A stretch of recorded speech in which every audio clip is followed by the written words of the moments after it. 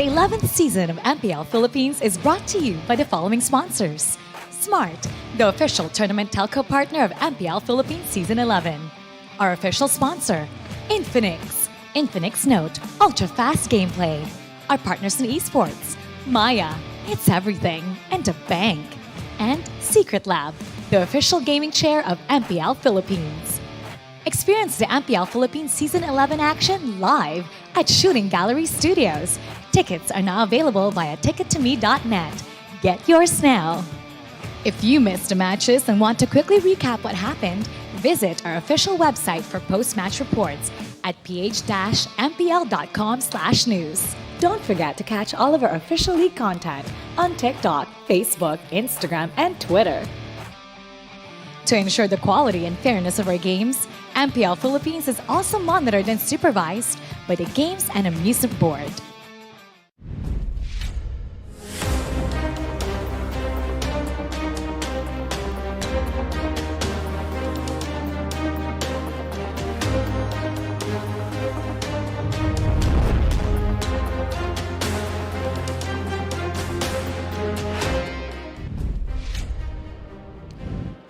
Sabi nila, to be the best, you have to beat the finest, the greatest, and the strongest. But that's not even the hardest part. It's staying on top. For years, the Philippines has remained to be the greatest of them all. And that's why we're home to the greatest and the strongest Mobile Legends Bang Bang players in the world. Pero paano ba natin to nagawa? Yan ang ating aalamin as we continue to celebrate the Philippine meta and our unsung heroes. Magandang araw, Pilipinas! Ako po si Mara Aquino, and welcome to MPL Philippines Season 11. Now, today's triple header will be headlined by former teammates, once brothers, who have taken different roads, now converging to the same path to be the best in MLBB. It's the reunion of Boyet DR and Calra. Ladies and gentlemen, you're about to witness Nexplay EVOS versus Smart Omega. Casters, pasok. Destiny has led them to this day. Former teammates Kelra and Boyet meet in the professional stage. Will their championship roots and experience and origins and genes translate into winning results? We'll find out together. Good evening and good afternoon, Philippines and the world. My name is OSX. I'm with Naisu and Wolf for the first match of the day. Man, it's the Filipino Savage and Nexplay's rookie jungler facing off on the first day. I love it, right? This is always a good start first off, the triple header. And you start with a lot of kind of history there. A rivalry in itself, is it going to be building? That's kind of the big question. Yeah. And, we ended yesterday with, you lovely gentlemen here, and now we're starting the day with you guys as together. Well. Together as one. Unimind. Unimind.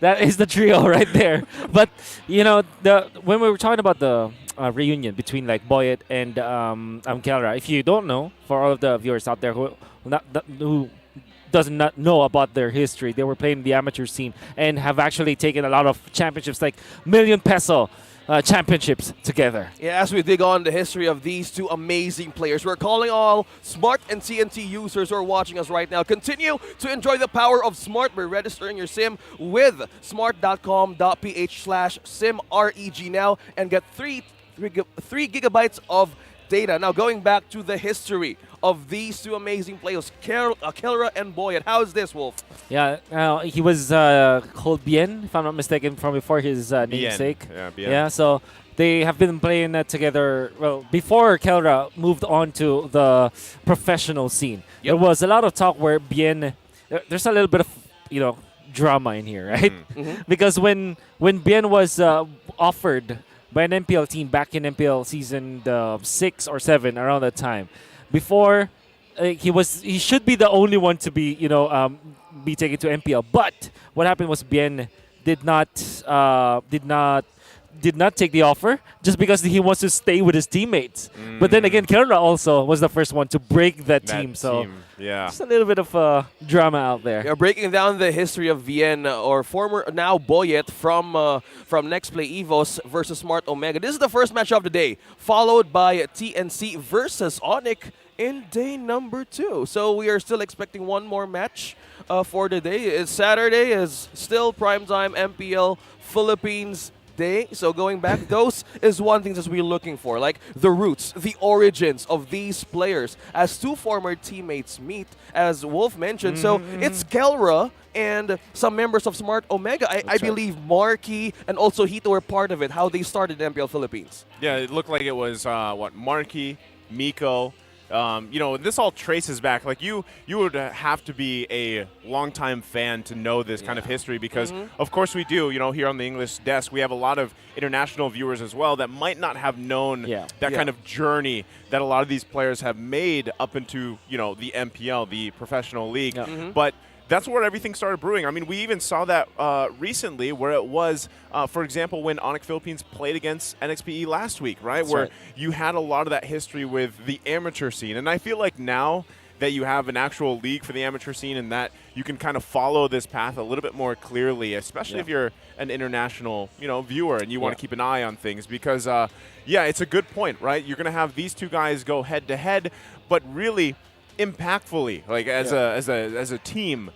What does, for example, Boyet bring to the team? Is it on the same level as Kelra, which, he's been making waves for some time now. So now it's like, all right, we were teammates in the past, but Boyet, I'm here. And, I want to make it. I want to make it so that you prove yourself that you also belong here. Well, what they wanted to do was do something like a dream high scenario, like ONIC Philippines, wherein they go in together as a team. But unfortunately, it wasn't the case. They went in one after the other. They have their low-key generation of miracles vibes to them as well, as now they are all part of the MPL. Or have been part of MPL, like Mycophobia, for example, and Marky now in the international stage for BTR. And I think that Lift also was part of that group too. So there's a lot of how you say this, good products from that kind of from that team that was dominating the amateur scene from 4 years back. Quite a while, As we talk about them, they're passing right behind their backs, and this is just purely, rippling aura of these new players. Because if we look back, right, you told me, like Wolf, back in the how Vien or Boyet started his history, it came a long way. And I believe one thing that they looked forward here to maintain that attitude is the mentality, right? Because you see Kelra, you see Hito doing all the growing milestones and growing pains. Now, what maintained them is they also dominated the amateur scene, and now they're here, and this is one thing that they're trying to prove, something that we can also be acknowledged in a way that we never, in a way, they didn't lose the chance. Yeah. They're here. Yeah, they're here now, and I feel like that's the thing, right? Because across from them, when you have this whole squad that has traveled together, from Minana, and now they're here in NXPE specifically, I'm wondering too, what is that, how we can only assume what players are feeling or thinking, right? We can't really say for sure, but, when Kelra sees that, he sees his old teammates, and now a teammate as a whole is here to compete. You got to think, right? Well, since we all got to think of what happened on the history, let's throw it over to our very own Odin for our courtside report of the day. Thank you, casters. Happy weekend, everyone. This is your very own Odin reporting courtside. Weekend rest day para sa mga tulad mong masipag magtrabaho. Kaya naman deserve mong mapanood isang napakagandang matchup that is gonna be Smart Omega versus Nexplay EVOS. Dati nang ginagawang trabaho ang ML lang magkasama, pero may kanya-kanya silang dahilan kung paano sila na-hire sa ibang team. Pag-uusapan natin ngayon ang dalawang key players ng kani-kanilang mga teams, Kelra and Boyet DR. Kilala bilang BNML noon sa probinsya ng Bataan itong si Boyet DR, at doon ay nakasama niya rin sa Bataan Boys sina Edward at Rene J. Maraming oportunidad ang naroon sa kanila para sa amateur scene, pero hindi nagtagal ay nagkaroon sila ng sari-sariling oportunidad din sa labas ng amateur scene. Si Edward noon na tinawag na Agent Zero ay pumasok sa Blacklist International noong Season 5, at si Rene J naman ay pumasok sa MPL noong Season 6 with Nexplay Solid. Meanwhile, si Boyet DR ay nanatili sa amateur scene, at dito ay nakasama niya sina Marky, Mycophobia, Hito at Kelra. At ayon sa kanilang former manager na si Bamba, sa kanyang social media post, ay nag-try sila sa iba't ibang amateur scene, gayon din sa MPL qualifiers. Pero noong mga panahon na yon ay hindi pa para sa kanila ang entabladong ito.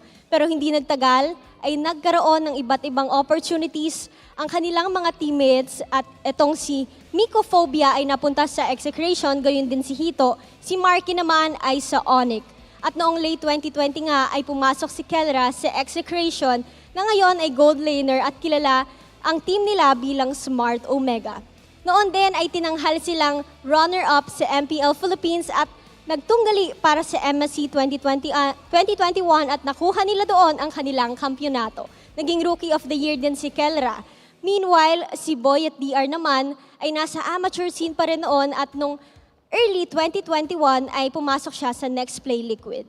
Patuloy niyang tinahak ang amateur scene at doon din ay nakilala niya ang kanyang mga current teammates na ngayon ay Nexplay EVOS. Para sa kanila, parting ways was never part of the plan, kaya naman nag-stick sila sa kanilang mga teams. Kahit nagkaroon sila ng offers individually ay hindi nila ito tinanggap. At ngayon nga ay nasa entablado rin siya ng MPL Philippines Season 11. Dating workmates na sina Boy at DR at si Kelra, ngayon ay maghaharap na muli sa isang entablado. Will they be able to work things out ngayon sa kanilang mga teams? Challenge ito para kay Kelra dahil matagal na siyang nandito sa entablado ng MPL, ngunit ngayon ay meron siya mga bagong kasama. Challenge rin ito para kay Boy at DR kasi ay nagstay siya sa amateur scene for a very long time kasama ang kanyang mga teammates. Pero handa na nga ba siyang kaharapin ang dati niyang teammate na si Kelra? Who will be able to work things out kasama ang kanilang mga teams? Malalaman natin yan with our casters. Thank you so much, Odin, for that throwback Saturday. Man, I can't feel more nostalgic, but Miko, I believe he never aged a day. But looking back on how their his haircut and his pre-MPL days started, man, this is a truly a testament of a hashtag. Like, because of ML, these players meet and started their part of their own ways, but they had their own destiny written right now in our very own league. Yeah, I believe that you have a translation for what Odin just said, right? Yeah. You will translate it for us, right? Yeah, I will. In English. In English. Yeah. Okay, how does it go? How did it go? Former, they are called the Bataan Boys in the Philippines. And they started with, as you've mentioned, like kind of like a dream high feel, history and vibe. But more of this is, he's the one who stayed with the amateur scene and he never left and he grew that mentality to be here. Yeah. I think that's fine. Honestly, if you look at both, people's journeys, how they eventually end up in the professional league, everyone's going to have their own story, right? Now, specifically, we've been highlighting a lot here, especially for Boy at DR, and you can't discount the fact that staying there and everything allows that synergy to build with your teammates, right? And yes, week 3 now, it seems like they've got to, do some adjustments, but it's obviously there for them and they can pull it off. Well, speaking of pull it off, now let's call on teams on stage, NXPE and Omega. Let's welcome them now.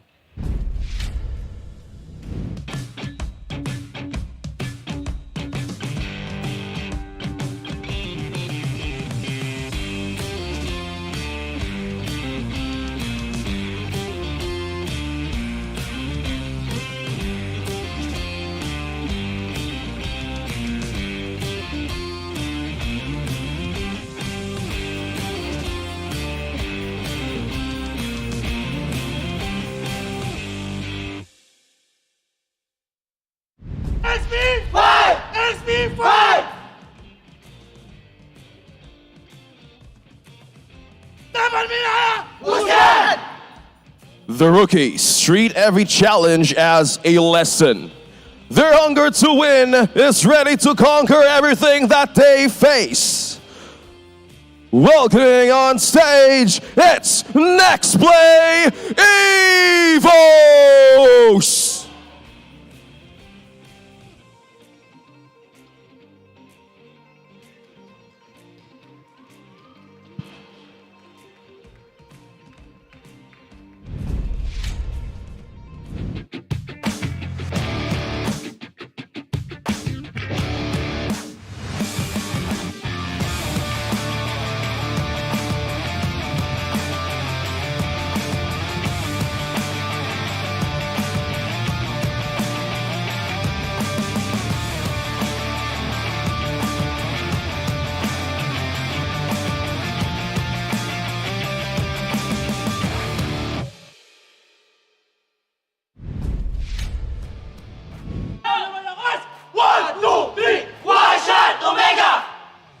After a difficult match against the Code, the Barangay is back to give all they've got to climb up the ranks. Welcome on stage, Smart Omega!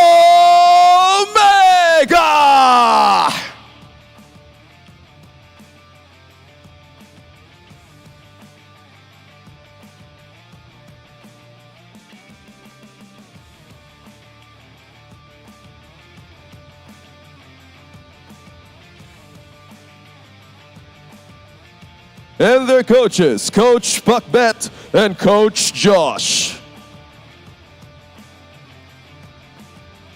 It's Smart Omega versus Nexplay EVOS. Who will step up to the challenge? I'm feeling the energy, the vibe, and the confidence. It's Nexplay EVOS in their same lineup. Look at this. Yeah, the multicolored Nexplay EVOS. What color will we see today? Well, we know for sure that they have all been playing together for quite a long time, even years before MPL started.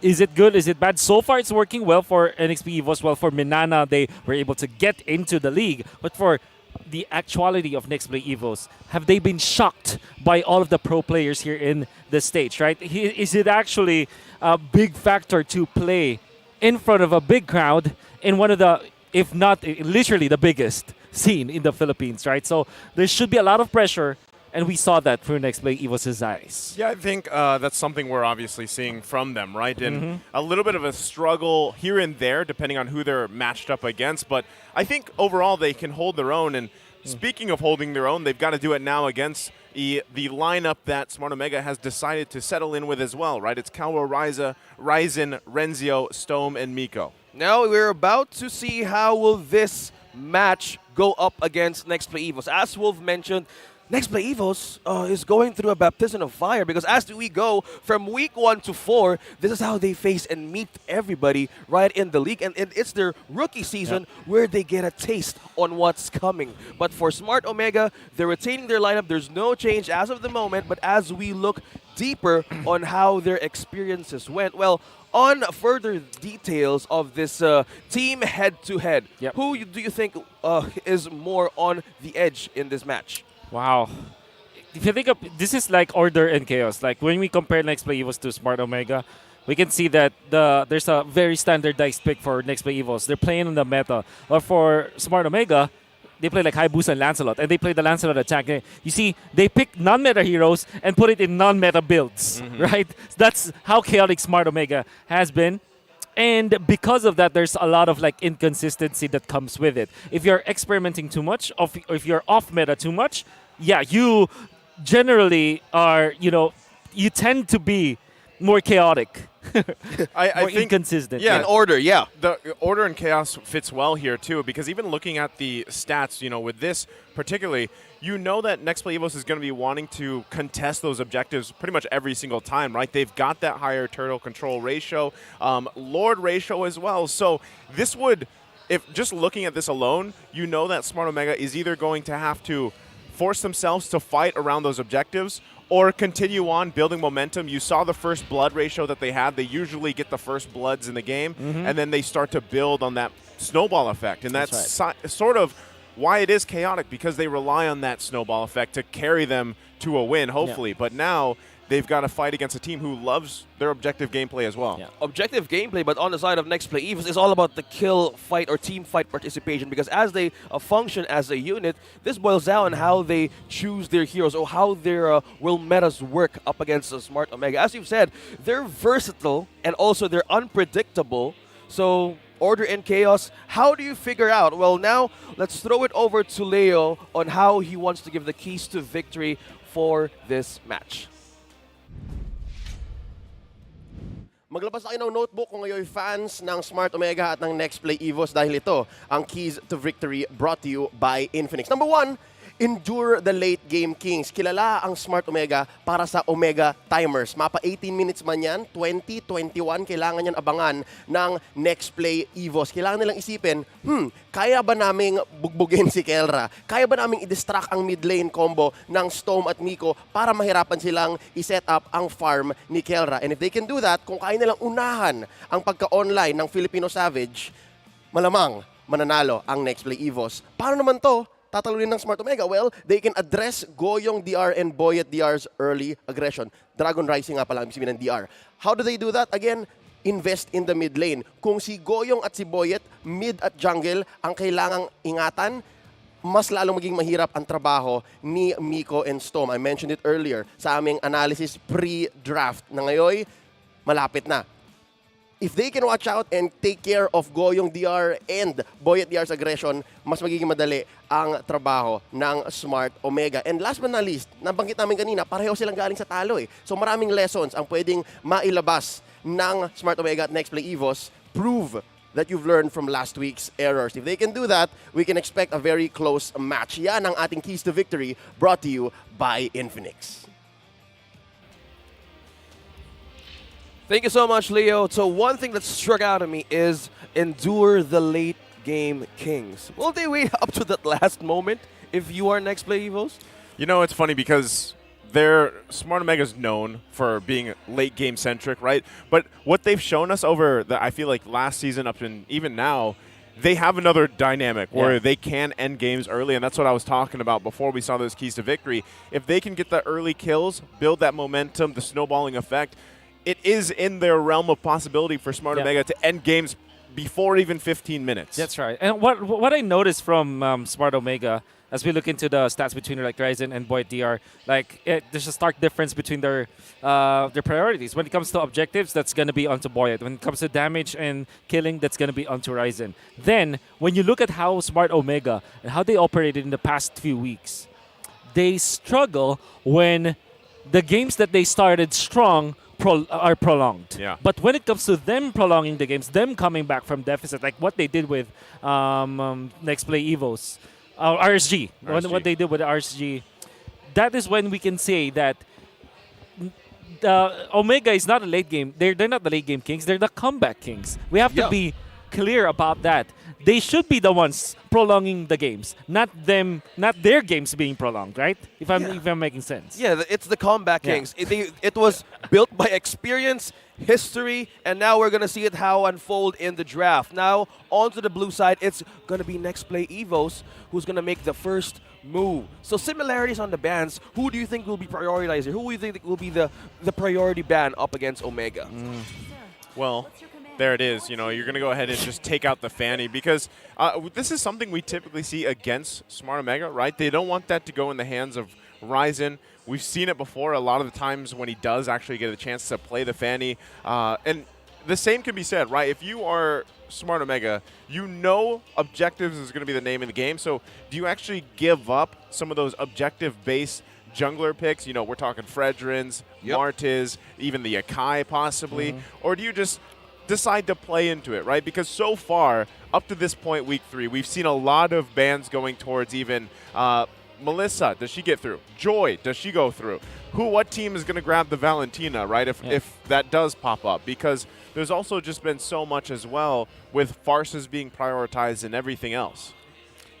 You've mentioned 3 key heroes that Smart Omega prioritizes. That's the Forza, Joy, and the Valentina. The versatility, just in case things can go wrong, right? So how they equalize everything here, maybe this is a different way that they want to go up against Nexplay EVOS, Wolf. Yeah, I think that when you're always looking for flexibility, right? When I'm just looking through how Nexplay EVOS has been drafting, I think they are they're the most honest. What's the superlative honest?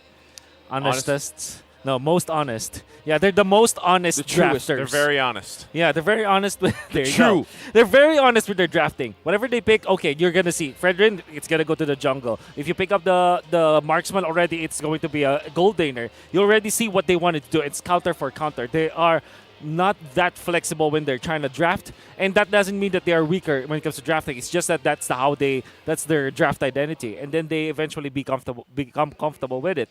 Now, if we compare that to Smart Omega is very flexible with their draft. That's Yeah. the way Pacbet has been operating for quite a long time now. He picks up a hero, it's always a multi-role hero, so that you'll never know what the composition will be eventually. Yeah, you leave the flexibility option there, right? Yeah. And usually that's what we see a lot of times, especially in that first phase of the picks. Usually they lean towards the heroes that you can technically flex, and then you have a curveball at the end, right? Now, something too that is to be said with Smart Omega specifically is they love the Hilda, right? We've actually seen them pick that up often, and it works either for them or against them, because a lot of the times when they do lock in the Hilda, they get a little overzealous, things don't really work out the way they want to, and then they have to crawl back. And you're talking about their play style and everything else.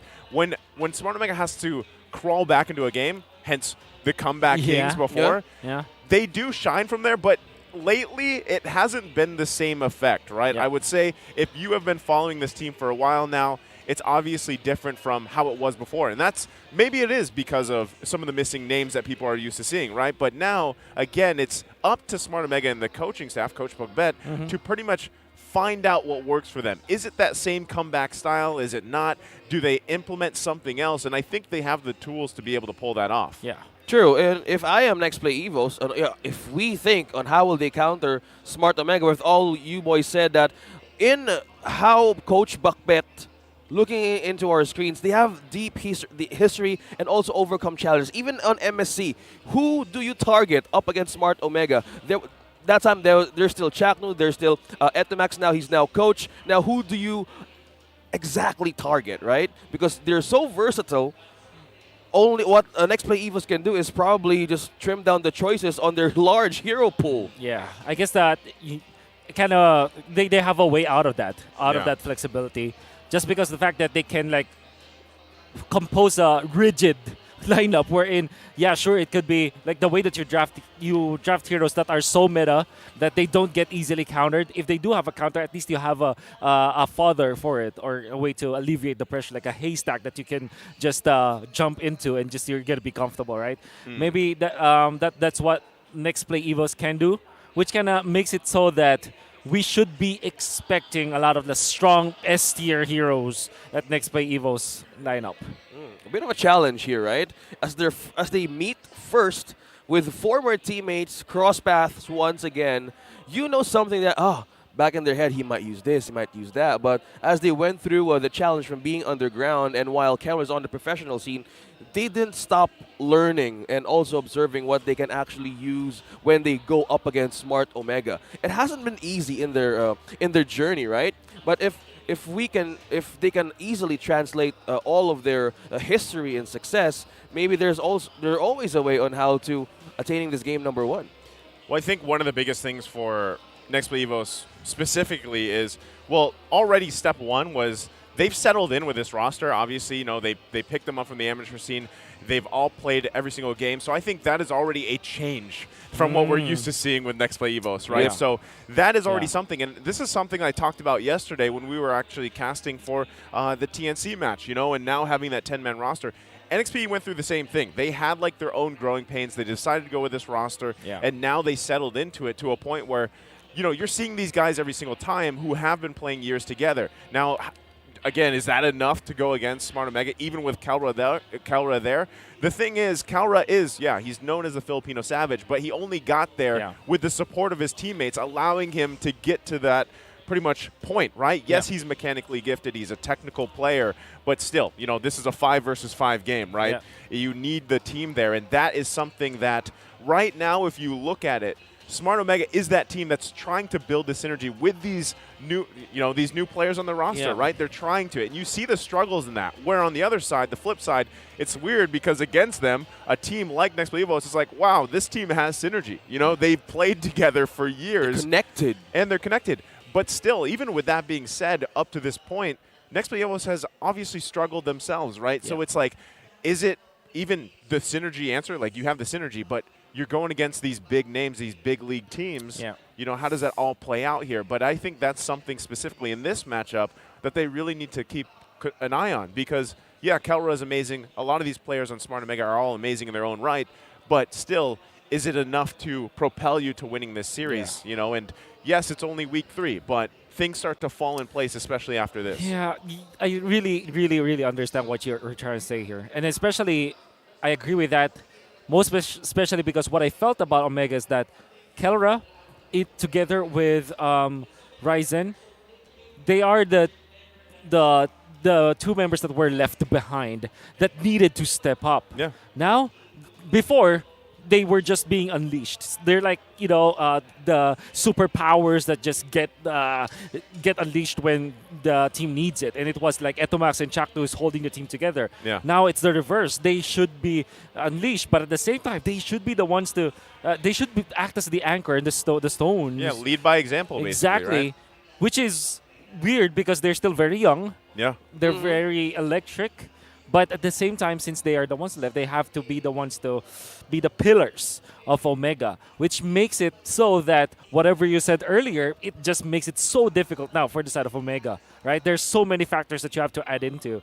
And I think that might be the reason why Omega's struggling. Apart from all the inconsistencies that they have, sometimes it looks good, sometimes it looks bad, but I guess there's just so much on the weight of the shoulders of both Rise Agree, and yeah. Both of these teams has growing pains because right now they're ranking 6 and 7 in the standings. So both having the same points, 4 points right now. They're more hungrier than ever. Well, for the rookies, they want to prove themselves worthy that we are here, we are meant to be, well, to show themselves to be acknowledged in the professional scene. While on the other hand, Omega, with their new lineup and with their new character development with their players, they're eager to get that championship title in MPL.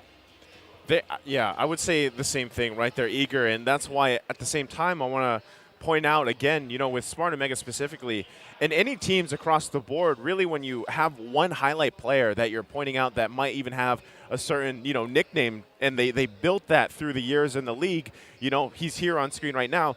The guy's gifted, but still, like you said, Wolf, he has to be a leader now himself, and so exactly. That's why I think so many people actually don't realize some of the personal growth that these players go through themselves throughout their time in the professional league and how they have to develop not only their play style, but their mental state as well. So I guess we've got all things figured out here now, and we are jumping back into the draft. Yep, so far in our screens, it's Smart Omega on the blue side, so they take first pick.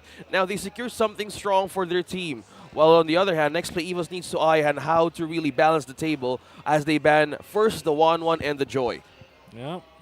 Of course, what we expect the Fanny to be one of the choices here for Nexplay EVOS to ban out, as it is a Ryzen special. And Smart Omega, they are a team that's not gonna hold back on first picking the Fanny, even when there's a ton of counters to that hero. They feel that it is very strong.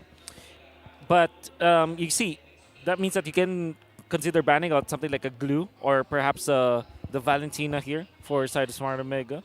Yeah, it totally makes sense because in all of the games that we've watched, it's always about the XP lane or the jungler, but mostly EXP on the blue side, right?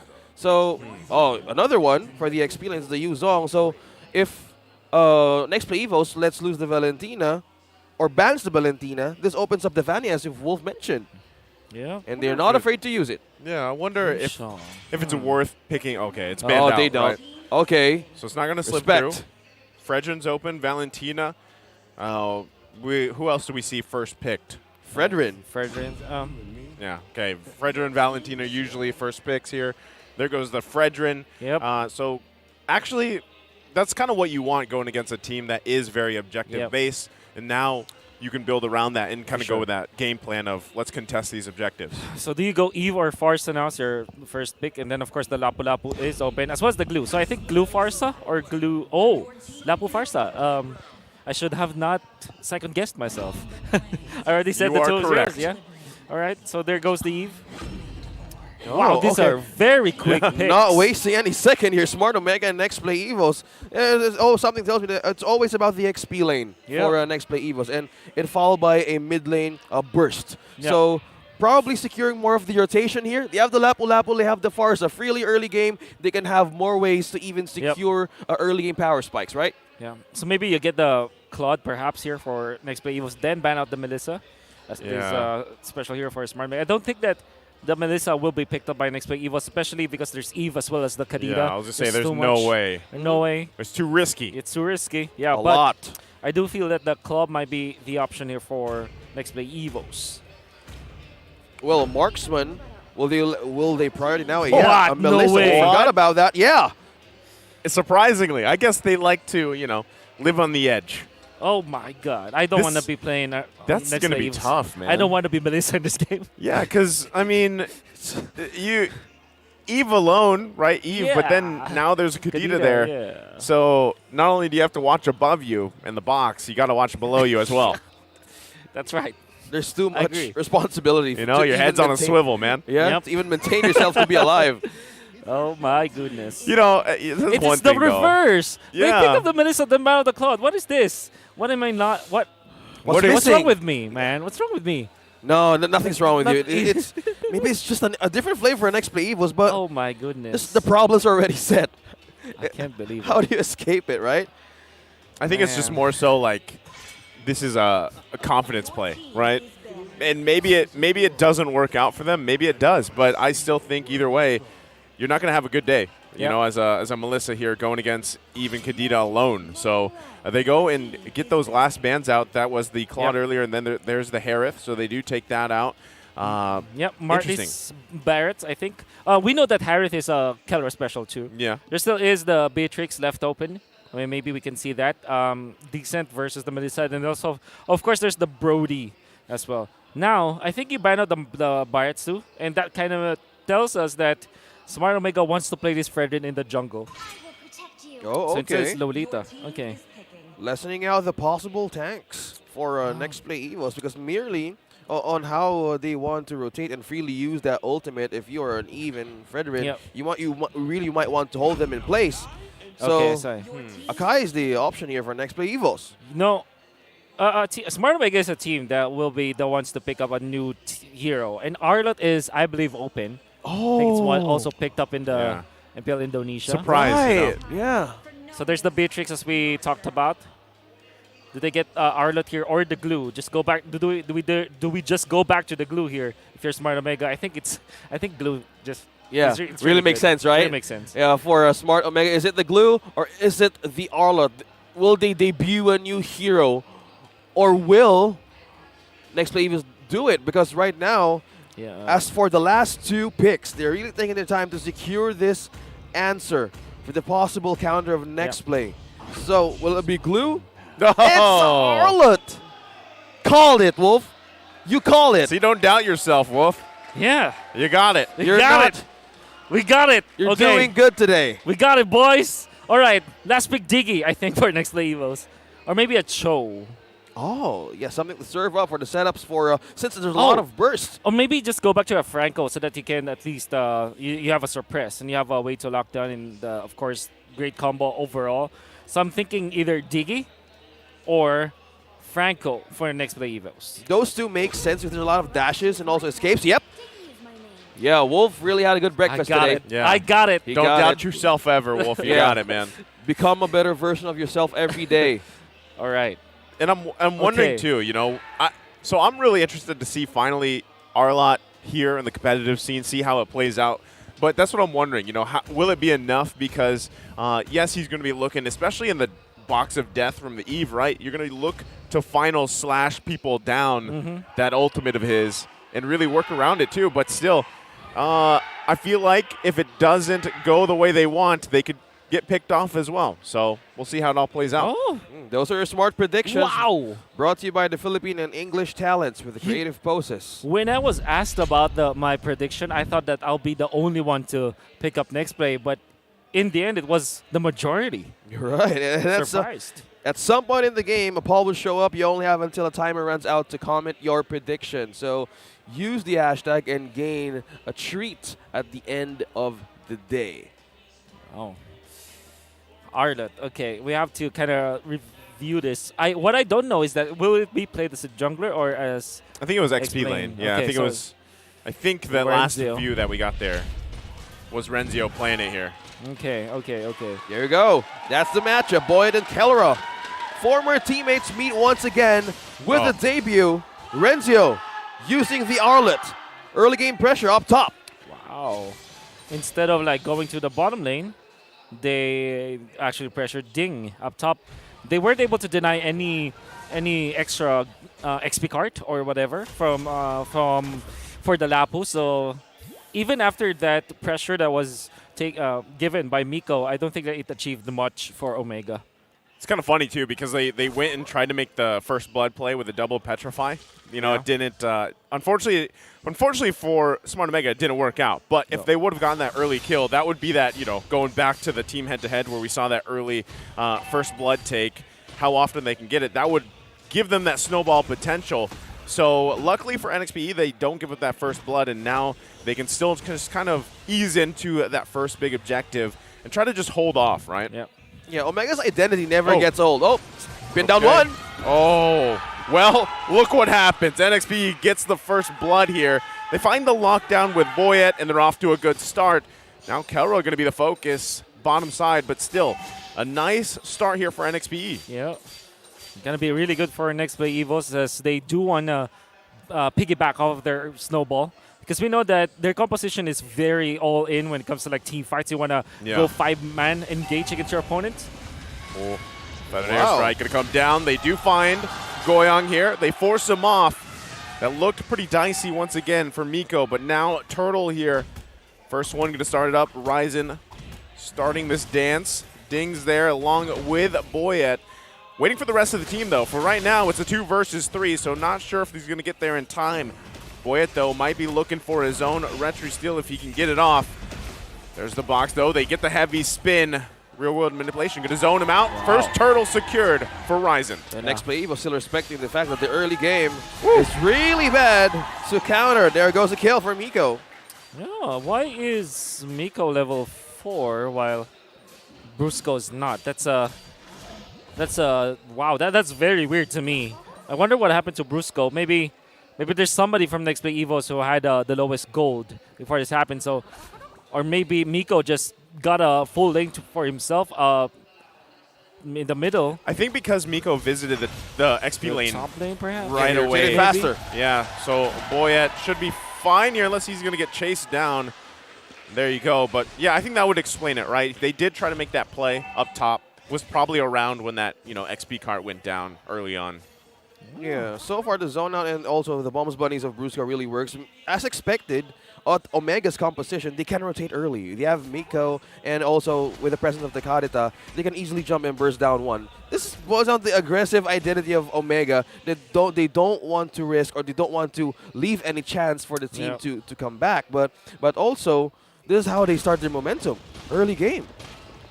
Going to be very good for Nexplay EVOS. For Omega, I mean, especially because they want to stop the early game progression of Nexplay EVOS. But there's still a lot of gold as it stands for Nexplay EVOS, maybe because of their solid laning. Surely the turtle belongs to Omega, but the cores of Nexplay EVOS are getting all the money that they needed. For example, you're looking at Doming DR after being babysat here in the bottom lane. It's going to be really good for the Melissa. Yeah, we're going in for a pause, and as we go back and look at the mini-map, it's always about the pressure in the gold lane. If you're a smart Omega, you have eyes onto the Melissa early on. Yeah, I think you have to. I mean, that's kind of the trend we're seeing now with the meta.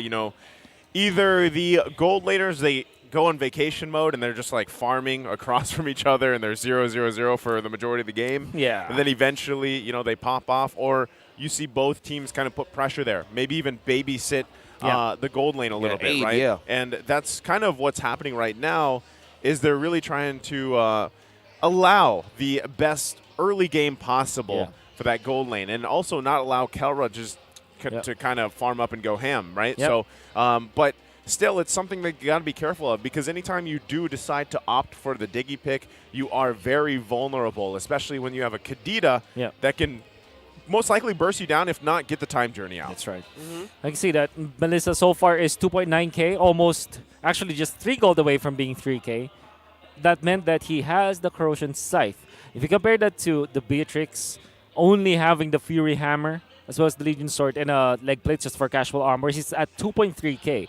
So what I'm saying here is that there's almost a 700 gold lead, and in the first 3 minutes of the game, that is actually very important for gold laners. So to just emphasize on what we have been talking about in the previous minutes, it is definitely the focus for Nexplay EVOS to give the farm to the Melissa. Yeah, maybe that's the reason why the Diggy got delayed hitting level 4, right? Maybe. Yeah, the space and how they wanted to give more control on how they could be visited for a gank in the bottom lane. And now having the in few minutes, as they have the corrosion side, this might tell, or this gives the advantage or confidence for NXPE EVOS to really have the counter attack on ganks, right? Because they don't want to be in the area of where the momentum of Smart Omega can be. Just waiting for the game to be back on. I'm still excited to see Arlott in action, specifically during team fights. Especially, mid-late. The final slash. Yep. Very explosive name for a Irritating, man. Final slash. final slash. Like this. Right. Like, although you start with it, you actually initiate with it. yeah, I was going to say, so I don't know if it's Final technically the slash. final slash, unless you held on to it. Yeah. You know, for the actual final slash, the kill, maybe.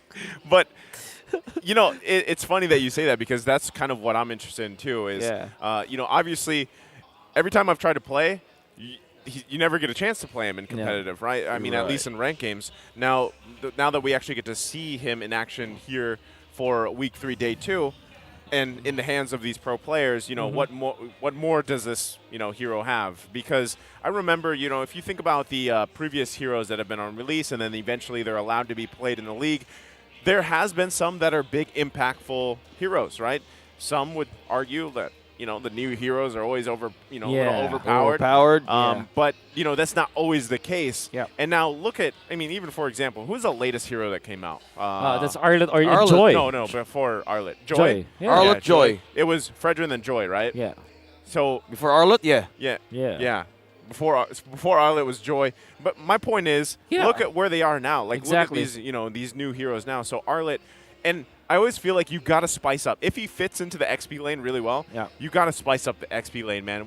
We have been doing that, though, I would say, thankfully, because at one point in the meta, we were just, it was Uranus, Esmeralda. Before that, man. Last season. Yeah. It was Uranus, Esmeralda, Glue. Yes. Yeah. So, you know what? Bring a flashy guy with a sword in and make things more interesting. Because you already got Lapu Lapu, by the way. I agree. You know? I agree. Yeah. We Swords. We need more swords. Yeah. Yeah, the ultimate really makes sense, like to make everybody out of position, since we call the ultimate of Melissa, like, get out of here, maybe for the side of Arl, like, step aside. Right? Okay. Slash him, like, out of position, so maybe that's one thing that we need, that they can do. But on the Smart Power predictions, who will get the higher KD in this game? Will it be Ryzen or Boyet, DR? Comment down. Remember when Melissa was introduced, it didn't really, you know, pop off. That was exactly a year ago. Season 9 was the time it was first picked, and it didn't really pan out. But now, Melissa's a top-tier pick. Yeah. So sometimes it takes a year. She's you know? come a long way here, though. The fight for the turtle's going to ensue. Ryzen able to secure it. Boyet has to heavy spin out of there. Still going to be looking for a fight, though, if they can find one. Oh, look at the damage, though. Renzio falls. There was a lot there. 2 down for Omega. Wow, somebody stunned the Arlott mid-animation of his initiation, unfortunately for Renzio, and he didn't look beefy at all. He looked very squishy at that. Thin. Very thin, because I think that he prioritized damage. So Nexplay EVOS, despite losing the turtle, you can see objectives like the buildings, they are taking it. Yeah, so I'm seeing now Smart Omega has the softer side in the early game approach, right? They have the Karate, yes, they have the Eve, but more so, who's going to be the one protecting the front line? On the other side of Nexplay EVOS, they have one to spam it out from Diggy, from Brusco DR, and if the items right now is growing by the minute, this will push Smart Omega to get more objectives and also to clear the lanes. Yep. Okay, so what will be the next? Okay, so they already transferred Doming, the gold laner, up top to face up against the Arlott, including the Diggy. So this is this is already a +1. It's always there. Well, they're going to find another lockdown here. They take out Miko. Boyet on point with these heavy spins right now, but there you go. Renzio showing what the Arlott can do. Gets a kill himself. Oh, this Petrify, I'm loving it. I would have guessed that typically when you see like Arlott, you want to go for something like a Purify or a Flicker on a defensive manner, because you already know that he has a lot of offense. But now that with the Petrify, you have a way to actually -1 your opponents already. Even when you die afterwards, you did your job. Yeah. Yeah, the extra minute hold pays a lot to burst down one. Whereas Nexplay EVOS, look at that. Bruce could be the target here. Oh. Yeah, you Okay. thought he'd be able to escape that, but didn't have any defensives left there. Yep. And now mid lane still going to be working. They find Stone being able to get a kill here. Might be looking for more, but so far, now next Turtle, last one of the game is up here. So far, both teams 4 versus 4 for the Turtle, waiting for both their members to come up, but Boyet and Ryzen, the showdown here. Boyet going to go ahead, get that retribution ready, Wow. secured by Ryzen, Wow. just like that. And it did break a sweat. Just walk out there and take the turtle for himself. Man. Okay, Kelra initially pointed his crosshairs towards either Brusco or Doming, but then he shifted and went to the turtle. A great retry and Bennett's Rage. Okay, they get the turret here, but they're going to go. They get their Praiser's Wrath. Time Journey comes out too. Look at Ding hunting for Kalra. Can't get him, but gets a stun on Stone. Doesn't get him either, but 2 still fall for Omega. Everybody up for NXPE.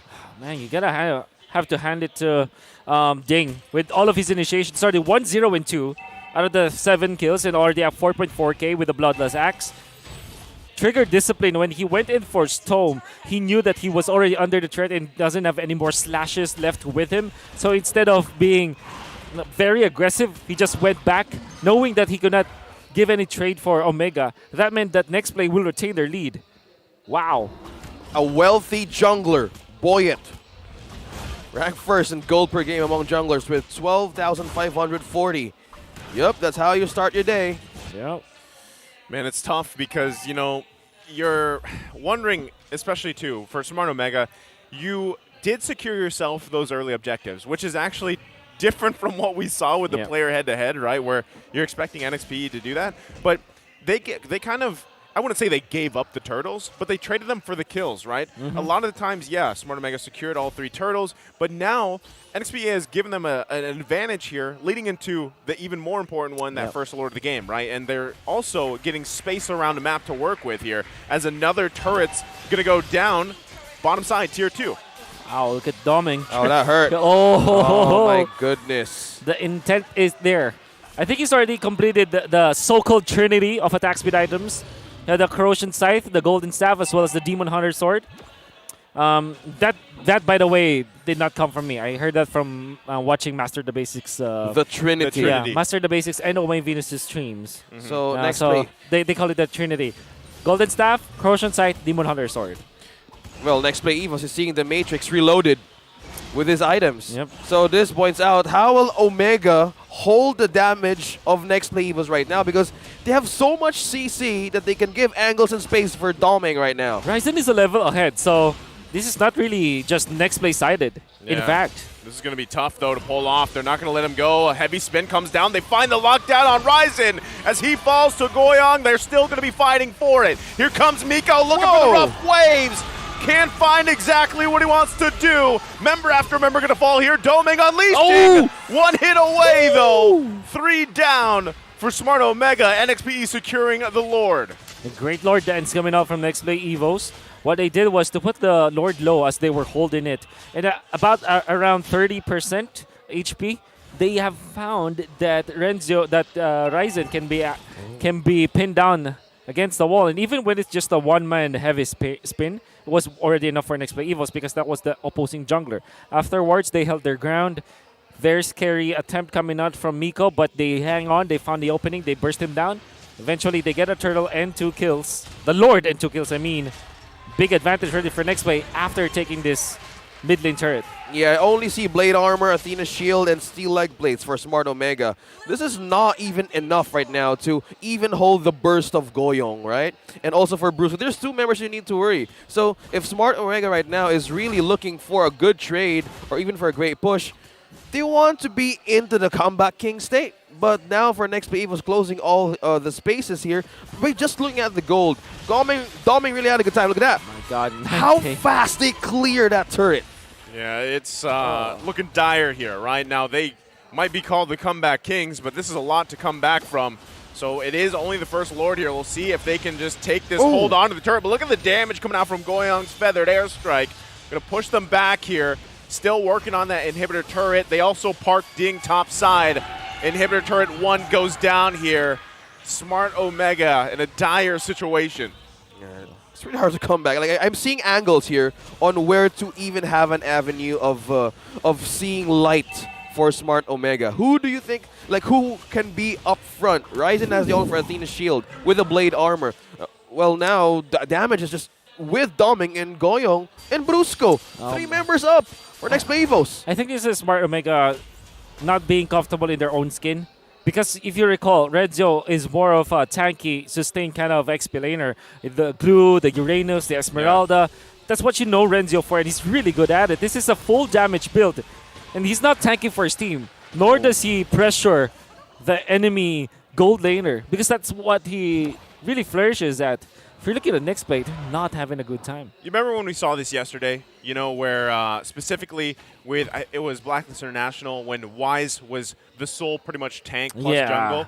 This is pretty reminiscent of that, right? Because now it's Ryzen here that is playing the Fredrin that has to just pretty much be the front line. Like, he is the front line because you don't have that extra layer of tankiness on your XP laner, which we usually typically see, especially with, with the Glues or even Lapu Lapu. So right now, they might be looking to make a play on Ding specifically here, but he's going to brave his fighter, just be completely fine, and they're going to give up the Lord here.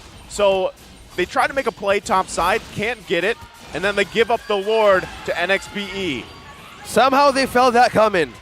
Nexplay kind of felt that coming from Smart Omega. They forced out a flicker, yes, but I'm sensing something here for the Barangay. They want to isolate Nexplay EVOS. Ding's going to go in. He doesn't want him to recall here. Feathered Airstrike going to come down. He's going to lock down Renzio. No. Renzio can't escape. Couldn't even do anything there. So we're seeing the struggle here of this Arlot pick. For sure. 2, 3, and 0 with a Petrify build, and he went for damage items. Only took the dominant size after the 100 strike, so there's really not much tankiness up front. You need to hit, you need to duel if you are Renzio, and unfortunately Nexplay EVOS are not letting that happen. I think Ding DR has played phenomenally this game. All of his movements were smart. Well, right now, positioning, amazing. Look at the damage, right? One shot, Kelra's got to go back. The lockdown from Boyet, gonna find Ryzen again, can't escape this one. Brusco grabbing the kill there. Lord finally getting taken out. Backside under the mid turret they go. Domeng unleashing here. They finally take him out as he falls along with Goyong, but is it too late? All inhibitor turrets are down for Smart Omega. Oh, this is looking to be a disaster for Omega as Nexplay EVOS just literally walk through their base. And if not for Goyong and Domeng DR, I could have said that Nexplay EVOS took that more in a very disciplined manner. Yeah. And it's off of Boyet and Ding just really reading what Omega has been doing. And because of these two players, you can see that Domeng can play the Melissa game that he needed. 5-1 and 5, all because of the help from both Ding as well as Boyet. And of course, Brusco's defense early of the game. Time's Journey. And he's got the Divine Glaive already up, so this guy's got hurt. He wants to do some damage, Yeah. And that's why he was, when we took a look at that player damage earlier on, you pointed it out, OSX, he was what, number 3 in the damage done? You know, so 3 of them, 3 members of Nexplay EVOS on top of the damage. Yeah, and Brusco was there, right? The bunnies of death, basically. No, I don't. Bunnies of Death. Yeah, I've seen those scary games, it's really scary. But if you're up against Bruce right now, I get more scary because how will even Omega place themselves here, right? Either they force out ultimates or even catch one. They tried it earlier, but it went around. It didn't look the same, right? Yeah. It's kind of weird because, back in the draft, we're like, man, we would not pick a Melissa into the Eve and the Kadena, but so far we've been proven wrong here. Domeng, and a lot of that is just because of the fact that Domeng doesn't have anything to worry about, to be honest. Like, he doesn't actually have to worry about even Miko getting close enough. I mean, yes, there's been times when the team fights break out that Miko's able to find the angle that he wants to, but for the majority of the game, Domeng hasn't had to really worry about anything here. So you have really good frontline defense, even catch. So if everybody from Smart Omega tries to even penetrate to take down one, nobody can even reach 1 or 2 members now. So Lord Dance on the side of Nexplay EVOS, looks like Omega's going to attempt this one. Yeah, Miko also, keep an eye on him. He's going to be looking for the angle. They get a lockdown again on Ryzen, trying to take him out as they do. Miko still looking for the backside, a little bit too late to the party. Look at the damage he's done to him. God. And Miko running for the hills, triple kill over to Goyong. The feathered airstrikes are too much. It's Renzio trying to run away. Can't do it though as he falls. Another kill. Stone left alive here. And it looks like NXPE looking to push in this game one. They're going to pull him back, get the flicker out. Working on the crystal here, and that's going to be it as game one in dominant fashion goes to NXPE. Beautiful Lord dance once again in that last one, that last Lord. The objective take coming up from Nexplay EVOS. This is what we expected, all of them, when we were discussing pre-game. There's a lot of strength from Nexplay EVOS when they do group up together, and there's really nothing out of the box for Nexplay EVOS. We expected them to pick up the Diggy, and they did, because it really answered both the Kadira and the Eve. Two of the investments of Omega to definitely counter this Melissa. We were talking about how this is a difficult game for the Melissa, but if you have a Diggy that's really helping you out, you're not going to be worried about anything. So great answer coming up from Nexplay EVOS. I say they have everything covered, right? This is how you start your day, on a roll. And this is the momentum that they want. They both came from a loss back in week 2, and now they want to prove themselves once more against Smart Omega. That's right. And it was a hard game for Keller, even for Rengio, to even have that zone out they needed to be in the front line of team fights. That's what I said, as great of a player, an amazing, he's Filipino Savage for a reason. But if you don't have that team support to help you to excel in a game, from game to game, that was the proof. Proof's in the pudding, right? So game one going in the hands here of NXP in a very dominant fashion. So Smart Omega has to do a lot to adjust here. Specifically, even, like we said, I'm sure you'll talk about this in the breakdown, the XP lane choice, right? Yeah. Arlot's cool to see, but it doesn't really fit into the game plan here, I feel like. Yeah, I felt that it's like they're not really comfortable in their own skin. Even when we say that Smart Omega is a team that's very flexible and they're willing to experiment, that Arlot pick and the way that it was designed, it didn't look at Renzio special. Yeah. And as we break down more of what happened in game number 1, that's just Nexplay EVOS. Well, proving that doubted pick, now it's time for them to show their own flavor with Wolf's breakdown. Yeah, let's actually look at that game from a draft perspective first. So far, when we were predicting some of the draft, we did say that eventually the Beatrix and the Arlot will be picked up. However, the great answer coming out from Nexplay EVOS was that Diggy.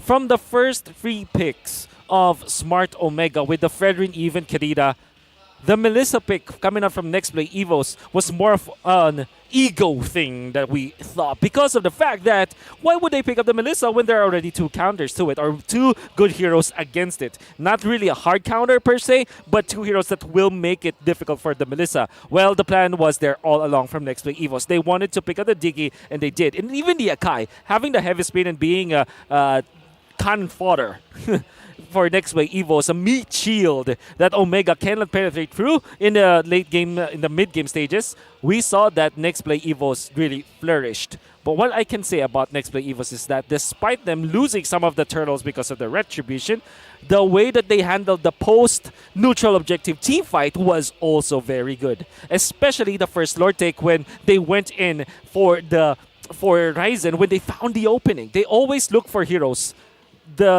We talked about yesterday when you heard us cast, you heard about the 3 T's: turn, take, and trade. And they went in for turn first, meaning to say that they went in for heroes first, and that is where they got the advantage. The first Lord take, Ryzen had a level advantage over Boy at DR, but Boy at DR still managed to find him, and they won the battle by taking down the Fredrin first, so there was no contest afterwards. MVP of the game, 2-1-10, Boy at DR. Although I could say that Ding also played this game phenomenally, and I think that he is also a runner-up for the MVP with 106 on the Lapu Lapu. This guy, Akai, he actually played well. We can see that through the highlights once again. First, all of these pin downs in the middle. 1 minute and 30 seconds already. There's a rotation. And they were trying to win the economic battle by not winning the neutral objectives, winning the fight afterwards or before that. Eventually, he's going to be picked off, but they will not stop there. Look at them go. 3 members, 4 members, even 5 members up top activating Ding. And this is what we're talking about. Boyet finds Ryzen when they put the Lord really low, about 40%. They baited in Miko as well, and they took him down. And then they punished Renzio. This is the problem with Arlott. You get in, and there's no way out. You're so all in on this build, and this is not a Renzio special.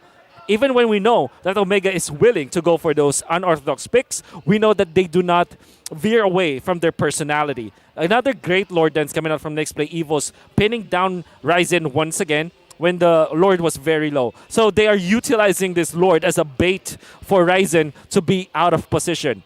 And this is one of those ways to win a Lord T5 Lord dance. In fact, you can utilize the Lord as a bait, put it low, and then turn on your opponents. We can see the keys to victory brought us by Infinix.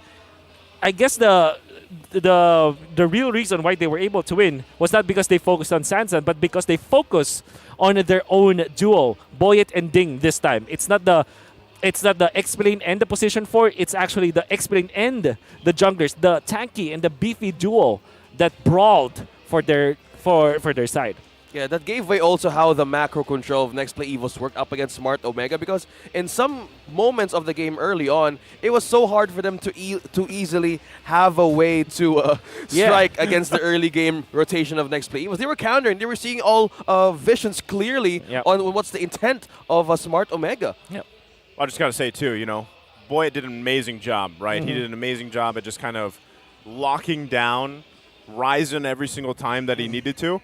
And I feel like that was one of the biggest things. You take out that equation to actually contest you for the objective, and you lock that in. So, what we saw is, they gave up those turtles early on. And then from there, they're just like, all right, we have this huge advantage, especially with itemization. Yep. Now we're confident enough to lock down the members we need to, rise in there, take them out of the picture, give us an easy Lord take. Yep. And not only that, but because of this advantage that we have in items, now we can win these fights pretty well. Yep. And you saw that even at the end there, that triple kill with Goyang. Just, I think it was one feathered airstrike that would land on Kelra, brought him to probably one fourth health, one third The health. last Lord take, Yeah, so, it's a really tough. Like, again, we were so worried about the Melissa having a hard time. Yeah. Well, I mean, look at Kelra there on the Beatrix. Like, Yeah.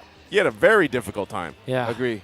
Because, there's three. I think that the way we see the previous games, now that there's a specific meta game where you need to protect your gold laner. Yeah. Right? And if you're looking at the successful teams like Echo, Blacklist, Bren Esports even, the top teams, they're doing a great job activating and protecting their gold laners. And I guess another word that we can learn for today in our esports dictionary, peel.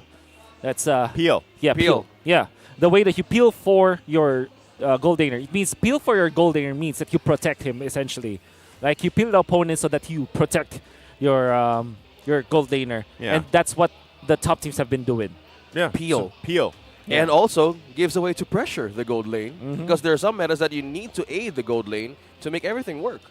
Okay, a new thing, a new word that we learn every day. From yesterday, 3 T's, now the first P. Yeah. Peel. Yeah. Peel. Well, And why are you guys doing like a banana peel though? Like, Yeah, it's the only way. Yeah. man. Why? Why? What's wrong with the banana? What's wrong with how do you peel things? Why?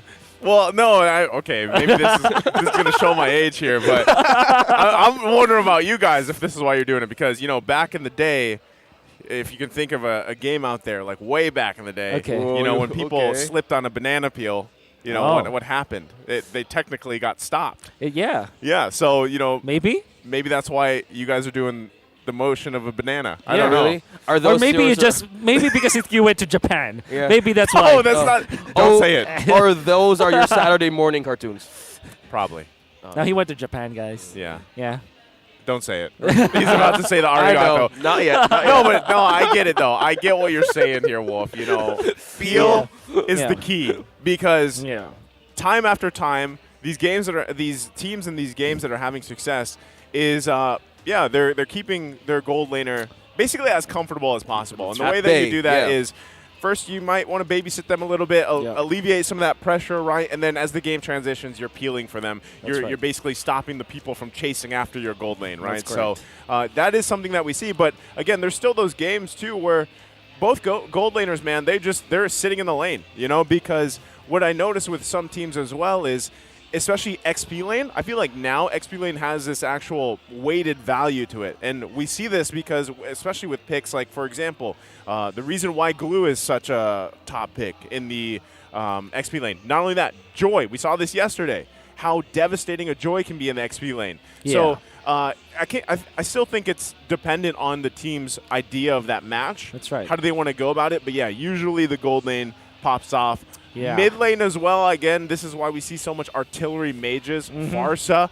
how many times have we seen Farsa pop up? But still, there's a lot of weight in the gold lane specifically. And, I agree with what you said there, Wolf. Yeah. And unfortunately, that was weird because they know that Smart Omega. Kelra, for the longest time, we call him like the gold standard, especially specifically last year. But last year, the word was like self-aware gold laners, and I think Womi was one of the guys who always say that. It's essentially like depending on your gold lane to fend for himself, right? Yeah. But that worked before. I think now the way that we see teams adjusting to it, the metagame dictates that surely you want that gold laner that can fend for himself, but you also have to activate him, help him out.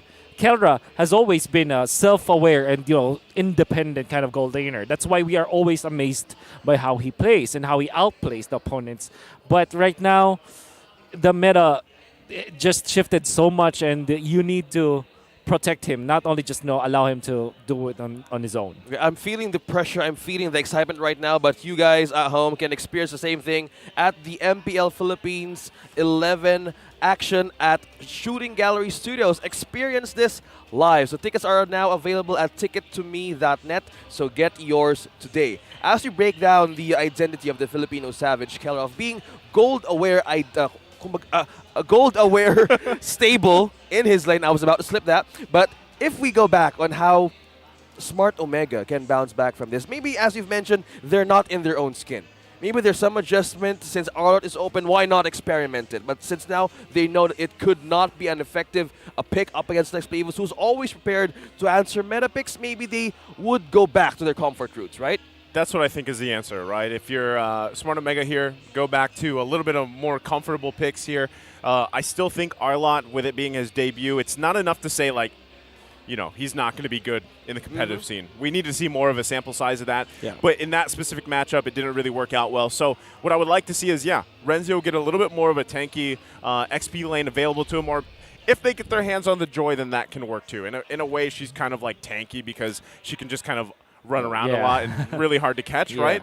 Yeah. So there's a sense of that tankiness for her, but that's probably going to be banned out, especially with the switch ups on these picking sides. But still, you let Renzo have a tankier XP lane. It allows you to at least let Ryzen do what he needs to do in the jungle. That's the biggest thing there. Yeah, gain control of the macro game against Nexplay EVOS. That's one thing that they were lacking in the first game. So if Nexplay EVOS is now first pick, with our speculation that Joy might be the great answer right now of Smart Omega, I say they might. They're not making any chances here. They're banning out the possibility of that can take this for a possible sweep by Nexplay EVOS.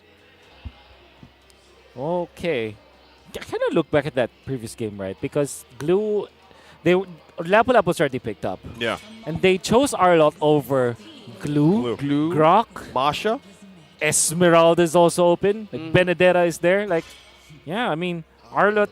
That's what I'm saying. I think it was just like a gamble. Like, you know what? It's game one. Let's just do it. It's a three-game series. Yeah. Let's do it. Let's just do it. That's why I agree with what OSX said. We're probably going to see them go towards more of a comfort here, especially because on the first pick side, they get those two options, right? They are probably going to give up. Who knows if this is going to be a Fredrin priority here for NXPE? It looks like it is. So they grab the Fredrin, and now let's see what the game plan here, the idea for Smart Omega is to take this to a game 3. You go Lapu and Farsa. Yeah. That's artillery. That's how you do it.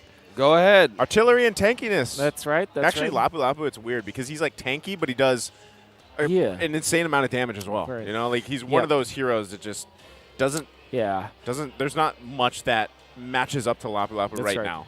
Yeah. So you pick it up, and it is it always has been the anti-marksman and also an anti-nuke mage. Oh. So Farsa carry, okay. This gives me this is like Melissa and Lapu-Lapu for Nexplay EVOS. I think that Omega didn't think this through, honestly. Okay. Lapu is gonna be a massive pickup. Yeah. Like the value is already there because it's great versus carry and the Farsa. Melissa is okay versus carry in lane. Team fights, Melissa wins it.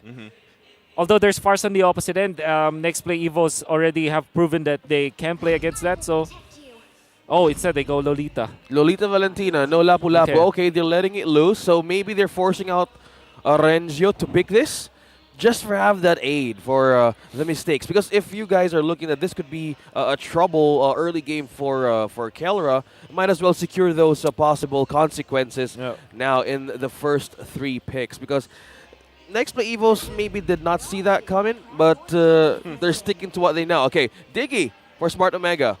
I How think about they banned the Melissa too. Yeah, there it is. There right, it is. so they banned that. That's going to force. I'm wondering too if they want to use one more ban towards another marksman pick because that will really limit the options here for Domeng. But still, I think he can manage, right? Yep. And we're taking a look here at the head-to-head in the gold lane specifically and how that matches up. Even looking at this, Domeng's picked carry 57% of the time, but still. Carry is a pick that it's great when it gets its opportunity to shred those tanky targets. Yup. But if you don't get in range here, right, which shouldn't be so much, I feel like shouldn't be too much of a problem specifically for Kelra because you have the artillery to support you, back you up here. You have the times journey to make it a little more safe and play around with. But still, I think it's going to be a little bit difficult. What if they ban the Lapu as well? If they don't pick it up as their fourth pick, okay. So my guess is they ban Brody here. I think they ban Brody or Harith in this slot and then pick up the Lapu-Lapu. Otherwise, they just straight up ban the Lapu-Lapu for Nexplay EVOS. I still think it's a strong hero, and I'm really surprised Nexplay EVOS didn't take it. It's a great combo. It already answers so much of what Omega wants to do. So. It's an interesting take here for Smart Omega. Maybe the next ban for Nexplay EVOS should be something like a Martis. Yeah. But if they take that route, if Smart Omega sees this opportunity, since this is the beauty of being on the red side, right? You have that last pick answer just in case they're still flexing something in the last 2 picks. So if Nexplay EVOS can do the same thing that Wolf is really explaining on what could be the counter here, that could give them the edge. Yeah, Martis looks good. And Barretts as the bans for Nexplay EVOS. Most particularly that Martis, it is a great hero versus the Fredrin in general from a jungler's perspective. Yep. I'm wondering too if we see, depending if this, let's just say this is a Martis ban or a jungle ban. Okay, it's not going to be, so it's glue. Because I was going to say, are we going to see a glue, the glue Lapu-Lapu matchup probably, in the XP lane. They're so that's taken out here. We could probably just see the Martis or the Barretts picked up.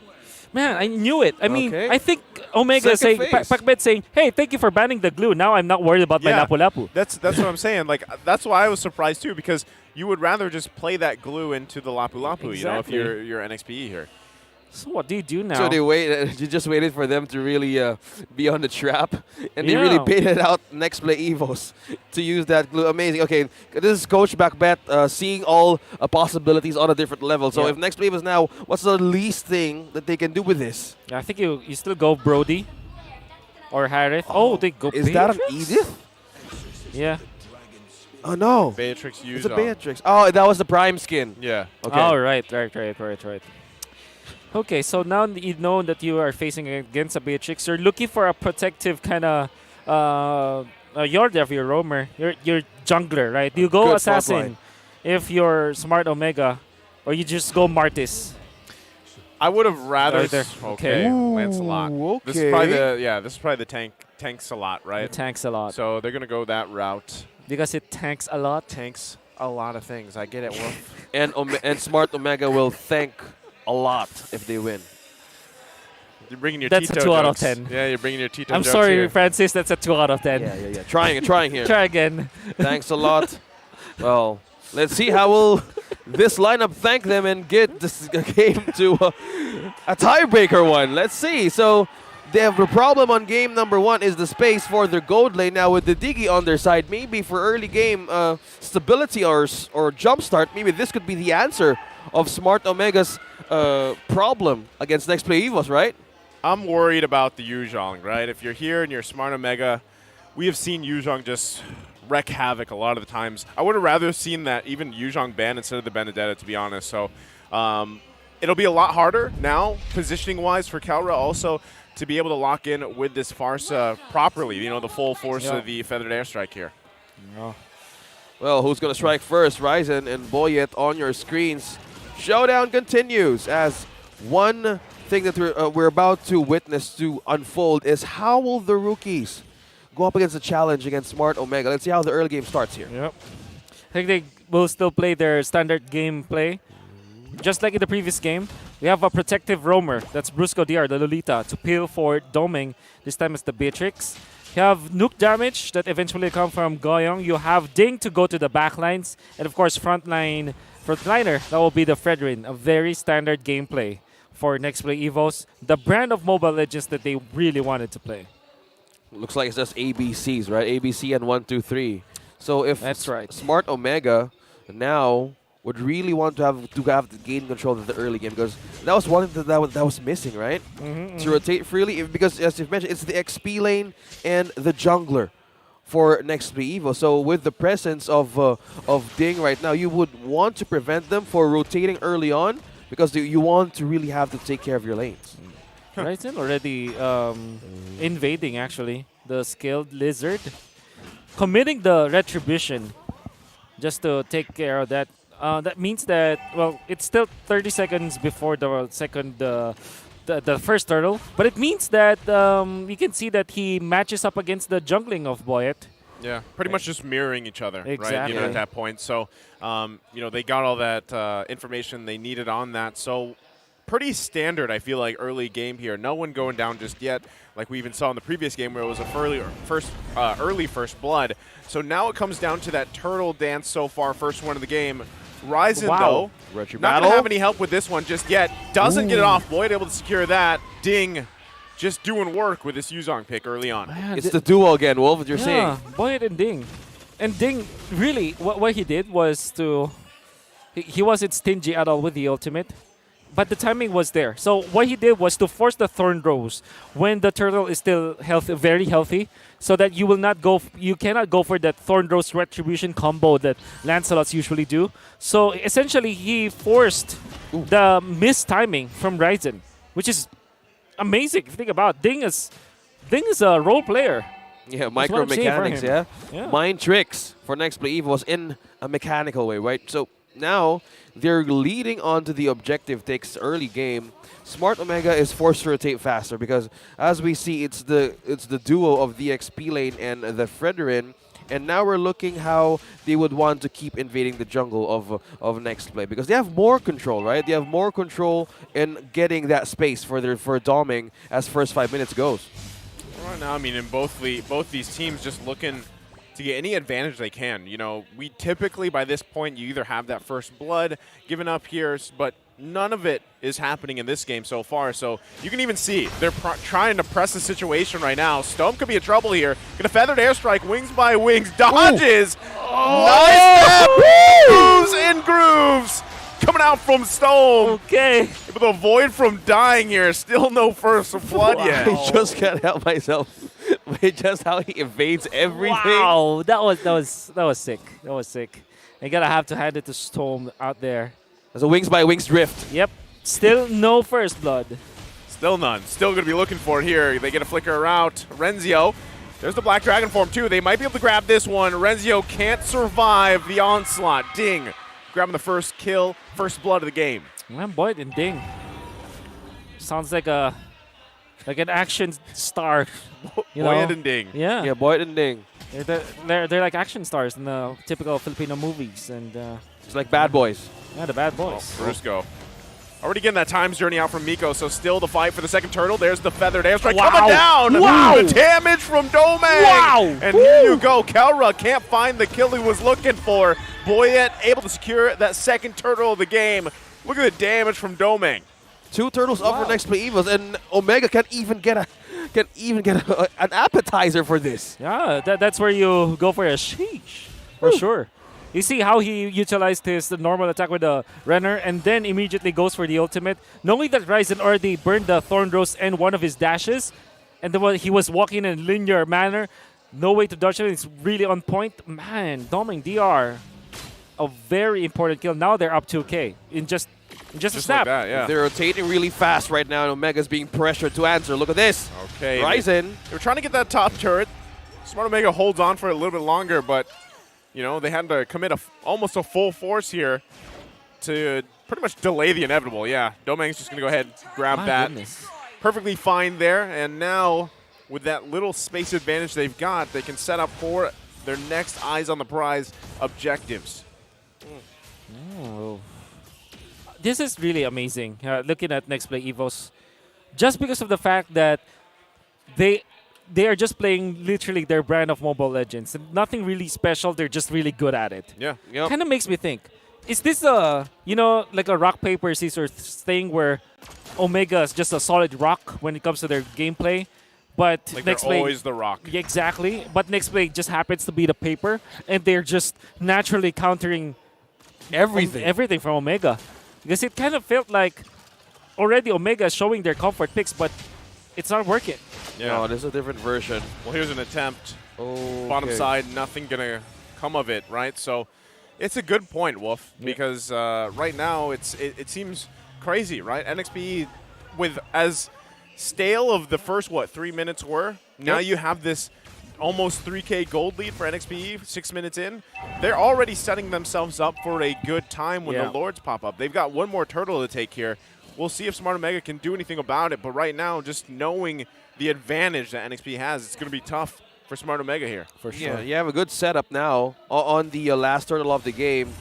This baits out Omega to really answer back.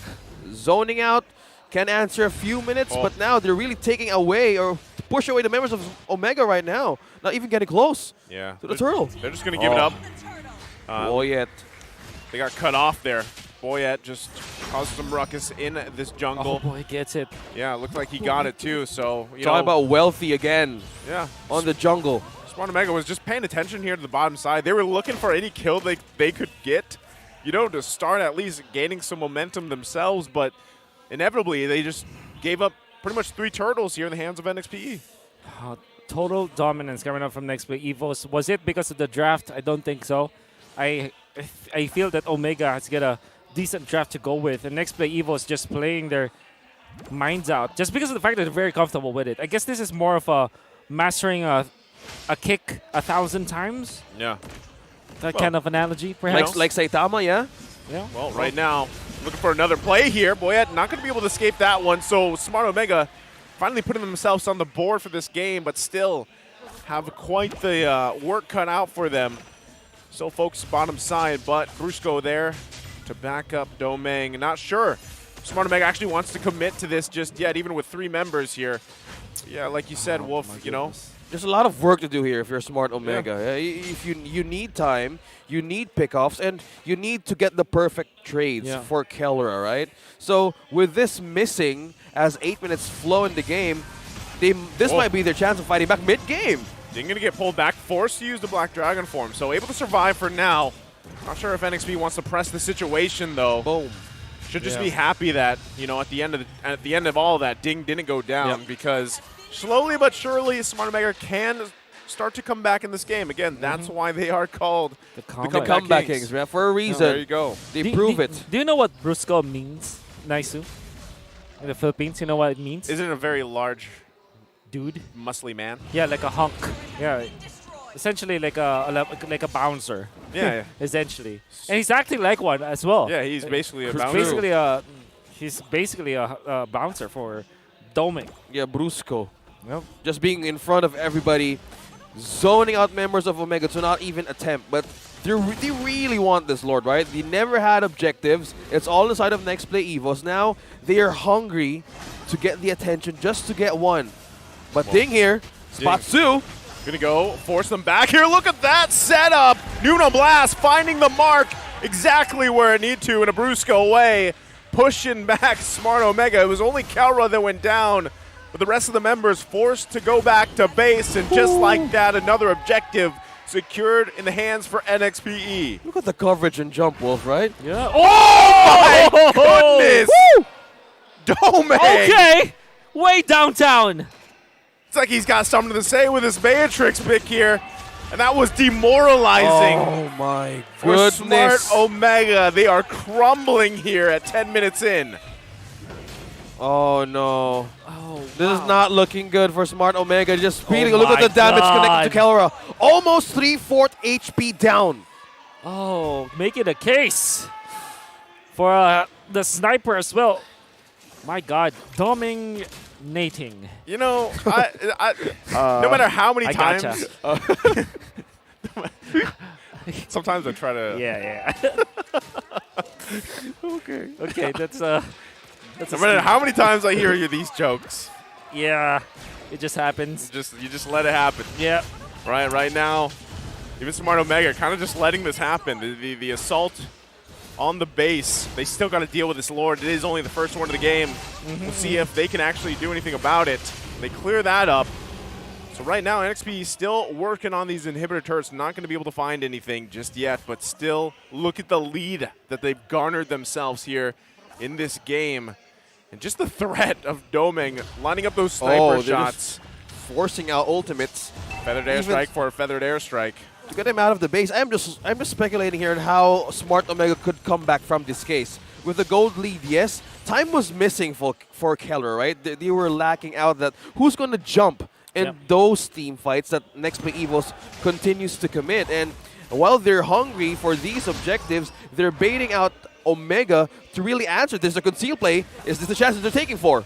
Oh no, not yet, but there's still a lot of work to do. But this lead, this case of Smart Omega, is the items enough for Kelra to bounce back? Okay.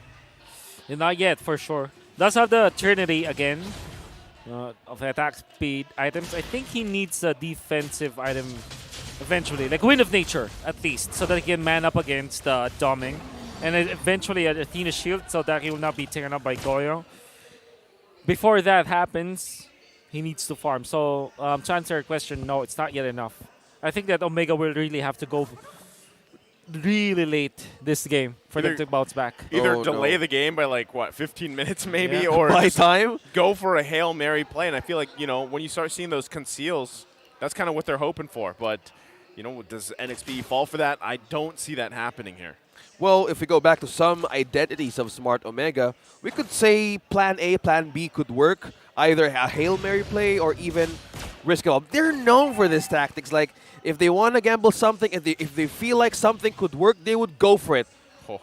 Are they going for it? Right Ryzen, you have now. to- Ryzen had an idea. No, wait, Oh, goes in! Able to get the Times Journey out there, but finds 4 members. So that's already a huge ultimate sacrifice here from Miko. There's nothing they can do to contest this Lord. Renzio going to take that shot there. The damage from Domeng's too much. Can the Retribution battle go for Ryzen? He can't get it. Boyette secures it. Double kill Domeng. And it's Smart Omega running for the hills here. Triple kill Domeng. This is just purely dominance from Nexplay EVOS. Look how Renja managed to jump and stand. He didn't have a chance to even move his cursor. Oh my God. Devastating. Oh, there goes the recalls now for Nexplay EVOS. Confidence showing up. He's got the recalls and the Domeng sticker. Decisive. Right now, it's all up to them to make it 3 members. Can they defend their base? They're going to try one last effort. God. Domeng, though, unrelentless on this Beatrix 7-0-1. But still, Smart Omega holding on to the 1 inhibitor turret. 10K gold lead for NXPE. Do they look to punch it in or wait? Lord marching top. Should they isolate? How? Oh I my mean, goodness. I'm just looking for options here for Smart Omega and just by the total damage Domeng in Goyong. The only one who's standing for Smart Omega is Miko, aiding the magic damage from his own skill. Can't believe it. We're seeing this. And oh my God, Keller was the one hit. Oh, Fortunately, no. he's very near the base. This could be the last defense here for Smart Omega. You can look, keep an eye on Brusco. Oh, Might be Renzio, looking what? for a setup if he can find one. Last inhibitor turret going to go down here. Lord finally taken care of. One hit to the crystal. Smart Omega on the defense. They're in a bad position here. Feathered Airstrike does get used by Stome. Nothing committing just yet. They're holding on for now. Cleared up the waves. The Lord's taken care of. Man, it looks like Doming just have a... Seems like he has a fleeting timer whatsoever because he's never too stingy about his usage of the ultimate. It always hits. Like, not He's always really, on point. not literally always, but maybe 90% of the time. And it's usually like Kelra. Yeah, Like and somehow. Somehow. There was a he's- time where he aimed it at Renzio. Renzio actually mid bravest fighter. He Yeah. receives the bullet and then Yep. gets bursted down because already was near. And see, usually we know that the Lapu-Lapu is the counter to the Beatrix. But this time, the Beatrix is untouchable. Doming is just so good at the sniper shots. The Renner, Vasily Zaitsev-ish. Alrighty, missed that one. Yeah, and that was the Yeah, word of the day, right? This is the peel factor of NXPE right now. And if they peel one, Pew factor. yeah, against Omega, one goes back, one can go in. The moment that they go and bounce back, two has been depleted by their HPs. But So that's the thing, though. Like, the defense, we Yeah. we could either check on the defense. Is this enough? I with this gold lead, by just looking at the numbers, Nexplay EVOS is just playing it clear and simple. Clear and Simple has garnered them the 10K gold lead they've got right now. And now that, Lord is spawning again, Smart Omega, if they want to take the risk and approach this or rely on Ryzen to do what he's done before, he's made some amazing retribution steals. Oh my goodness! But Domeng Turn to dust. gonna just take another member of Smart Omega down here. They don't even want to approach this area. Ryzen quite low as a Phantom Execution out. Now Ding with the Black Dragon form, gonna hunt for more. Can he find it? Brusco with the setup. There it is. The flickers come in from Goyon, gonna be hunting down the members. Feathered Airstrike comes down. Kelra's got a bob and weave, dodges a bullet, pops the Wind of Nature, but only survives. 3 members here for Smart Omega. They can't hold on long enough. NXPE, dominant fashion. They're gonna sweep Smart Omega. An absolute domination coming out from Nexplay EVOS as they destroy Smart Omega with their comfort picks, the style and the brand of Mobile Legends that we know that they do in the amateur scene up until the MPL. It kind of felt like they countered everything that Smart Omega tried to do in this game just because of the fact that they're very comfortable with this play style. Smart Omega allowed Nexplay to play this game, and they played it so well. Identity, determination, and confidence. Nexplay EVOS meeting the former teammate Kellera onto your screens is just something to go and bounce back from the loss last week. Did you hear what he said? I hope people at home caught what Wolf said. I'm not ashamed of it. I said it. It's okay. Doming Nation. Yeah. Yeah. Wolf Heck yeah. 2023. Doming Nation. If that's not your tweet after this series, I don't know. I think somebody will tweet it for me, then I'll just retweet it. You have to do it. It's true, though, right? It's the right. But still, Smart Omega, they've got a lot of work to do here. And I got to say, Doming Nation or not, what allowed him to get to that point was his team. And I got to say, man, Ding, boy, I agree. all these guys, just amazing. This is what we were painting the picture of early on with, the intro to this matchup is that synergy factor of these guys playing years and years together. May it be the amateur scene. It's clear. It's clear what type of synergy and what kind of, hive mind, uni-mind that they have. 11 championship titles and counting from the underground and amateur scene boils down to this. The mentality is just purely translating to winning results. And as we uncover how these former teammates meet once again, well, that's how you say hello back to Kellera. Now, if you're Smart Omega. Yeah. That's how you say Doming Nation. Domination. That's right. Right.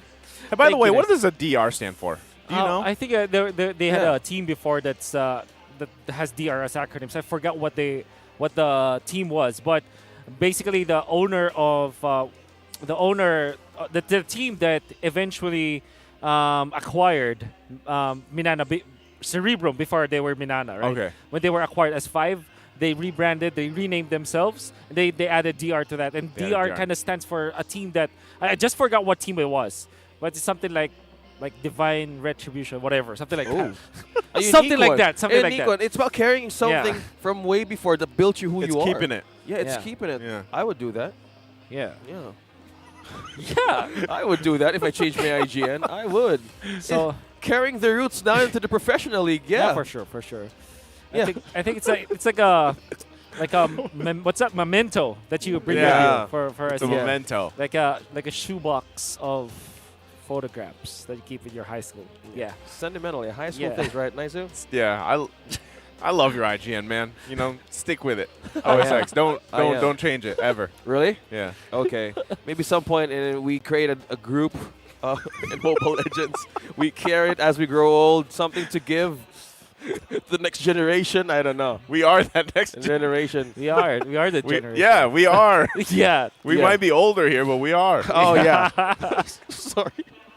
Well, as we go to that context, this is just Nexplay EVOS, gathering all their experience, their growing pains, and being on a ranking 6? They were at 7, I guess. So Yeah. they're now higher than Smart Omega. Yeah, so for sure. with this sweep, it gives more time to them to climb. And as they meet on the 4th week, is this correct, Rolf? At the fourth week, they meet everybody, right? Yeah, for Everybody meets sure. in the 4th week. So no, after 4th week, you've already met everybody. Then After. it's just Yeah. resets. Okay, yeah. after. So they will still have another shot at at this, but really just amazed about how Nexplay EVOS played in their own comfortable ways and then just pulled through. Yeah. Amazing. Domination. Domination. Domination. I feel like they the first 2 weeks maybe they had a little bit of jitters, then they had to agree. And settle they in. shake it off, right? Yeah. Yeah.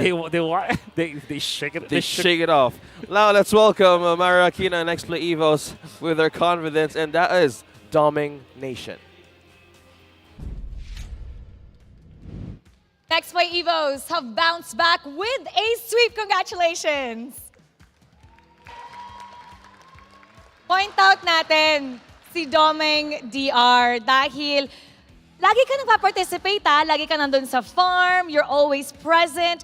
In fact, ang layo ng damage dealt mo, even parang twice as much compared to your teammates. And alam mo ba na ikaw ang highest damage dealt second this season 11? Are you aware of that? How do you balance everything out and how does it feel na rookie year mo, pangalawa ka na kaagad? Siguro po dun sa pagsama ko po sa kanila kasi nakokontrol naman po nila ako tsaka may tiwala po ako sa kanila. Lalo na po yung pag-cheer up nila sa akin bawat game. Tsaka, How do you balance everything? ayun din po, yung bawat team po kami nag-ano. Okay, alam mo ba, no violent reactions dito pero may mga nagsasabi na he's the next contender for the Filipino sniper.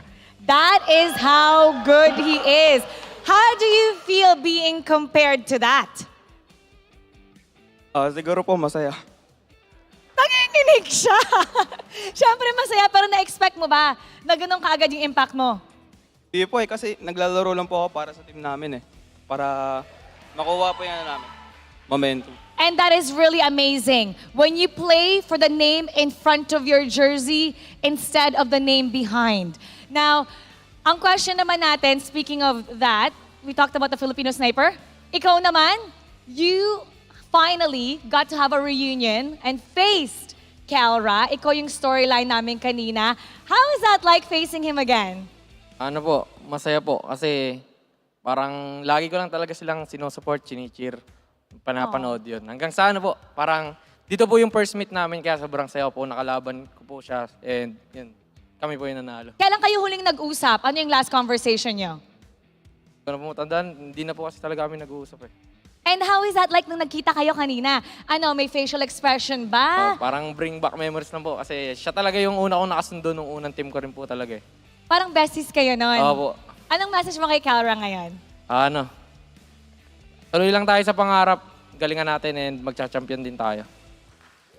Very heartfelt. Now, I want to talk about what happened today. Anong kinain nyo ngayon? I mean, you guys, great debut opening 2-0. Pagkatapos nun, you guys suffered a 2-game loss. Pero ngayon, parang anong klaseng reset yung ginawa nyo? It's like you ate something that gave you superpowers. Na-sweep nyo yung former MSC champs. What happened today? Ano lang po, maganda yung gising ni Ding. Tsaka ano po, masarap po yung ulam namin kanina kaya ginanahan po kami.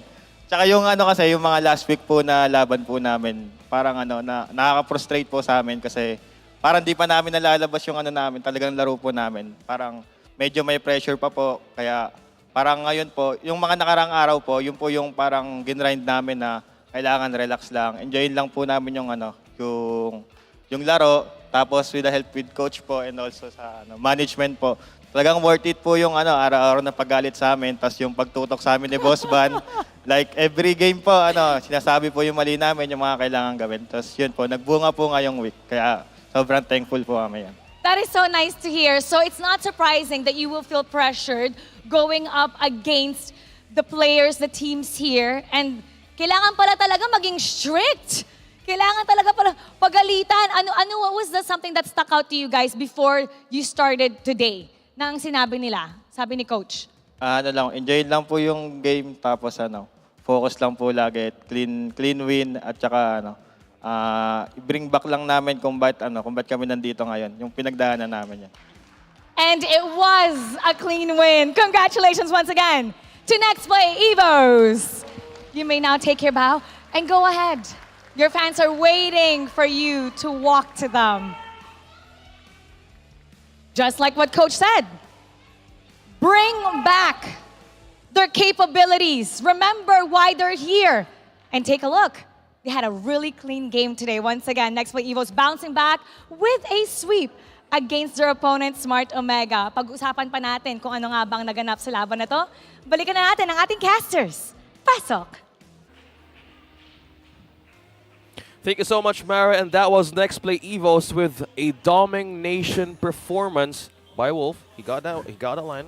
And to go back on how they wanted to shape this inspiration, they go back to their roots. Why did you start? Why are you here? What makes you so determined to be here? And that's one thing that I felt back there, right? It was just purely a passion and mindset to not escape the opportunity that was given to you. And that's amazing for Nexplay EVOS. Again, that's a big point, right? The journey that they made to this point, they've come a long way, and now that they're in the big leagues here, you want to see these guys very humble, by the way. Very humble guys, and you want to see them really set foot into this league and make a statement because it's clearly that they have everything they need to be able to do that. Yeah. It's all about how their chemistry synergy works, but on the game number 2, how did Nexplay EVOS dominate in that game? Break it down, Wolf. I'm not going to be ashamed of it. Yeah, it was a dominating performance coming up from Nexplay EVOS. But I guess we echo back what one of the players said during the post-game interview. For all of the fans out there who can't understand Tagalog, they said that Ding had a great start. He woke up at the right side of the bed today. And I would agree. I think that even when we're looking at the performance of both Boyet as well as Doming in the previous game, all throughout this series against Omega, the guy who's making all of the right moves is definitely Ding. In this game, the first turtle fight, he went in and forced Ryzen to already commit with the Thorn Rose. That means that the Thorn Rose retribution that typically comes out from the Lancelot is no longer a factor for the first turtle fight of Nexplay EVOS. Eventually, he always targeted the right heroes onto the backlines and jumped at the right moment. He even utilized his ultimate just to get out of the fights because he knows that his presence during those skirmishes matters so much. That didn't happen only in game number 2. It also happened in game number 1 as well, when you saw how Ding was just on point with the Lapu Lapu. I believe that he did not die as well in the previous game. This time he only died once. Really waking up the right side of the bed and just destroying Omega with his initiations. Just like what meta XP laners should be doing. Apply pressure to the backlines, go for that one-hit victory, and of course, apply the pressure so that your gold laner will not have any problems at all. And then Doming, 8-0-1, our MVP, this is the time where we say, okay, surely you're landing the shots. But all throughout, when it comes to like the grand scheme of things, he was protected by Brusco DR in the laning stage. And of course, during the team fights, you see how Ding was able to peel for him. What I'm trying to say here is that as good as Doming was during the late portions of the game, early game was definitely because of how they were able to activate and peel for their gold laner. So now we understand the comfort play start of Nexplay EVOS and how they can be successful is when they are protecting their gold laning doming and how they are able to activate this guy. So far, again, Ryzen not gonna have a shot at all. He's even stunned up, and of course with the XP lane advantage coming out from a Boyet, XP advantage, I mean, gets it. And of course, look at that, Doming. He just utilizes his ultimate so well in this game, and the sniper shots is always connecting. Apart from Ding, I think that he really had a hearty breakfast today, and even after they woke up early, they still managed to bring back that energy and play cleanly. I think the word clean was also brought up during the post-game interview, and I think that's what we saw in the 2 games from Nexplay. This is a reminder for all of us here who always wants to start our day good. Always have a rousing breakfast, Rousing. and a good sleep, and that gives you so much way to move your day, right? I'd love to know what a rousing breakfast is. Yeah. Can you describe a rousing Something breakfast? that has carbs, coffee, and some Carbs, yeah, coffee? Yeah, But yeah, a lot of energy and Well, that's protein. arousing. That's a lot of energy there. OSX is Carbs, coffee. He's not a nutritionist, ladies and Yeah, gentlemen. Don't follow. Don't try this at home, guys. Carbs, coffee. Carbs, coffee. It's more like of a amping up your day, man. It's the first meal of the day. It's more. It's important in the context of what Wolf is just saying, in how Nexplay EVOS had a dominating performance. Now TNC is ONIC up next. My name is OSX. I'm with Nice and Wolf. Don't go anywhere, Philippines. We will be right back. The 11th season of MPL Philippines is brought to you by the following sponsors. Smart, the official tournament telco partner of MPL Philippines Season 11. Our official sponsor, Infinix. Infinix Note, ultra-fast gameplay. Our partners in esports, Maya, it's everything, and a bank. And Secret Lab, the official gaming chair of MPL Philippines. Experience the MPL Philippines Season 11 action live at Shooting Gallery Studios. Tickets are now available via tickettome.net. Get yours now. If you missed the matches and want to quickly recap what happened, visit our official website for post-match reports at ph-mpl.com/news. Don't forget to catch all of our official league content on TikTok, Facebook, Instagram, and Twitter. To ensure the quality and fairness of our games, MPL Philippines is also monitored and supervised by the Games and Amusement Board.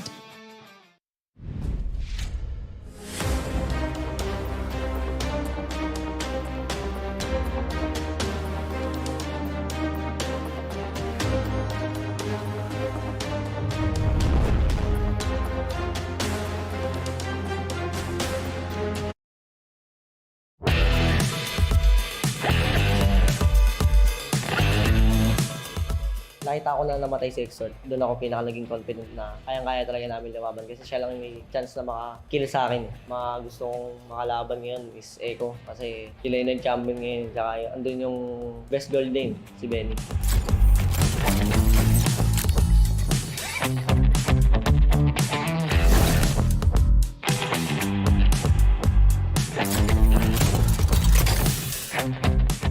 Hi, ako si Kelra ng Smart Omega at iba-breakdown natin yung nagawa kong play ng Game 2 versus RSG. Sobrang tapang ng Omega kahit kulang sila ng isang miyembro. Ayaw Yes. talaga nilang bitawan since andyan pa naman si Ryzen pero nakatalo na nga. May yakap yung isa. Ang ganda ng nakap ni Miko doon, pero tingnan mo ang positioning ni Eman. Grabe, bumabarena. Pero nandoon si Tangsilot. Tangsilot, Ryzen! Nice shutdown na meron. Tinapos namin yung game kasi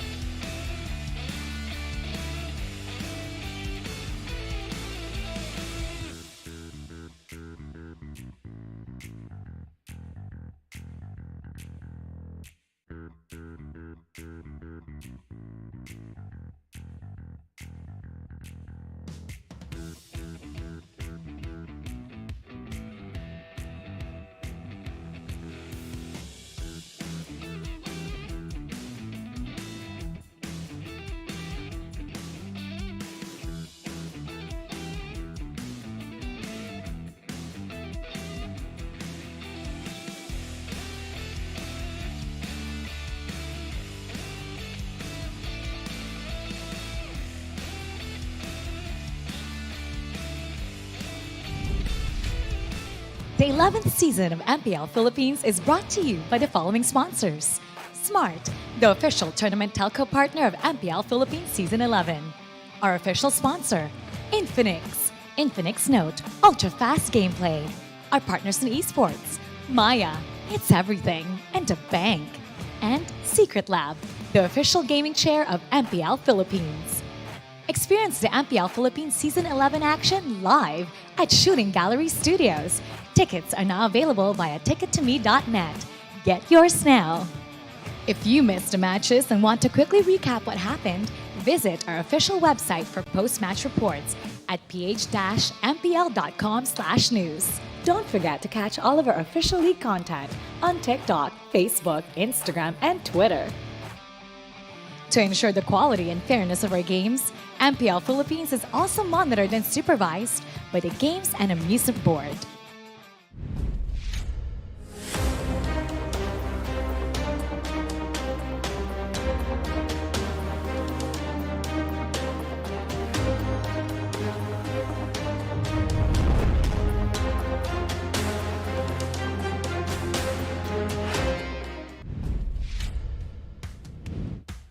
Welcome back to MPL Philippines Season 11. When ONIC rebuilt the roster last season, only one player remained, Ryota. He debuted in the Season 7 and has been utilized as one of the role players. But in fact, recently, he's been proving that he's much more than that. He's been dubbed as the strongest XP laner by two of the most distinguished individuals in the league. Talk about itaas ang lakas. Now, we're gonna be watching Ryota with ONIC Philippines as they face TNC Pro. Let's check them out. Casters, pasok. One team is struggling and one team is climbing up. As they both find their groove in different situations, will this be the chance for these two teams to finally have an answer to bounce back up? We'll find out tonight for sure. My name is OSX. I'm with Naisu and Sona for the first time. We have Young Wolf as the analyst for today. Why'd you have to say that? Is that what we're calling him? Yeah, it's just you have similarities when I see you on that chair. But that is Sona, by the way, completely in the flesh. It's TNC versus ONIC Philippines today. Yeah. One is really struggling, man, coming from a loss, and one that just had an intense match yesterday with the code.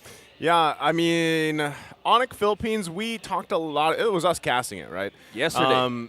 It was a lot here on the line for ONIC Philippines. They did a pretty good job, I would say, against, Blacklist International. But who can forget the way that ended, right? The amazing, four-man poll, I think it was, the Stampede from amazing. UA capitalizing on that, and just the way that it all played, right? So ONIC Philippines, they kind of went through, this very big obstacle yesterday, and now they have TNC ahead of them. So TNC especially still looking for that series win. Now, as they find the answer, let's enjoy the power of Smart when you switch to Smart without changing your number via mobile number portability or MNP. Visit https://smrt.ph. Switch to Smart to know more.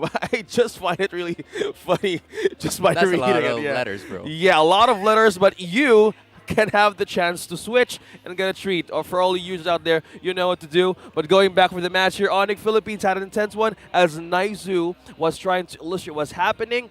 They need to get back on their feet, ONIC Philippines. But now, one thing is really on the on my research here is TNC Pro Team from a straight loss, Sona. Right. And that is one of the biggest factors that they will try to figure out heading forward into this match. Because again, TNC Pro Team, they are yet to secure their very first victory. But a silver lining that we could actually put into consideration is the fact that they've already tried to, funnel up the final 5 people that we will see coming in from the Phoenix Army. As we continue to handpick the players of the teams, we now talk about the unsung hero, the third unsung hero of ONIC Philippines. Ryota, look at this. The career background back in Season 7 from Laos Playbook to ONIC Philippines. The only one who's left as we quote an end of an era back in Season 10, right? Yeah, not only that, but the fact that, with the recently concluded Seabowl Combine, he was the only non-Bren player that was handpicked to become pretty much a national athlete, right? So that is just a little bit of info to pretty much how speaks the weight, the value that this player has. Ryota has been growing in his own way for for quite a few seasons at this point, right? And he sticks with ONIC Philippines, so there's that sense of loyalty there. And now, does he step up? Does he continue to hone these younger guys that are, some of them in their sophomore year now, specifically for ONIC Philippines? Yeah, and not to mention that there's been a lot of players that are actually really looking forward to seeing Ryota play. I mean, as mentioned by Mara from before, right? It was, two very well-known players in the Philippines that have been really aware of what the other player can do, speaking of Ryota again. A lot of things that we tried to see for the history of Ryota. One of the mainstays, right? He's now acting as the big brother of his team because back in Season 10, we've seen ONIC Philippines strive also to define one of the challenging teams. Blacklist, Nexplay EVOS back then, even RSG Philippines. Right. And they keep continuing to show. And again, in Nets' way of saying this day, it's just my normal day. Or will it be against TNC? Here's the thing. With the way that ONIC Philippines has been playing, I feel like this is a game that should a lot of people be like, oh, this is an easy matchup. But from what we saw yesterday from TNC, that hope, especially if they stick with the same lineup, I feel like it's actually going to be a good matchup for this one. It's TNC versus ONIC Philippines. So let's call our very own Odin. What do you have for us right now in the courtside? Thank you, casters! Nagbabalik mula sa courtside, this is your very own Odin. At nandito tayo ngayon sa ONIC Philippines. Kasama natin ngayon ang pinakamagaling na XP laner according sa coaches ng C-Ball Combine. Maging na mga players, sinabi rin na siya talaga ang nag-stand out. Hi, Ryota! Hello! Anong feeling na ikaw lang yung player na hindi kasama ng Bren Esports na talagang magre-represent ng Philippines sa C-Ball MLBB? Siyempre po masaya, pero may pressure pa rin po. Parang doble yung pressure kasi mas tataas yung expectation sa akin ng mga tao. Kinakabahan ka ba or hindi naman masyado? Sakto lang po. Sakto lang. Ano naman ang nagiging preparations mo? Paano mo nababalance yung time mo dito sa MPL at saka sa training nyo sa C-Ball? Sakto Kaya lang. ba? Kaya? Kaya naman. Kaya naman i-handle yung oras. Best explainer yan no? Nakausap ko yung malapit sa team nyo. Malapit sa ONIC, lalo na sa puso ni Sensui. Ang sabi daw, gigil daw kayo ngayon sa match-up versus TNC dahil magkadikit kayo last season. Ano naman ang ine-expect mo sa laro nyo ngayon with TNC?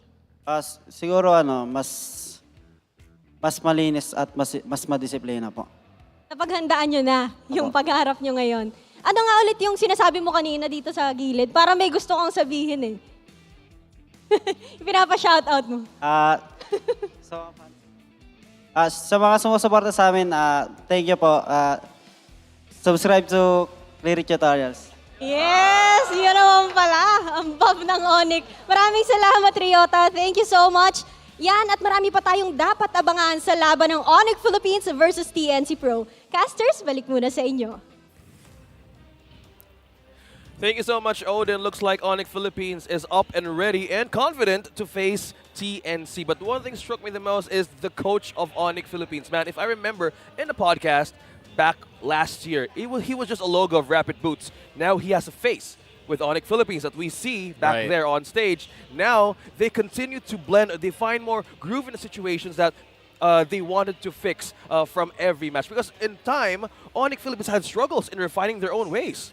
I think one of the biggest things is for a while, right? ONIC Philippines was known for what we call the banana split, mentality, the play style that they had. Season 8.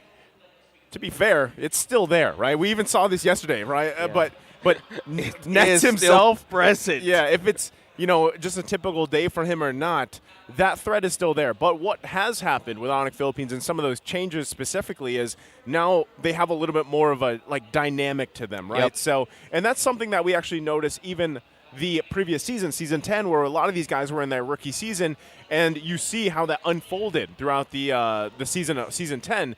And now that we're in Season 11, it's a lot more refined, right? So one thing that I want to point out with ONIC Philippines specifically is now you have all these options, I guess you could say, when it comes to actually the game plan from ONIC Philippines, and it can actually work out really well for them. And as they're going against TNC specifically, still, like we said with TNC yesterday, it was a David and Goliath type matchup, right? It is, yeah. But this one can still be similar, right? TNC, this is their time to prove, like, okay, if we've fielded the same roster, we're ready to give this one a go and come out swinging. Because, again, they're still looking, like you mentioned in your opening, they're still looking for that momentum. They're still looking to rise here. You know, these guys are known as being the Phoenix Rising. Well, it's got to start now. You know, you're almost done with week 3.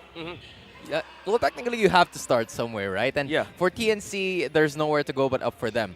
Fortunately for them, from 10 players, we're finally, hopefully, going to be seeing a pretty refined lineup coming in from the Phoenix Army, given the fact that there's just a lot of experimentation. I believe that happened during the first 2 weeks. I mean, we've seen a lot of very interesting heroes that we haven't seen in MPL for a very long time, and they've managed to try and get a lot of victories done. But one possible build-up that I could potentially add to this match is their matchup with Echo. That match was certainly went head-to-head, toe-to-toe, especially during game number 1. So with the new lineup, with a combination of both of the teams, it's really going to be crucial moving forward. Yeah, moving forward, because TNC right now, we're seeing openings on how to bounce back. As Nisa mentioned, they have done the checklist. Let's see how will they form themselves in this game. Let's call on the teams. TNC Pro Team and ONIC Philippines calling up on stage.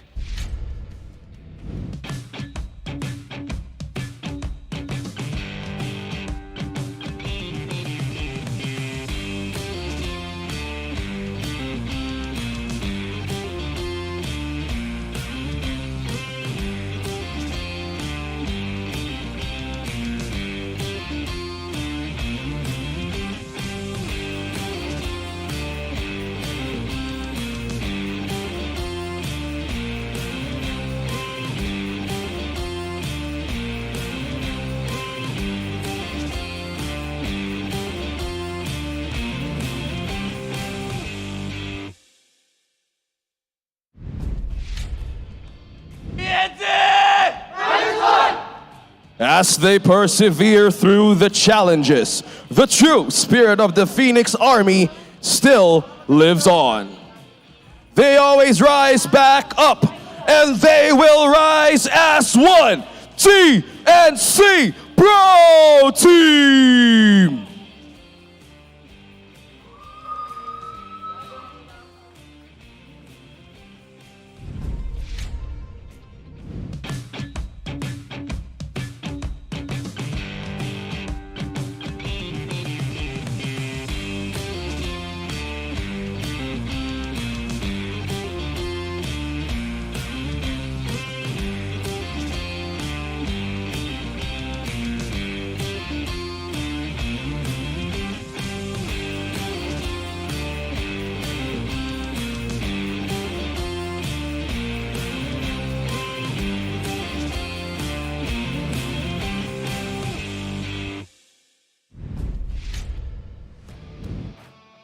What time is it? After an intense series with the Code yesterday, the Yellow Hedgehogs are hungrier than ever to take back a win. Check your clocks, it's ONIC Philippines!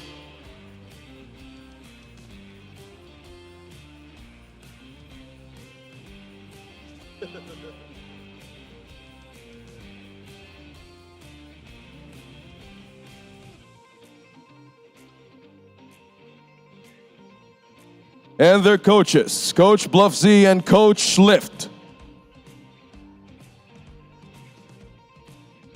Who is going to rise up to the challenge? Will it be TNC or will it be ONIC Philippines? After all the struggles, they still manage to smile and do their thing. It's CNC Pro Team not giving up right now. Look at this lineup. Again, They have done the first thing to do. Be consistent in the lineup. They're not doing any experimentations. This is a TNC on the first one. This is what I like, right? We talked about this extensively yesterday, and that's what we need to start to see them do. You develop this consistent lineup, and so far we're going to see it again. And specifically, too, starting with King Kong, we saw what he could actually do against very world-class type junglers, right? So allow King Kong to start in the jungle as safely as possible, snowball the team here. And now let's go ahead and take a look at ONIC Philippines. For ONIC Philippines, if we're talking about consistency, this is the team to go because it's been the same group of people that have, played for 100% of their games, well, except for Ryota. But again, Ryota has been one of those key factors to at least having the result in getting their win. So with the mix of having Ryota and they're playing alongside each other or playing,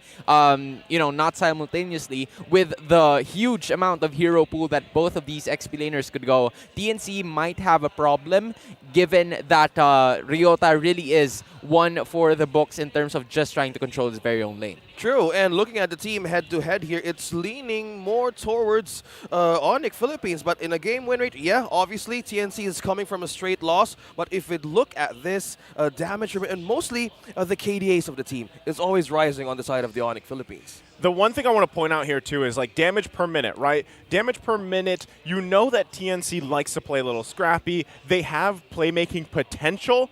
But so far, not to mention also their hero pool is quite, extensive. But they're still, the fact that they're still looking for a series win, this speaks dividends, right? And at the same time, you need to allow this roster to set in place and really shine. They have to start to shine. And that's why when you look at that team-to-head stat breakdown, obviously it's going to be way in favor of any other team that they're playing while they're trying to get on board here. I'm actually glad that you've mentioned that one. But also, when you take a look at the other side of things, First Blood ratio will go into the hands of TNC Pro Team, which means that they have better early game advantages in terms of whenever or wherever, whoever their opponents are. So one of the few things that we have to take a look at here is how can they take control of the early game lead that they will have. If they manage to take control of it, build on it, and snowball right through, it's really going to be momentous for them to get their very first win of the season, or maybe even in the series as well. Momentum is key for TNC Pro Team. On a light yesterday on how they managed to go up against,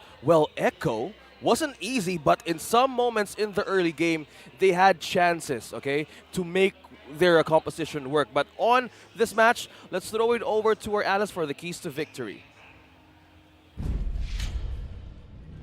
Thank you so much, casters. Now it's TNC trying to rise as one and ONIC taking their time to take their victory. Ito ang kailangan nilang gawin upang manalo dito sa matchup na to. Ito ang ating Infinix keys to victory. Now for TNC, kailangan nilang idol yung very, very sharp at ultra fast na Sensui instincts. Kasi ang malupit dito kay Sensui, lagi siya nakakahanap ng way para makapag-secure ng objectives. Whether it be Lord or Turtles for the side of ONIC, kailangan naman yan i-control ng TNC. Kasi ang kailangan nilang mahanap dito is yung fundamental gameplay para ma-disrupt yung laruan ng Hedgehogs. Now, for ONIC naman, ang kailangan nilang gawin is i-dominate nila yung mid-lane matchup against Escalera. Kakabalik lang ni Escalera dito sa position na to. Maybe na kumakapapa, lalo pat hinaharap nila yung dynamics sila ni Bentings. But Super Friends has been really phenomenal in the support position, and yun yung kailangan i-capitalize ng ONIC in maximize nila yung performance ni Super Prince para mas makatulong siya magbuhat dito sa game na to at ma-amplify yung pressure and aggression na kayang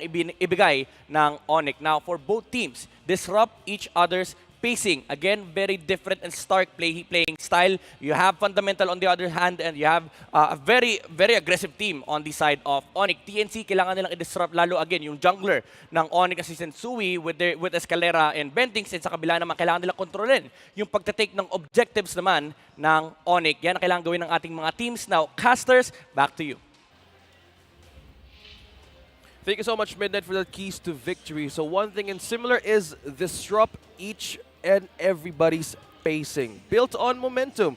TNC done it yesterday. Maybe they can do it again. I wanted to ask that, what does that look like when you're disrupting each other's pacing? What happens then if you're both off pace? Then what? It's just free for all? I mean, like, how does that work, right? No, but like, well, I get it, and at the same time, I'm wondering what it looks like because if everybody's scattered across the map, yeah, do what you need to do in step 1, 2, and 3. Yeah. I mean, all you need to do is to just technically follow there's something that we call like the scientific method, right? Where you just follow an amount of steps and then you finally get the answer. But what if one of those things were missing? That is where their instincts will step up, right? If you tend to disrupt Sensui's instincts in terms of getting his very own objectives, then it will be a lead for you because again, objectives is going to be the name of the game for TNC heading forward into this matchup to at least get the the early game lead that we've been talking about for quite some time. Early game lead. Something tells me that there's always focus on the roamer, right? But now, let's give light for the head-to-head. We have Cram and Ryota. As for the KDA, we have the Yellow Hedgehogs much higher against TNC. The thing I want to point out here, too, is, Cram has sort of struggled settling into the current meta, right? There was a time when it was Cram time. It was, Cram was all over the place, especially when he got his hands on Esmeralda, who that hero alone has fallen off in the meta, right? I mean, it's still possible, but looking at those stats there too, even with Ryota, you can see that, yes, he might not have as much, team participation, but sometimes it's Ryota literally carrying on the hero that he picks. You saw the KDA there too. So this is what I mean by there are some teams, there are some games where the XP laners turn out to be massive carries for the team, right? It's not always that gold lane. It's not always the mid lane or even the jungle. Sometimes it is the impact of these amazing XP laners. Yeah, it has a master switch for everything that they want to make something work. Now going for the first draft of the game, we have ONIC Philippines on the blue side. We have one on the red. Now Prior Bands here. This tells me the ONIC Philippines setting up for either Fredrin or the Valentina if TNC bans it. Which actually falls into one of the keys to victory for the side of ONIC Philippines. Give Super Friends a very good hero heading forward into this matchup, and that is possibly looking forward into this match. And again, Fredrin, no surprise there. It's been one of the strongest heroes that we have all throughout the season. And knowing Sensui, kind of more of a utility jungler type of player, he knows how to maneuver in difficult situations. So I'm very interested on what King Kong is going to be picking up here. Because for TNC, there's a lot of heroes that they've used, given that they've already utilized their 10-man lineup. But for now, Farsa and Melissa is going to be the choice here. So pretty early, if I should say, with the pickup of the Melissa. Because again, a lot of counters could possibly be the case here for ONIC Philippines. Good pick up for the Phoenix Army. You have the Melissa and Farsa. Way to aid how an AoE magic burst damage plus an independent defense for a Melissa. Still a good way of TNC showing their own choices in the first phase. Now this gives ONIC Philippines to counter back with an AoE setup type of hero, which is an Eve. So, as we see more and more of this meta sit in here, a lot of the Eve, the Farsa matchup, Melissa's locked in here. That's going to be a lock-in for the Lapu Lapu. So another common pick, right? So now it really does come down to how do these teams execute this? Because even in the previous series, we were like, man, it doesn't make sense to actually pick a Melissa against what? Earlier, the Kadita and the Farsa, I believe it was. And it still worked. So even when you're looking at this first phase, now that Diggy's locked in too from TNC, it really does just come down to the execution factor. And this works so well because you have now Melissa and Diggy. Diggy should be able to help this Melissa.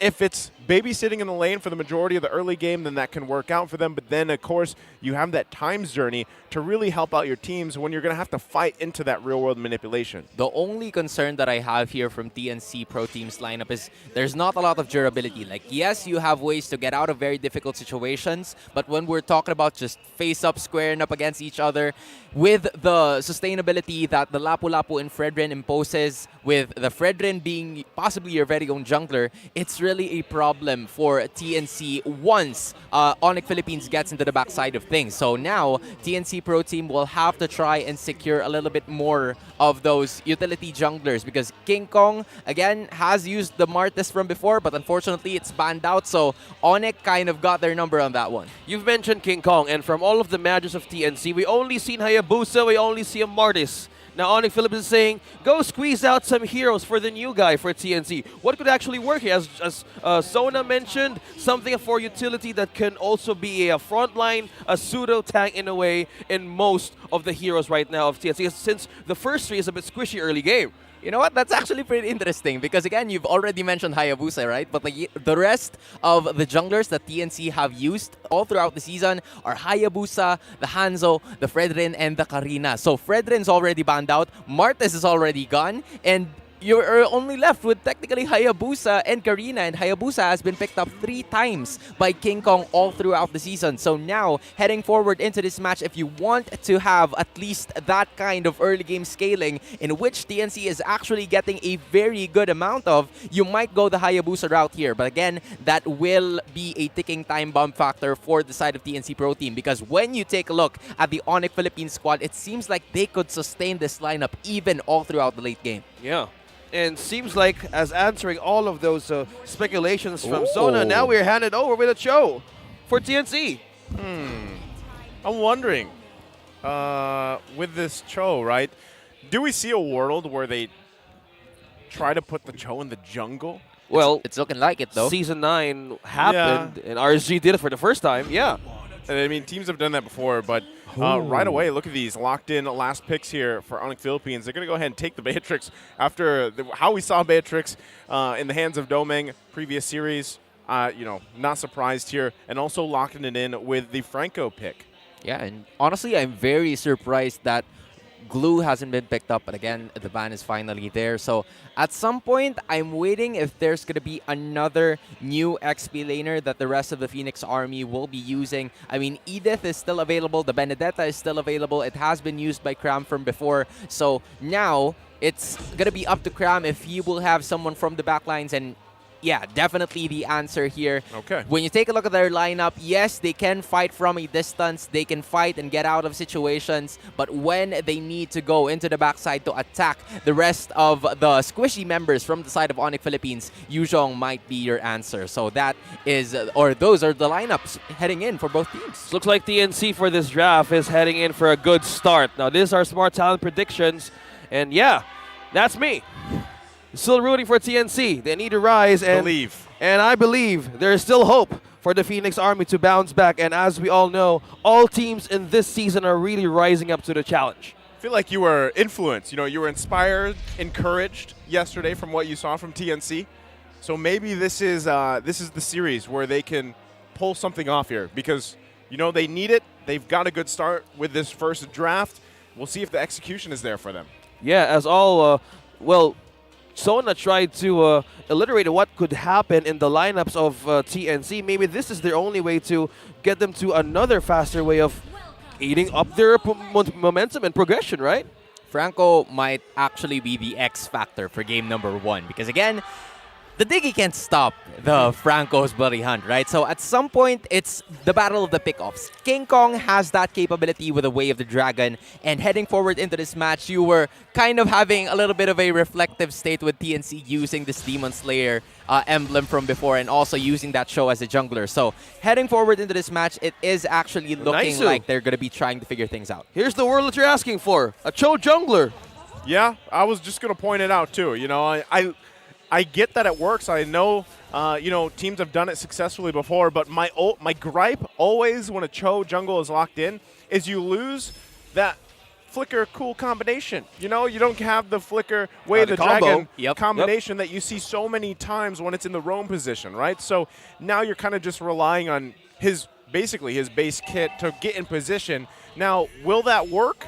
It's up to King Kong to do that. You know what? That's where the reverse time comes in, right? So at least just to get a little bit of a pull, and for King Kong, even without the flicker, to go ahead and get the possible pickoffs done. I'm still curious to see if this is going to be kind of a little bit of a damage build type of Cho, but heading forward into this match, it is still looking like TNC is getting a little bit of the amount of gold that we are consistently seeing now, and they're also taking care of Innocent up top using this Melissa, and we've seen Innocent use this for a lot of times now. But again, when you're stuck in very difficult situations, what is ONIC Philippines going to do about it? Well, if you want to have a good momentum early game, start with aiding your gold lane. But as pressure is concerned here, it's on the XP lane. On the other hand, we have Escalera and Kramen, ONIC and Super Friends. And probably this is a good setup because one thing that TNC is lacking here could be the damage early game because of the Cho, Rock, and the Demon Slayer. So I say from this point, just be looking at the draft. ONIC has the upper hand. Already uses the Way of the Dragon here. It's going to be secured by Super Prince, actually. King Kong trying to get out of dodge. Left alone, though, it's Cram. Can he escape this one? Gets the flicker out of Super Prince. Can't find the kill. First blood going in the hands of Sensui plus the turtle. It's a 1-for-1 trade, though, at the end of it all. Clean turtle take coming in from the side of ONIC Philippines. They've managed to divert the attention. It started off with Ryota using that bravest fighter to at least gather the attention from the Phoenix Army. A lot of ultimates were forced here coming from the side of the Phoenix Army, and then from there, they've managed to take another kill for themselves. Although TNC also got a kill for them as Sensui was the one that was taken was taken out of context here for the rest of the members. So heading forward into this match, it's still a tied ball game, but TNC not having that snowball factor. Yeah, for snowball factor is concerned, I believe Bentings could have it right away and also have having a safe angle and place for this Melissa. As ONIC Philippines continues to progress and also giving pressure to the gold lane, maybe they're also taking their time to make progress with their items. And itemizations here looking pretty standard for both of the teams, and it's still actually, you know, somewhat classic in terms of what we are about to see. But for now, it is very important that we are somewhat seeing the advantage of Melissa onto the top side, given that Bentings is there for the assistance. Bentings not really doing much as of the moment. We're not seeing full-on Time's Journey just yet, but having Innocence back is really just the most important factor that we have to take note, because if this is brought into the late game, there's just a lot of problems, and maybe durability is not the answer anymore for ONIC. Well, in all things that being given here to the table by Sona, so we've seen progress for Innocent getting that in for the Corrosion Scythe. So something tells me they're going to have some edge here in taking this objectives, because if Bentings here is lacking some point of placing one of these skill kits of a Diggy in the side of ONIC Philippines, maybe he could give more vision, right? An advantage, just as this. Gonna go for the kick. Ryota quite low here. Gonna try to survive the best he can. Still, King Kong able to find Ryota on the kill. Turtle still up here. Sensui quite low too. King Kong gonna push him back, forcing him out of the area. They're going for it. Should be able to secure that turtle now. The rest of the TNC still there. So Kakadu finds it. No kill pressure just yet. Able to secure the turtle though in the hands of TNC. And they're happy with that. They get a kill plus the objective. Oh, it looks like now they're stepping up the pace. Well, that combo could be deadly. Hook and the Cyclone Eye, but now it's the safe passage for TNC to go through. Good prioritization coming in from TNC. They noticed that Ryota already utilized that bravest fighter to go into them, and they technically led in numbers, but now it seems like Cram is going to be the one taken out here by Ryota himself, so he avenged his death from earlier. Even with TNC actually getting that turtle, it's still going to be Ryota having some extra gold in terms of laning matchup, so Cram really needs to step up in this game. He needs to find the backside that he has been trying to figure out, you know, for the past few minutes, but it's still not working out. Even so, TNC still leads by a little bit. Yeah, slowly but surely. Also, ONIC is looking for ways that how to have Bentings on a steady position, right? You don't want an annoying Diggy planting all those bombs, getting all those visions, because in having the Impure Rage with you, we kind of expect a Diggy to freely rotate and harass more of the lanes. But one thing he's aiding here is mostly with Innocent, right? So the progress right now is not even sure with the items if he can go up against Nets, but Sensui falls down. Sensui gets taken out there. I mean, a lot of action top and mid, both sides, but this is what I was saying. Cram should be fine here. Gonna use that Black Dragon form, but this is what I was saying about King Kong specifically. The guy's got talent. He's good at what he does. He's making this Cho jungle work even without, you know, having that flicker available to him. And so far, they're setting up the pace here for TNC specifically. We're starting to see the effect of having that Cho by your side, right? Because when you look at that, just like that, again, a cut. Still survives. Thought he was going to be able to get that. Escalera, though, might be looking to clean up here with the Feathered Airstrike. One hit away, the flicker to survive. What a play from Ryota. Able to avoid death here. Now it's Escalera that's in trouble. Appraiser's Wrath right there, taking him out. Now the fight for the turtle. Last word of the game. Mid lane, Bentings falls. They give up the turtle. King Kong actually able to secure it. They lose 2, though, and they're going to put pressure here now in the mid lane. ONIC Philippines with a secure kill and another one for the side of Superfriends. It's not worth it for TNC. They only got the turtle. I mean, it's an objective if you ask me, but when we're talking about ONIC Philippines, they got more than what they wanted when they reached the fight. I mean, they lost a turret, they lost a few lives, but again, it's the only important thing that we have to take notice here is the fact that they finally disrupted TNC space. TNC space, they're trying to just, you know, get Bentings and Innocent out of that top lane, and they're finally going to do that now. That's almost half rough. HP. Nice. Sandwich down here. Sensu in the backside. Nets grabbing a kill on Escalera. Innocent trying to do his best. Auto attacks are on target. They find one. Sensui falls. There's the bloody hunt lockdown. Now they're going to be punishing ONIC Philippines here. Kekadut trying to run. Nets has to flicker out. This should be able to be a chase down here. King Kong waiting for it, trying to get the kill. Go. Innocent looking for it if he can get it, but King Kong ultimately gets that mega kill. TNC right now on fire. Good utilization of Innocent by using the turret plus the zone up of Cram. Gives so much weight to Bentings and also King Kong to hold on. Bro, that go away was fire. That's all I have to say, man. It was really pretty good given that TNC, they were stuck in a very difficult situation, but the only thing that placed ONIC Philippines at a disadvantage was that the turret was still there for them. So that's extra damage plus extra durability for the side of TNC at the figure of percentage. And TNC utilized their skills, maximized the potential of having that go away while also using that Way of Dragon to at least maximize the potential damage output that TNC could pose. So now from 1K, they're now at 2.3K as Lord is finally here. Maximize potential. Lead is on TNC, but Kekadut spots one. Okay, they're going to zone out Nets here with the Feathered Airstrike. They punish Kekadut on top of it. TNC able to get the numbers advantage as this Lord dance now ensues here. King Kong feeling pretty confident as well. Still has that Way of the Dragon. Uses it to on Sensui. Wrong way though. Not going to go the direction he wanted to. So now even more dire situation. A lot of ultimates are gone on the side of TNC. Okay. Gonna be crucial how they deal with this. Innocent still holding on to his. ONIC Philippines, they know they've got to buy a little bit of time here. Kekadut now making his way back. See which team decides to connect on this one. Bentings. That is hurting Taking for a huge shot. Bentings. Now TNC slowly waking up with this lead. They need to maintain it. They need to be consistent how to approach this. Who's got the first Lord? Real World Midway comes down. It's secured by Sensui. Both teams. Okay, they get the flicker out too. Both teams committing a lot there. Inevitably turns into a Lord for ONIC Philippines. Sensui instincts are finally online in this game. Let me tell you, it's just an amazing showcase of events. ONIC Philippines knew that they had it in them with some extra defensive items. When you take a look at the itemizations right now, those routes that we were talking about specifically coming in from the Lapu-Lapu and the Fredrin, locking in that Dominance Ice and Athena's Shield to have at least a little bit of, tankiness that could help them potentially during that Lord Skirmish. And it did by lowering down TNC's gold lead to now just being 700. Well, player's gold right now is on the side of Innocent. I say he's doing a lot of good progress. Someone got hooked. Follow up by Hook and one sniper from Nets. Nice layering there. Still going to be competing for it though. Escalera waiting in that bush, going to dodge that hook as well. Still going to hold them off here from taking the tier 2 turret. TNC though, they got to deal with this Lord bottom side.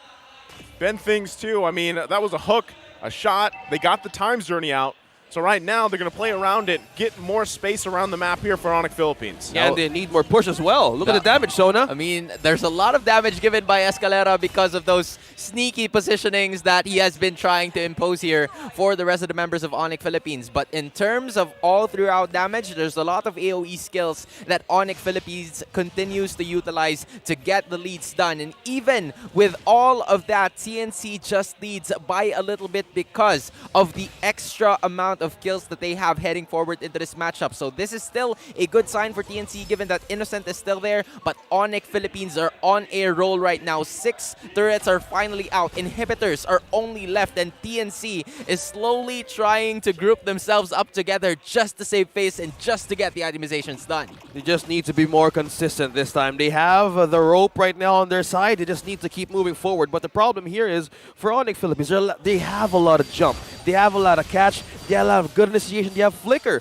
So for the side of TNC, they're the ones who are waiting, who's making the first move. And if that thing is the way for TNC to rise back in every team fight, they need to have a good amount of defense. And this is what I'm talking about, right? Right before the start of the draft, it really was the durability that was the problem for the TNC lineup. I mean, Diggy, yes, you can get out of those types of skirmishes where you were left of at least 20% of health. But again, what's next after that? How can you fight back? And this is how TNC could potentially go ahead, try to poke them out using the feathered airstrike and also using those skills brought about by Innocent. And then from there, try to get the maneuver or try to maneuver yourself, get away from those kinds of initiations that ONIC Philippines is trying to bring. Because as you've mentioned, OSX, there's the Iron Hook, there's the Taunt, and there's also the Bravest Fighter. So a lot of things that TNC needs to worry about. Yeah, deplete their sources, Naisu. How do you remember yourself in the playground in the monkey bar, holding for your safety back there in your childhood? Oh, this is what happened. This is what's happening here because the Lord is the monkey bar for you to hold on, and who's gonna even blink first in this team fight? Well, if anyone should hold on, it's King Kong, right? Yep, right. So hopefully he's good at holding on here. Right now, he's going to have to fight this Lord Dance. The rest of TNC getting in position. Still, it's going to be a half health. Ryota trying to get the vision he needs here. Still, Cram also needs to be able to find the angle he wants with this Black Dragon form. Feathered Airstrike going to come down from Escalera, pushing him back. Lord's going to reset a little bit here, but most likely just going to be started back up. Still, teams at a stalemate between each other. That was pretty good poking capabilities coming in from Escalera because he popped off the feathered airstrike. It landed on the right target. So now that was the result. The reset finally happened here, but King Kong has been taking a pretty decent amount of damage, and that is what you want if you're ONIC because it's finally half health for the Lord. Yeah, and this just keeps on going and going. And the challenge now is between King Kong versus Sensui and getting this Lord and gaining a push because right now there's 3/3 left. Who's going to get it? Fourth of the health here. It's secured by Ben Things. Innocent able to grab a kill too. Looking for another as Ryota falls. Double kill in the hands of Innocent. And TNC with a long Lord Dance. They come out the victor. And now they're going to be pushing down the mid lane of ONIC Philippines.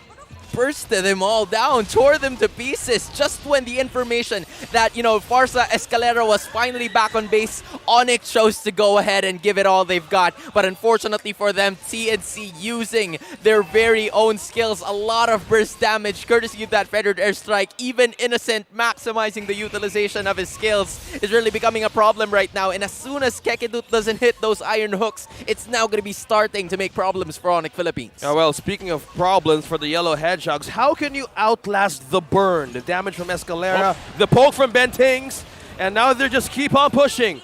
Down bottom, yeah, that's just the Lord.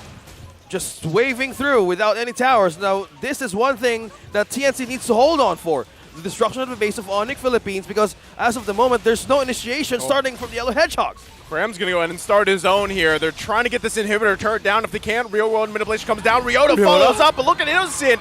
The damage and the ultimate just making it so Ryota has no entry here. No, one hit away that hurts. on this turret. They should be able to grab it as they do. Even with the damage that Nets can provide, TNC not backing down at all. Eyes now set in the mid lane, looking for another hook, not going to land on the target.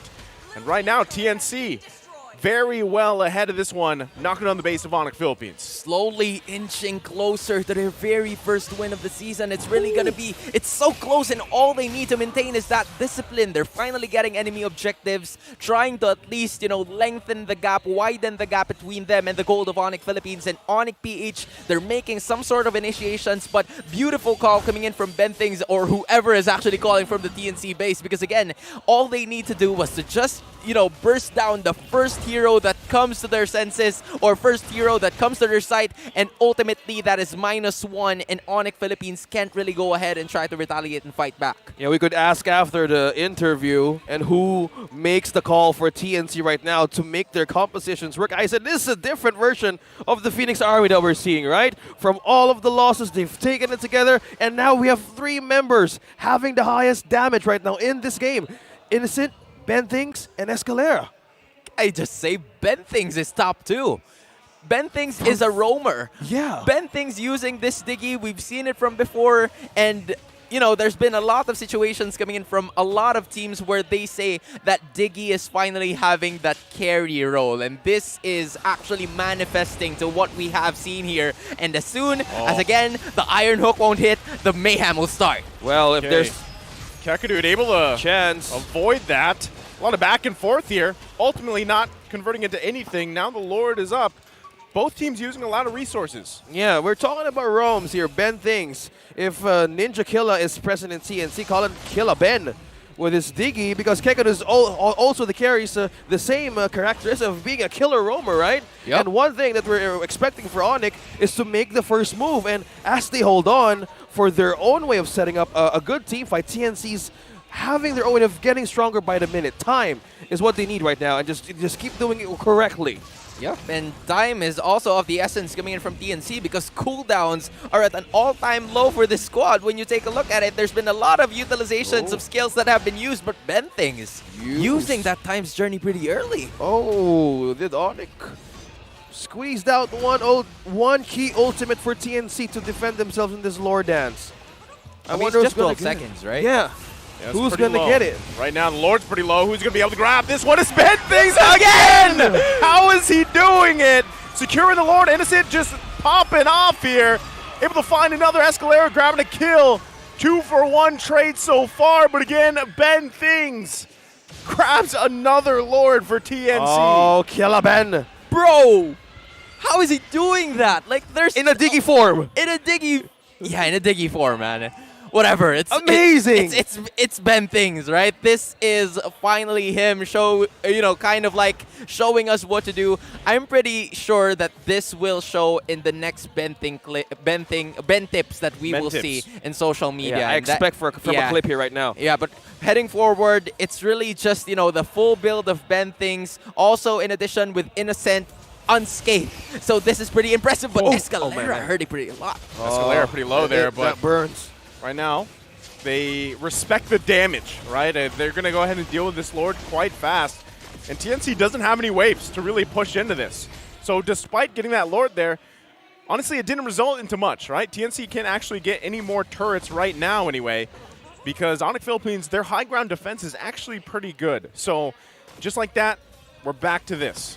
Okay, let's talk about the comeback potential of ONIC Philippines right now. It's still not out of the equation right now, Sona, because we have Kekadude, we have Super Fins. And from what we see, how the damage crawled the HP bars of Escalera could mean something if they keep on waiting for that perfect moment as they see. I'm glad you've mentioned that one because it's not only the depending factor that we see, but also with the wave clear. Yes, there's some similarities and differences between the lineups that we are consistently seeing from them, but look at the damage to Nets. Okay, they push Nets back here. Cram going in with Black Dragon form, but Innocent again finding a kill here. 6-0-5, unleashing. Looking for Ryota if they can be able to find him. They get the knockout. Benthings with the kill.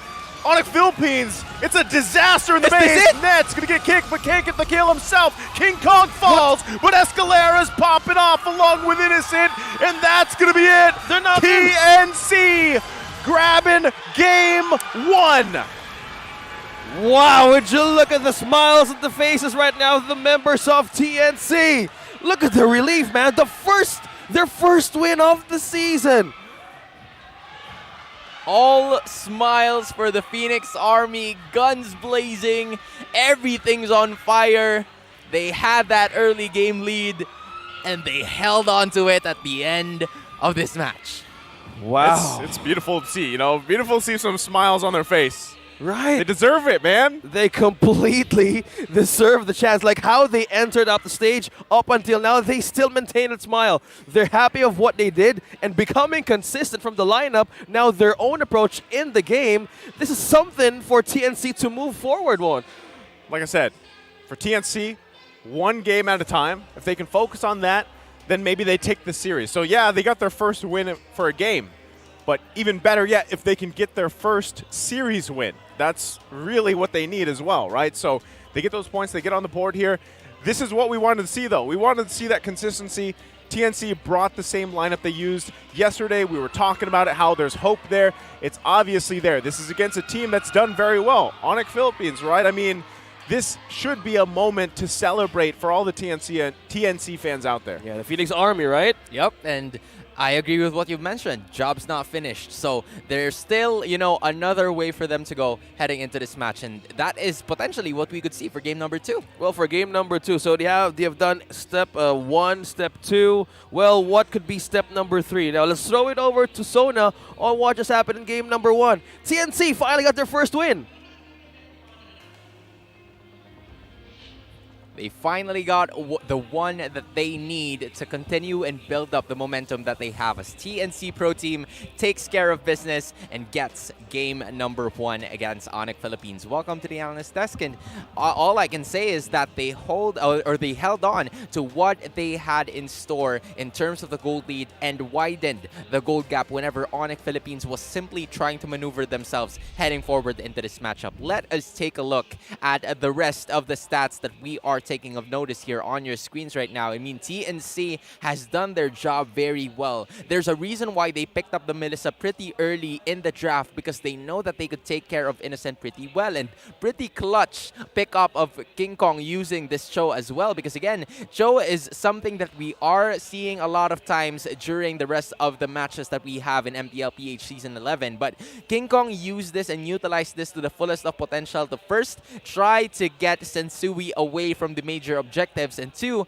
not get caught with the taunts that Sensui is trying to bring, because again, Sensui, as much as he is really using his instincts in terms of the Lord, he really didn't have a very much of a perfect game. As we take a look at the team fight participation brought about by both of the teams, there's just a lot of burst damage. I mean, there's not a lot of sustainability because there's damage taken for quite some time. 495,000 compared to only 344, but that's because of the fact that there's really not a lot of durability from the side of TNC Pro Team. So they just, doubled down on the damage, and it worked out for them. Also, mentioning the 94% that Ben Things was just really wreaking havoc for the side of ONIC Philippines. And not only that, because he also managed to take 2 crucial Lord objectives, and he is the MVP of this game with a 1, 2, and 15 KDA, a 486 gold per minute, and that kill participation was just masterful coming in from the guy.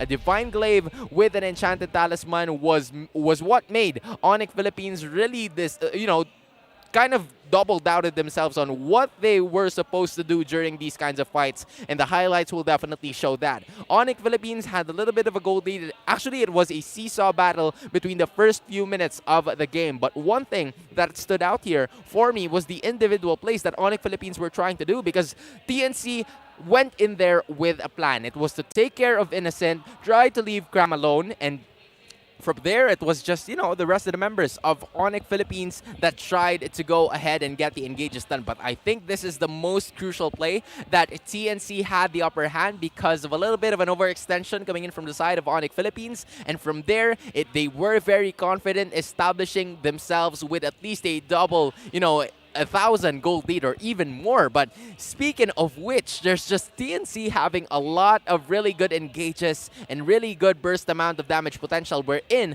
whoever is the first person who actually gets close to them is the one that will receive the burst amount of damage and will also get burnt in the process. So this is pretty good utilization of skills, also with the discipline that was displayed here by the rest of the members of TNC Pro Team, thus getting game number 1. It was courtesy of Uncle Ben that was really the best part about the, manifestations of TNC is to getting that first win. With great power indeed comes great responsibility. One game at a time, says Nice. So I believe now TNC is finally opening up the books. From Chapter 8, well, let's skip to another book. Throw it away. Make another one. And how this is going for TNC is really good. I don't think, don't throw away the book. You don't have to throw it away. Start with the foundations like we talked about. Bro, save trees. Build upon that book, right? Because this is what I think is important, is the fact that King Kong, again, had an amazing game. This is something that we actually talked about yesterday, too. I think he was playing the Martes, if I remember right. He actually has individually good games generally. So you got to allow King Kong to do that, and this sets his team up for the rest. And now, like Sona pointed out, Ben Thinks, right? Ben Tips, Uncle Ben, whatever you want to call it. The man took two Lords with the it wasn't the bunnies. Was it the bunny skin? It was I think it was the stars. The pigeoneer. No? Yeah, I know, well, yeah. regardless, Yeah, the I man, think. Ben Things, took 2 lords with a diggy, right? Who needs a retribution when you have Ben Things, basically? So, overall, this is what we wanted to see. We were looking for consistency with TNC. They finally are having it. They're shining in all their different roles. Cram struggled a little bit, right? He was having a little bit of a hard time, but overall, as the game developed and went on, he had some really good entries with the Black Dragon form. And I True. feel like that is another key component to why they succeeded so often in their objective fights. And this allowed King Kong to just, you know, kind of be confident in actually fighting against Sunsui, who has time and time again been compared to some of even the best junglers in the league right now, right? So this has a lot to say on King Kong. Now, as we look ahead to the game next of us, can they actually sweep ONIC Philippines? That would be a hell of a morale raise for not only this team, but all the Phoenix Army out there. Yeah, plus 100 automatically. Yep. If you're a Phoenix Army, that's how you want to have that momentum going because they just keep on finding their grooves, right? ONIC Philippines and TNC. TNC importantly, right? Sona, as you've mentioned most of the on your analyst segment, they're answering the dots, correct? Yep. They're connecting it slowly and they want to have this way of a refined force up against the next match because if our concern on the first game was the Cho pick. You were mentioning like, well, the Demon Slayer, he was lacking damage. Who needs damage? I have Ben Things, and I have a Dicky.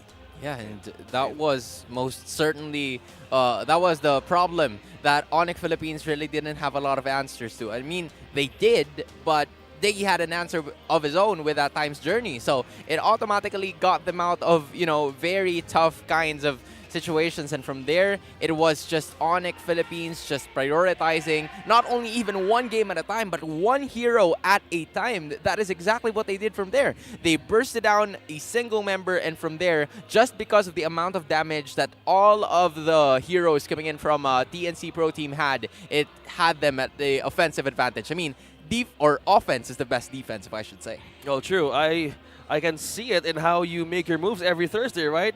Yep. That's how you do it. I see our photos.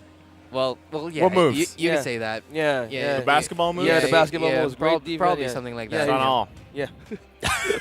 Why? I don't play basketball. I mean, really? I mean, you also got the moves. Yeah, I don't. And the height.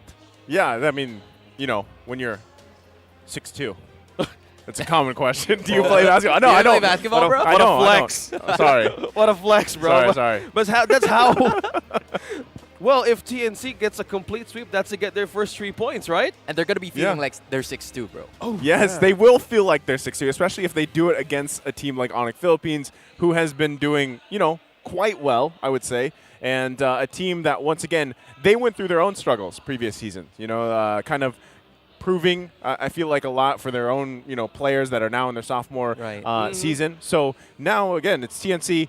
And working around that 10-man roster, if they settle on this, then great for them.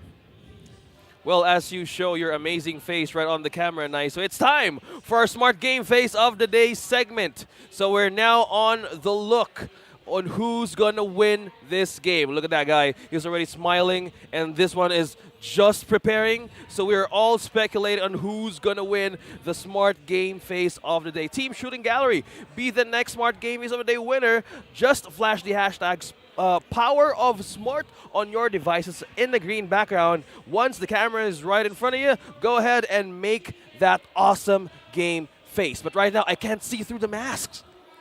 Well, they're making faces, man. Yeah. Yeah, I'm waiting for that printed face. Yeah. Oh, there it is. Yeah, that's it. There it is. That's it. Okay. That's how you make the game face of the day. Very creative as well. Not just plain green. Someone's chatting him. Oh. And he say, I can see on TV. Yo, chat later, yo. Yeah. Oh, no! We always get to visit. I mean, that They're face always right there. graced, right? Yeah. I mean, why do they even look for the game face of the day if there's already one? You know what it standing is in the about other? Butters, man. They have Butters, we have Naisu. You know what I'm envious about Butters? Right. Those flowing locks. I know, right? Like, Butter, I don't know what it is. I don't know what shampoo Butters uses, but his hair is on a different level, man. And every time I see him put his hands through his hair, I'm just like, man, it's on all. Yeah, bro went it's to a natural, Boracay, right? bro. Like how he just does his hair like an anime slow-mo feel. Man. Yeah. Yeah, do you see those episodes, right? Yeah, It dude. happens every time when you look at Butters. Yeah, I mean, I thought I was looking at Aaron Yeager from a while ago. Oh, but, right. You know, It looked- started. Yeah, he started growing, and from ultimately saw it was just flowing, and it was cool. No, your voice sounds really familiar. Yeah, dude. I see it right on the I saw this waiting coming. screen. I saw this coming, Yeah, bro. if you heard that kind of tone, yeah, that's the guy who makes Yeah, the top dude. 5 plays Yeah. this weekend. Who would have thought that top 5 plays can be done so seductively? Yeah, it's just his own signature. And in some voiceovers back in the season, even the caster search, he's the one who does it. Yeah. Yeah, dude. I mean, I don't even know what to say. Effortless. Well, now you get to do the one, because I'm pretty sure probably a top play, at least from this series here, was, Ben Things taking 2 Lords. Yeah, I'm expecting him to do that on the next weekend. I don't know if I'm going to be the one who's going to do, the top 5 plays for this week, but, you'll see me when you see me. You'll hear me. You'll when hear you me. We'll when hear me. you. Yeah, They'll hear yeah, you. yeah. Yeah. All right. Yeah. You can't see me, right? Yeah. That's right. We'll take note of that, Soda, because right now we're going into game number 2. ONIC Philippines. Is there something wrong from the Yellow Hedgehogs? Because as I look at their draft earlier, they were just lacking how to activate their own switches, right? Yep. And one thing that, Ben Thinks and the rest of the team did was break the momentum right away. I mean, for me, when you think about it, it's just that Diggy pick that was picked up in the later portions of the game. I mean, you could have at least banned it if you were going for a lot of heroes that were reliant on crowd control, because again, you have the Lapu-Lapu, you had that Fredrin, and those heroes have a lot of taunts. And when you have that Diggy, it just eliminates the threat of all of that. So when you have those kinds of heroes in your arsenal, maybe, take out the Diggy while you still have the chance, because it will really pose a lot of problems heading forward into this match, because again, you have the Beatrix, you have the Eve, so technically you have a lot of wave clear and a decent amount of damage as well. So heading forward, ONIC Philippines probably just needs to, take the Diggy out. Like Respect ban? Yeah. Think about it. If for some reason ONIC Philippines was like, you know what, we don't want to deal with the Diggy, think how many times they would actually converted kills, because there was multiple times or instances when Kekadu landed the Iron Hook, and then the shot from Nets actually was there, right? Right. So, but a lot of the times they utilize that, but every single time that they hooked someone, it seemed to be Ben Things, which then he just ended up using the Times Journey to get out of it, and they disengaged, right? And they knew by that time they could follow up with something themselves. And we actually saw that, right? Where I think you pointed it out in the highlights there from the previous game, where TNC had a pretty good lead. Mm-hmm. ONIC Philippines got rid of that lead, Yep. and then TNC got it back. So and I think that goes back to the keys to victory, right? Disrupt that pacing, disrupt that pretty much momentum for both teams. So now that could be solved. Hey, just take out the Diggy for one. And the other thing is, do they swap sides on top of it? It's actually pretty funny because, they disrupted each other. And you finally got your answer. Oh, yeah. Right? Like, what does it look happens- like? Yeah, what does it look like? You It asked looks for like a world that, right? with a Cho, jungle. Yep.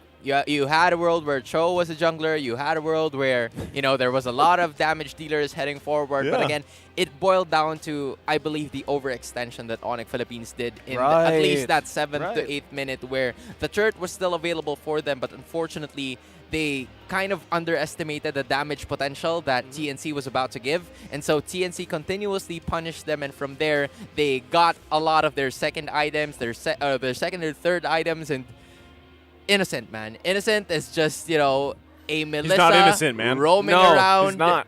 He knows a lot of You know, things. Innocent's Yeah, not bro. innocent. He just unleashes. He's a big boy now. Yeah. Yeah, don't give him the Melissa, maybe. Yeah, dude. Maybe. Yeah. So they have, if I'm ONIC Philippines right now, I'm worried about banning out the Diggy or taking the Melissa for myself. Yeah. That's one thing that gave them pain in game number 1. So since ONIC right now is onto the blue side, they have upper hand on what are they going to get on the first pick. And looking forward at the sides here for both of the teams, it seems like it's somewhat a little similar, but the Kadita and the Fanny is still going to be banned out here for the side of ONIC Philippines. They still have the very first pick, so the question is, will the Fridrin be opened up once again by the side of TNC Pro Team? Because again, it seems like they have the answers to, the Fredrin question by just having that burst amount of damage. Because as tanky as Fredrin is, there's really not a lot of mobility that, Fredrin imposes. So it might just be another route that TNC could could potentially go to, which is why they're going to be banning things out. But there you go. Diggy's finally out of the equation. Okay, that's the respec from ONIC Philippines. Now what's open here is the Melissa. But they Farsa take the picked up, though. Farsa. Oh, Interesting. Okay. Do we see them just grab the Melissa right now? Or the Fredrin, maybe. Maybe Melissa Fredrin? Could this be a wise decision for the TNC, Zona? I mean, when you think about it, Farsa has been, a pain in the neck for the side of ONIC Philippines in the very first game because aside from the ticking time bombs that, Uncle Ben or Killa Ben has been giving here for the rest of the members of ONIC Philippines, it was also the Farsa that was giving Eve a harder time. So with the extra mobility that Farsa will continue to impose here with the Wings by Wings, it will really be detrimental to the team's success. But for now, Claude is going to be the choice here, and Fredrin as well. So again, another set of new heroes are going to be brought about here by the rest of the members of TNC Pro Team. They had the Melissa from game number 1, but this time, let's try to change things up a bit and pick up Claude and Dexter. Okay. Okay, a different way for TNC to approach this game number 2. So they're letting loose the Melissa together with the Farsa. Yep. I don't want that combo, but okay, if they're ready to answer this with Claude, well, then so be it. Yeah, I can see them taking up the Melissa here, right, in this first phase if they really want to go that route. And also maybe securing themselves an XP lane pick, to go ahead and give in the hands of Ryota. You have a lot of options here still available to you on the table as we get a preview. Looks like it's going to be the carry, though. Carry Lolita. There so we they go. with neither. And carry is interesting, right, because still, we've seen that work really well. We've seen it struggle. But usually, paired with a Lolita, has a much better time. Yeah, works wonders if you have a Lolita. And given the situation that TNC or ONIC Philippines is trying to impose now, we've seen Ben things from game number 1 being the Diggy just taking care of Innocent up top. So now, for the other side, ONIC Philippines is planning to do the same. I was actually very concerned in terms of the damage output that Carry is going to be giving up in the early portions of the game, but Farsa could potentially just, have that under control. So now, with the Diggy finally banned out for the rest of the members of ONIC Philippines, they could freely go ahead and set things up for the rest of the members of TNC Pro Team. But for the final pick here, it could possibly be I was about to say Faramis, but again, the Valentina could be picked up here once again for the side of TNC Pro Team, and it's going to the hands of Escalera, so he's also going to have a feathered airstrike of his own. Yeah, this answers the one thing that we're trying to talk about. You let go of the Farsa. Oh, don't forget, the Valentina is still open. So this answers a lot of ways that they can burst down carry, especially the goal of the keys to victory is probably break down momentum, break down something that they can not go for their goals here. So maybe that's the way. Actually, going back to the keys to victory, right? The first point, I believe there, or the second, was to give Super Friends an advantage in terms of the mid lane matchup. And that is exactly what ONIC Philippines did, which is why they prioritized the Farsa in the early portions of the game. But when we're talking about at some point, does it really work to pick up the Farsa that early? That might be the choice that they're going to make here, because they would really want to give Super Friends that type of mage carry that could potentially lead them to the victory heading forward. That's a good point, Sona. I believe, yeah, it might be early, and most of the teams, they either go for a Fredrin or the Valentina. Maybe ONIC Philippines is squeezing out something out for TNC as they still don't have that jungler. They're trying to trim down the choices of Sensui, the Karina. So will they go for that another ban for another jungler? They could. There's an option there, but we've seen Sensui really develop as a jungler, so his hero pool, he's got a lot of options, right? Even looking at the head-to-head here, Kekadut and Ben Things, honestly, it's somewhat even, right? I mean, look at the stats alone. Very even between the two, and which is also surprising because Kekadut specifically, especially early on in the season, I feel like he's had to check himself a little bit, especially when he plays Ruby, because a lot of the times he likes to play that aggressive roam style.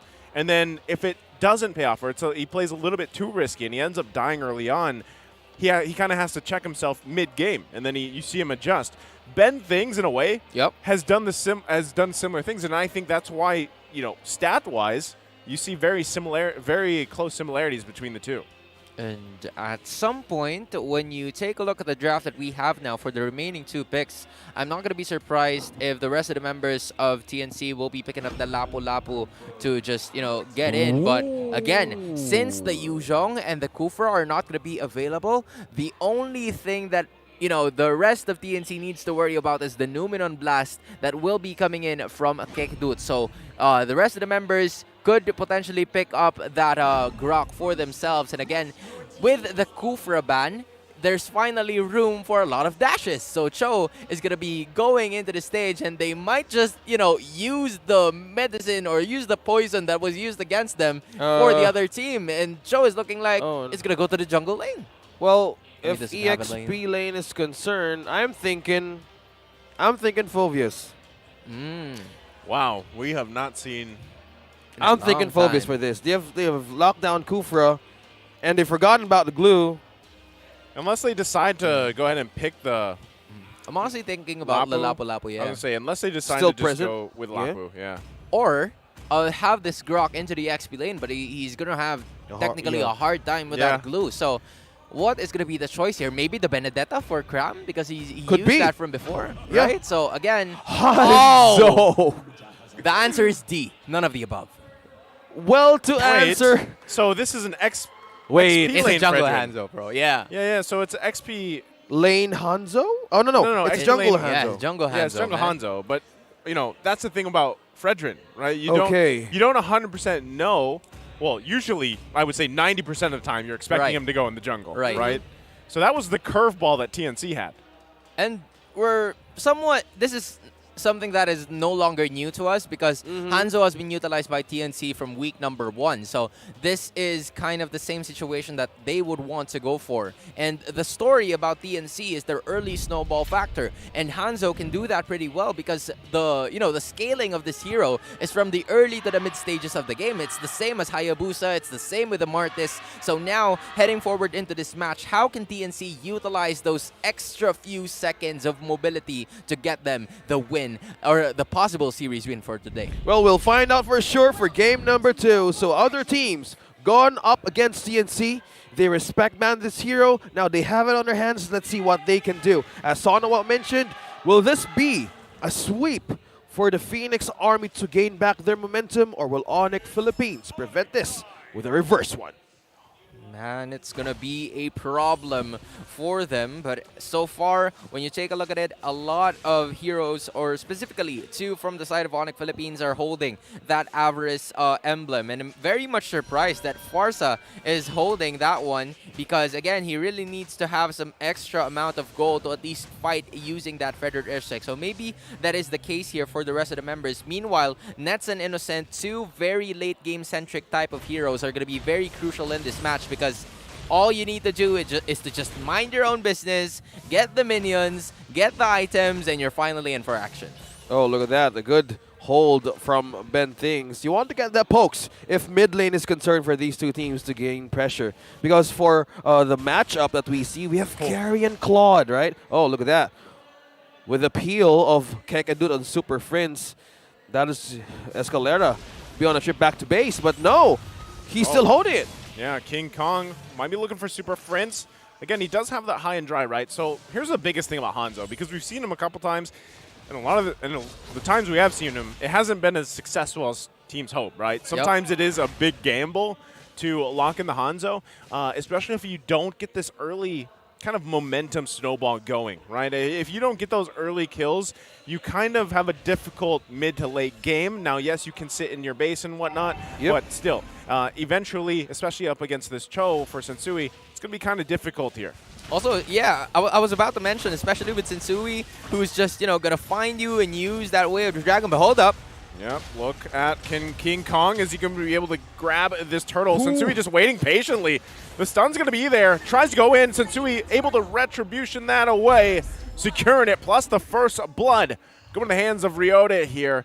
ONIC Philippines off to a good start. in the game. Good delay and pull, though. He managed to hold Cram at bay on the first take of the turtle, and knowing that Cram could aid in taking that first objective, that's just one way of keeping an eye on the possible threat early game, so that you've mentioned. Eliminating the sustaining factor for the side of TNC has been the good first step heading forward for ONIC Philippines, but Nets getting a lot of damage here. King Kong, can he get the kill with the Kinjutsu? Okay, it goes to the hands of Innocent, but that's a nice setup already there.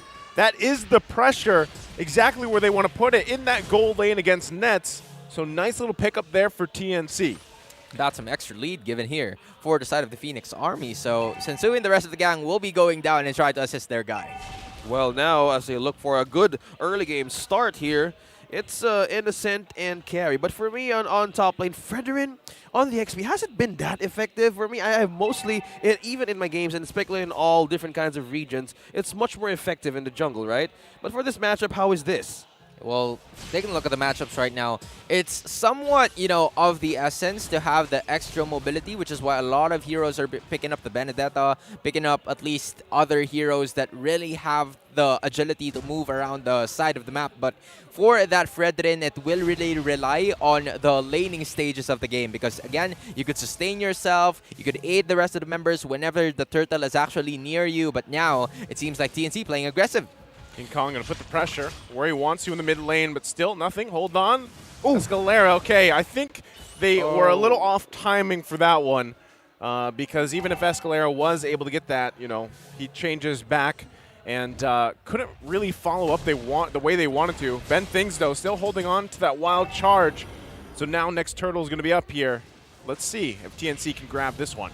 They would want to have that setup from Kekadut, right? And you want to hold things in place. You want Sensui, you want Super Friends to hold that position when you can actually penetrate their back line. So I see that's a double steal if they keep doing it. If TNC right now wants to see a good way of penetrating ONIC Philippines defense, that's a good way to go.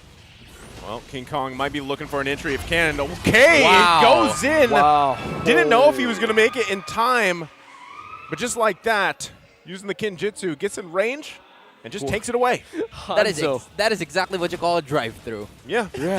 That was just, him taking his goods and running away like nothing happened. It was, again, the agility for TNC that made sure that they were able to take that, that objective and got them the lead back. So again, for the very first 5 minutes of our matchup, this is similar to game number 1, pretty much a seesaw battle that we are seeing. Just take a look at the instant replay brought about, right? There was a significant amount of distance where King Kong was unreachable by the rest of the members of ONIC Philippines, and from there's nothing that they could do. TNC now with the lead. Thank you so much, Infinix, for capturing that perfect moment.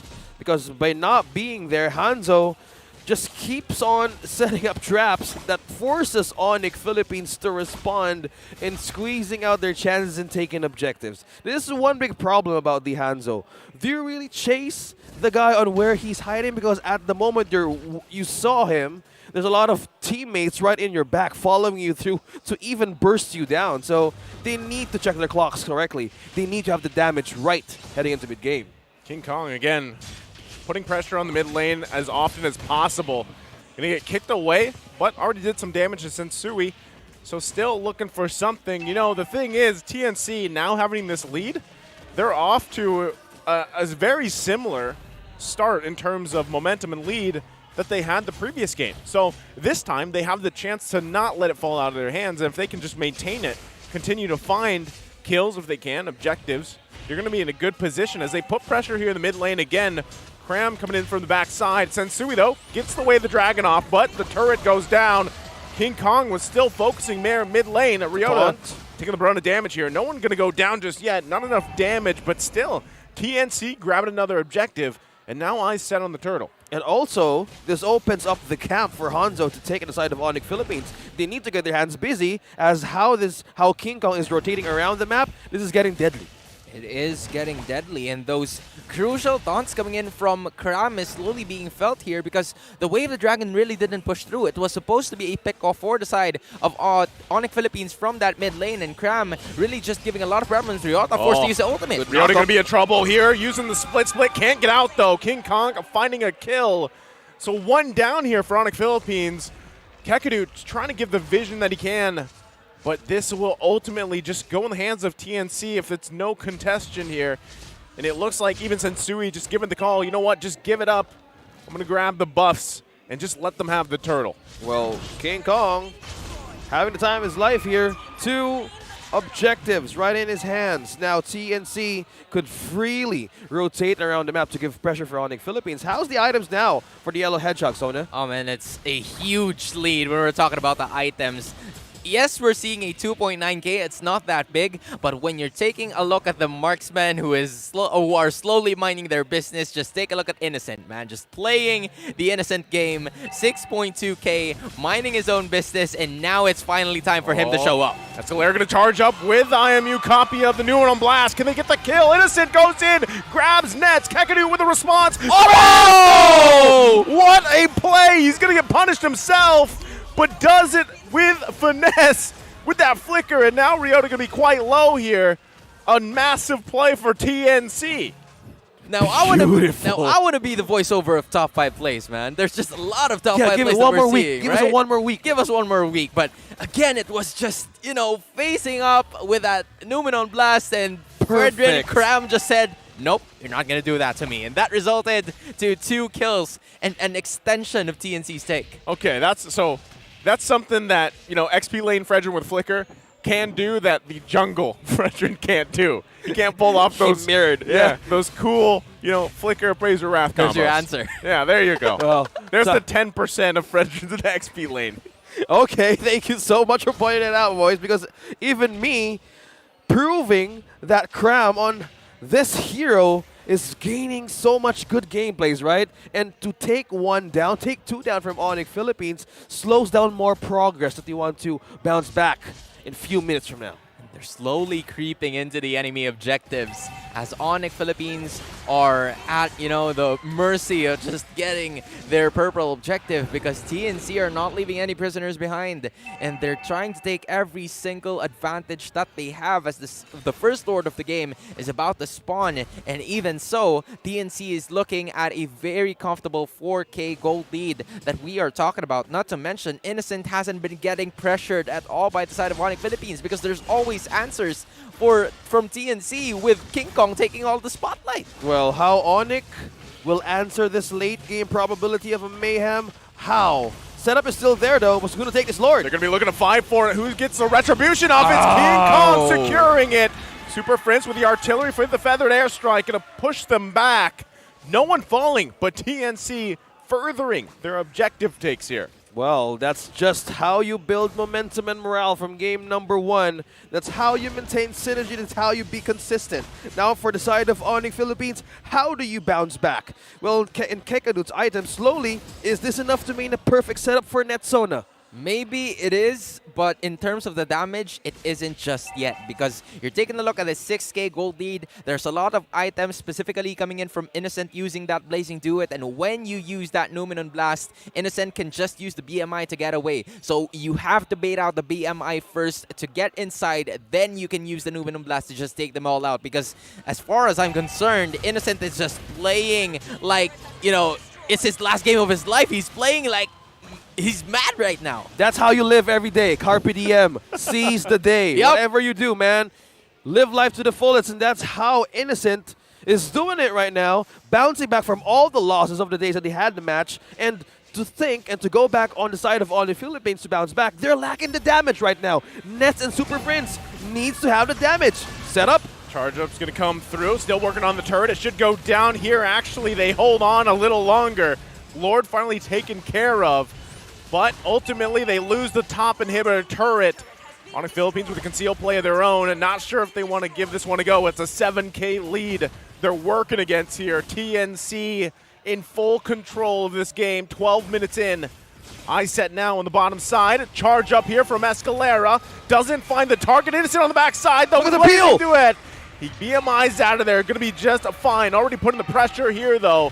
The chase down. Ryota trying to zone the members out he can, but nothing results out of it. As we've said, right? Just force him out to use the BMI, and then from there, they could just, they will just retreat as soon as they see Innocent at, 10% health, and it's slowly becoming problems for TNC now to just how could they go ahead and finish this game off? But again, they're sitting at a very comfortable 7.6k gold lead. So time is in their hands, but time is also of the essence for the side of ONIC Philippines, because the longer that this game goes, the carry will start to become online. So that is something that TNC needs to worry about heading forward into this matchup, as you know, the rest of the members of TNC very comfortable where they stand. It's a very low kill scored ball game, and TNC loving this because they have the early snowball.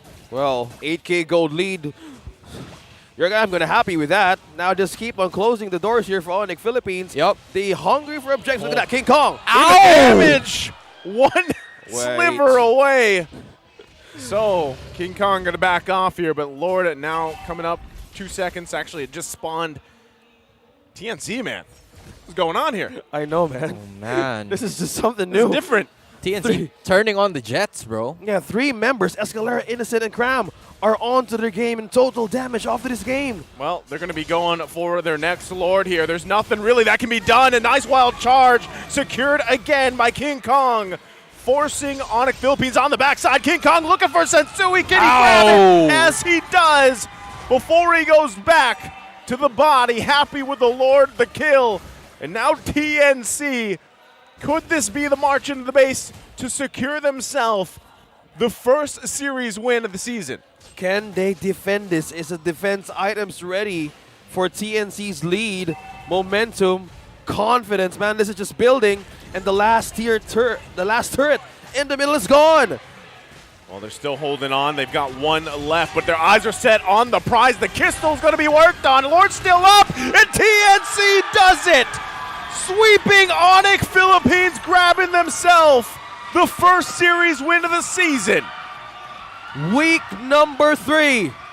They rise as one, and they just keep on learning what they have lost. Oh, this is just a purely plus 1,000 morale in this game for TNC. Rising as one for series number 1.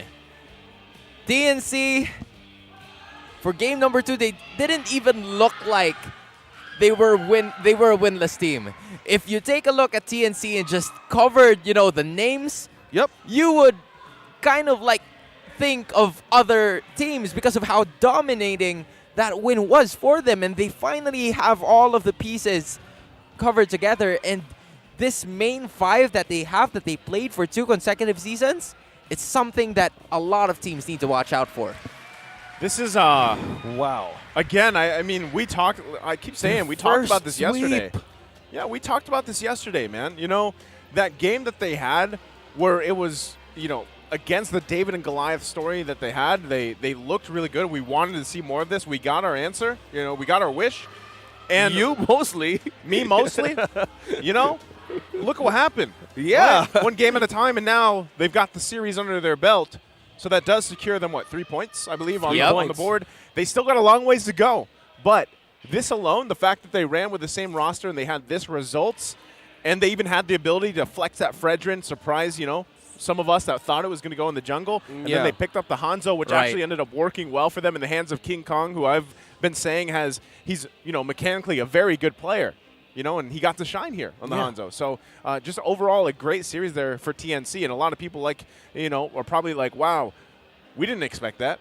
But no, nobody did. But after what we saw yesterday, there was that hope that they could get things together. And I feel like that's what we're seeing. That's what we saw there. Now, they still have distance to cover, but this is a good kind of sight for the future, hopefully. Yeah, it's just week 3. And this gives them back right where they have lost on how the season started, Sona. And maybe with this type of mindset and consistency to polish for the next days of MPL Philippines, well, there's one thing that we can expect for TNC to perform. Performance is really, masterful coming in from the Phoenix Army, if I should say. And it really was something that, we were expecting from them. Like, when is the win going to start showing? Where is the fight starting for the side of the Phoenix Army? And this right here is that moment for them. And you saw it, the aggressiveness, you saw the spirit coming in from these guys. And now that they finally have their very first win of the season, sweep. And a sweep at Against that, ONIC. too. Wow. Against ONIC, who has really been doing pretty well this season. I mean, there's no words. I'm just very impressed. Yeah, even doubted that Fredrin pick right now. So I just can't contain the energy right now of the crowd. Now let's throw it over to Maro together with TNC rising from their game. Finally, TNC Pro back to their winning ways and a statement game with a sweep. Congratulations. Okay, I just really want to focus on today's win. Talagang napasaya nyo ang crowd. I don't know if you guys can hear it on screen, pero the entire time, people were screaming TNC, TNC. How is it now getting your first win of the season at sweep pa yung nagawa nyo? Malaking tulong po para sa team, para mas umabot pa yung confidence namin. Speaking of that, Bentings, nung mga... wow, grabe sila. Yung mga series na natatalo kayo, when you go home, how was that like for the team? And paano nyo nilagpasan yon mentally na in terms of confidence? How were you able to lift each other up? How was the experience? Unang-una po yun sa management and coaches po. Hindi po nila kami pinapabayaan. Lagi lang po kami minomotivate. Tsaka kami pong mga kumbaga, veteran na sa TNC. Napagdaanan namin to, mas binubos namin yung mga kampi namin na wag sila madown. Ikaw ba pinaka-vocal sa tingin mo sa buong koponan? Hindi po, si King Kong. Si King Kong! King Kong, ikaw naman. Okay. Ikaw daw pinaka-vocal eh. So, yung mga days na down yung team mo, how were you lifting them up? Bali yung ginagawa po namin, syempre hindi naman namin masyadong dinadamdam yung mga talo namin kasi madami pang games. Tas may isang linggo din kada series bago makapaglaro. So makapag-practice kami ganun. So kada practice namin, nagtatry ng ibang strategy na sa tingin namin gagana sa next series namin. Tas enjoy lang lagi kahit ganun. Basta wag namin kakalimutan na kailangan namin mag-practice kasi madami kaming hahabulin ngayon. Oh, kamusta ngayon? Sweep? Masaya po, pero pag-uwi, syempre, back to normal kasi ang dami pa naming games na kailangan panalunin. Speaking of that, marami pa yung kailangan panalunan. Coach Dale, we're wondering, bakit kayo palit ng lineup? Kumbaga, para lang kami nagluto ng adobo, hinahanap namin yung pinakatamang timpla, pinakamasarap na timpla. Yung first 5 nyo ngayon na pinakita nyo, ito na ba yung timplahan ng TNC? Let's see. Let's see. Oh, eto naman. Sige, naghahanap tayo ng bagong timpla. Escalera, you went from Rome to mid. Eto na ba yung magiging role mo for the rest of the season? Na bakit? Why the switch? Hindi ko na rin po alam kung anong role ka Kasi, basta piniprepare ko lang yung sarili ko sa kung ano iba to sa akin ng mga coaching staff. Dapat parang para sa akin, pag pro player ka, dapat lahat ng ibabato sa'yo ng mga management o coaching staff, dapat ready ka dun. That's right. Coach, ikaw ba makakasagot bakit he went from Rome to mid? Anong nakita mo sa kanya? Siguro parang part lang yun ng namin, ng pag-explore namin sa lineup namin. Yung mga ganun. And right now, by the way, nakalimutan ko sabihin, ang galing mo mag-digi Ang galing. Okay, ano ang mensahe mo sa lahat ng fans na talagang todo suporta kahit anong mangyari? And right now, they're screaming over there. Enjoy!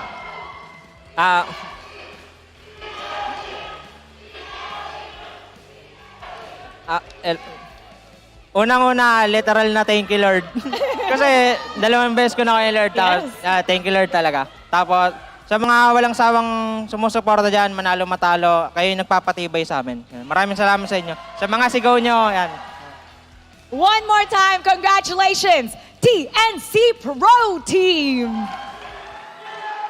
You may now take your bow and go ahead. Walk to the crowd.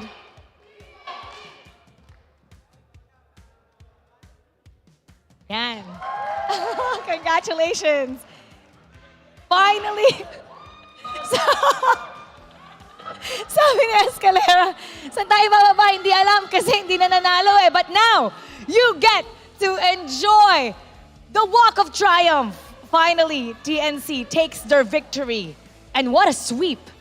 Himayan natin ang ganap sa laban na yan. Balikan natin ang ating casters. Pasok. Thank you so much, Mara. Whatever you call it, a dough buff, not being complacent, TNC manages to pull through everything with all the challenge and all the potholes that they encountered with their very own jeepney. They just went through the roads. And that's how you do it. Their own jeepney. Yeah, their jeepney. They swept through it. No matter how rocky that road is. And I'm just happy how the fans are just completely supporting them up until this day. Who would have thought, man? Who would have thought that they would have their backs against the wall from how many days? Now they're finally facing up, smile again with confidence. This is just something for TNC to really be happy for. I'm personally be happy to see the Phoenix Army one smile again.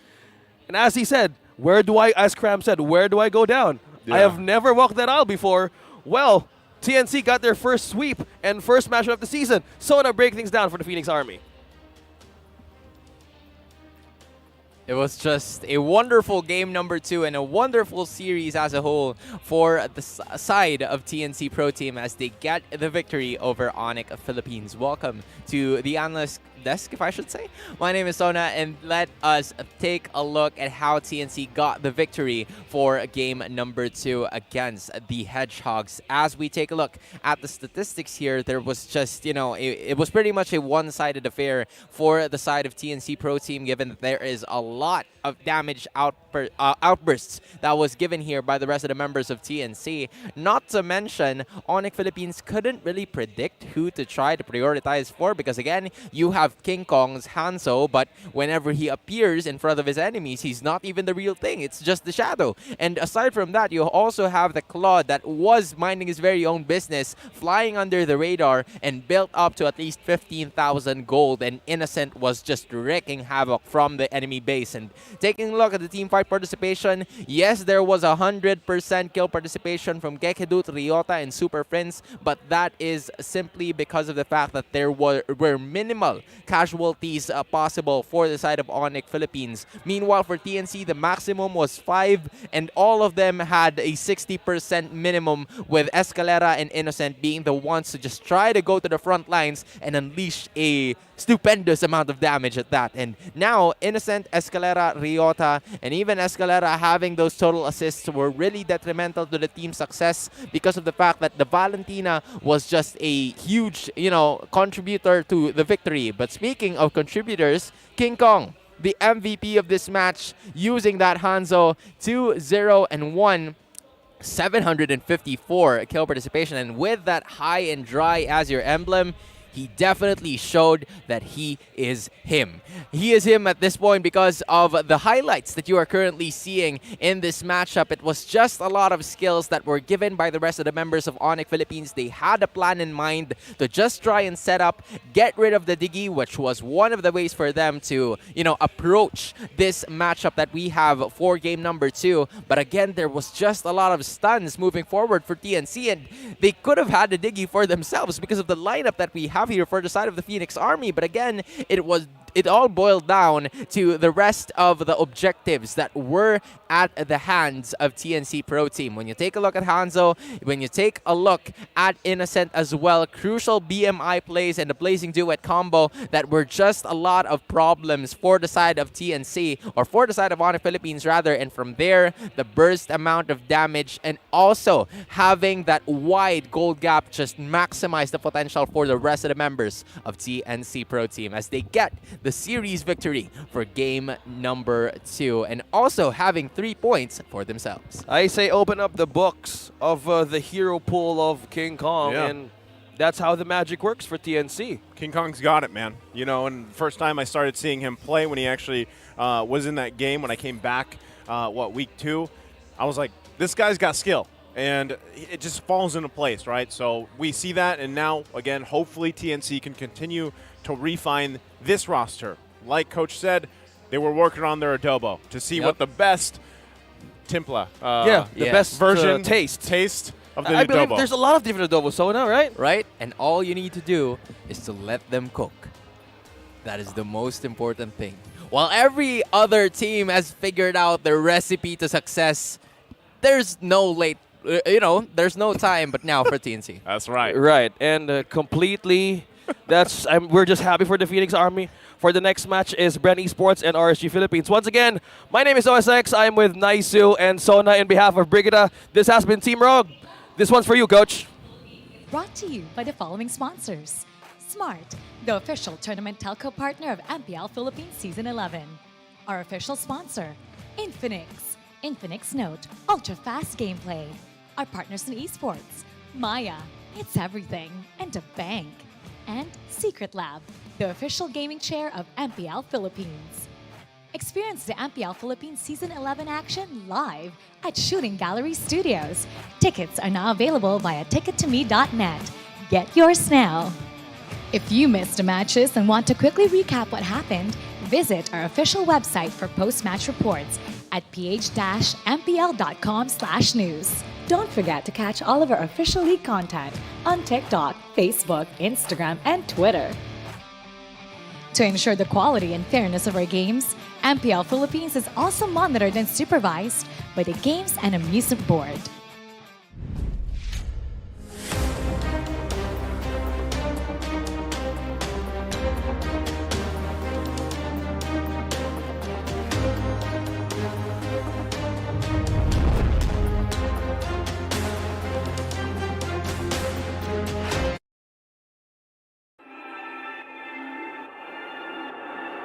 Lahat ng manlalaro, lahat ng teams ngayon ay gustong isemento ang kanilang mga sarili sa kasaysayan ng Mobile Legends sa Pilipinas at talagang uhaw na uhaw para matawag na pinakamalakas sa buong mundo.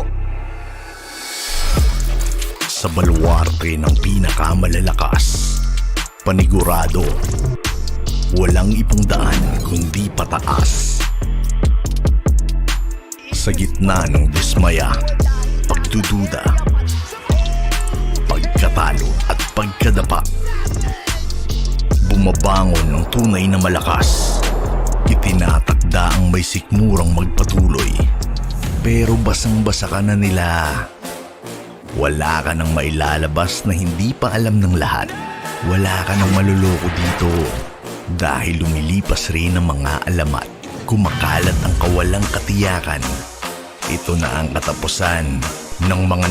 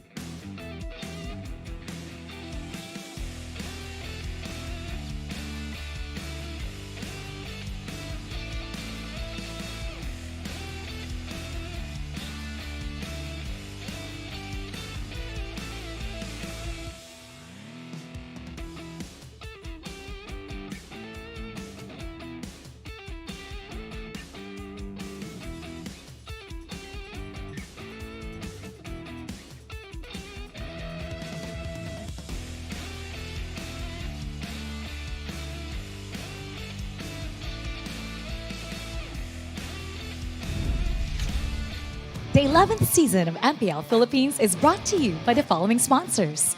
Smart, the official tournament telco partner of MPL Philippines Season 11. Our official sponsor, Infinix. Infinix Note, ultra-fast gameplay. Our partners in esports, Maya, it's everything, and a bank. And Secret Lab, the official gaming chair of MPL Philippines. Experience the MPL Philippines Season 11 action live at Shooting Gallery Studios. Tickets are now available via tickettome.net. Get yours now. If you missed the matches and want to quickly recap what happened, visit our official website for post-match reports at ph-mpl.com/news. Don't forget to catch all of our official league content on TikTok, Facebook, Instagram, and Twitter. To ensure the quality and fairness of our games, MPL Philippines is also monitored and supervised by the Games and Amusement Board.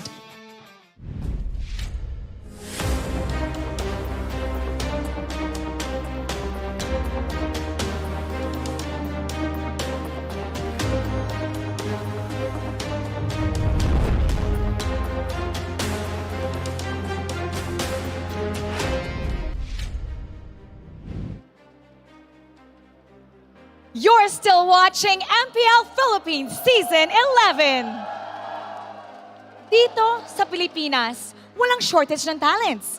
Walang humihina. Palakas lang kasi sila ng palakas. Ngayon naman, maghaharap ang dalawang pinakamalakas na Melissa players ng ating liga. We have Super Marco, Season 10's gold laner of the season, going up against Emin, the reigning MSC MVP. Mapuputol na kaya ng RSG Slate Philippines ang win streak ng Bren Esports? Yan ang ating aalamin. Let's do it! Casters, pasok! One, an international champion. The other, an Olympic competitor.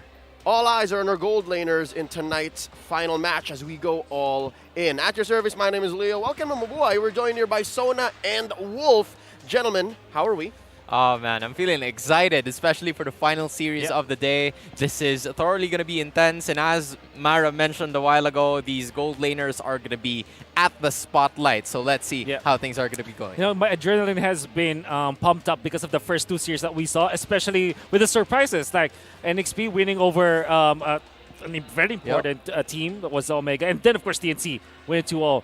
And I just can't wait for this surprise because Bren versus RSG, I'm sure that it will be very close. Yeah, if anything, this should be the match that goes all three games. Given how hot both these teams are, again, RSG Slate Philippines have gone through what would some say a re-roster of a century. They have scored themselves an amazing jungler in H2O, and they just reconfigured a lot of what works for them. Yep, but at the same time, these are also the two teams that are at the upper half of our standings as we take a look at Bren Esports and RSG. One that has made, you know, some changes with their roster, but speaking of Bren Esports, these are the guys that stuck with the same group of players that they've had, especially from Season 9. So you already know that the chemistry is developed, the instinct is there, but at the same time, RSG, as the longer that the season goes, it seems like they also have it under control. And they have seasoned coaching staff as well. Like looking at Bren Esports, of course, Ducky was already there. Now the Southeast Asian Games coach, and has always been part of the professional scene. He's a veteran for sure. That's also true with Coach Panda.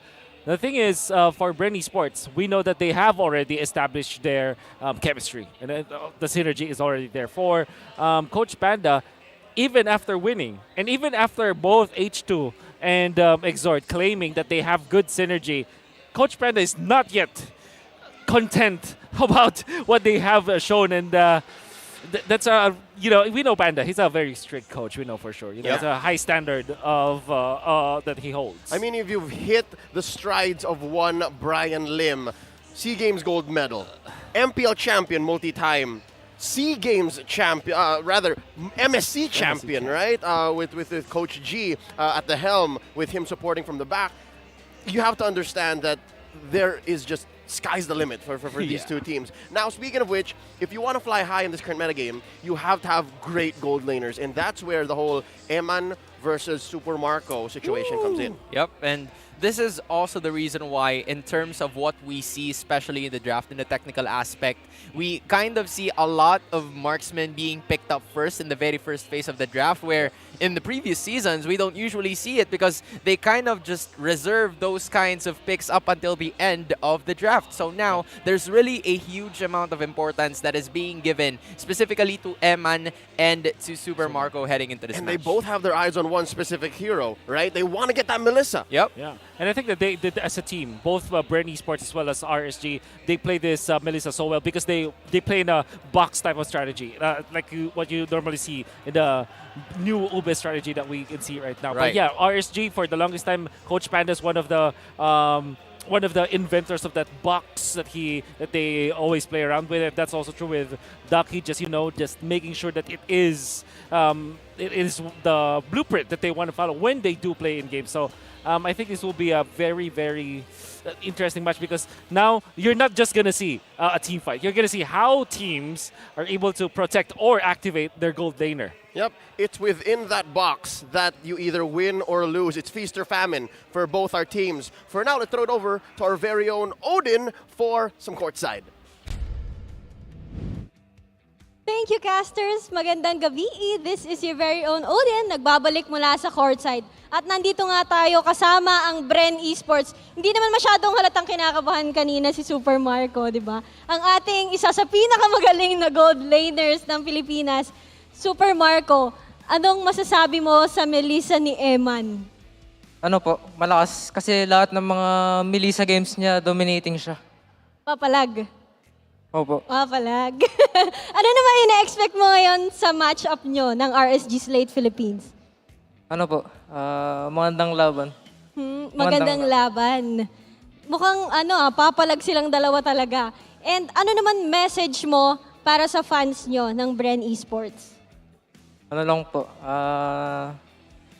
patuloy nyo kaming supportahan hanggang dulo. Thank you, Super Marco. And alam naman natin na marami talagang supporters itong Bren Esports. Ano naman ang masasabi mo sa teammates mo? Sobrang supportive nila sa'yo dito. Kanina ka pa nila sinasabi, chest out. Gumaganon sila. Sabi ko pa sa kanila. Masasabi mo sa kanila? Ano po, galingan nila. Galingan nyo daw. Kakampi mo daw sila. Naririnig natin dito sa room ng Bren Esports na sobrang sinusuportahan nila talaga yung mga ka-team nila. Ano naman ang ine-expect mo sa mga susunod pang laban ninyo? Makikita mo ba or nararamdaman mo ba na composed kayo or talagang every game meron ka ba? Wala po, consistent po kami. Hindi daw siya kinakabahan at consistent sila. Thank you so much, Super Marco. Marami tayong dapat abangan dito sa laban ng Bren Esports versus RSG Slate PH. At malalaman natin yan with our casters.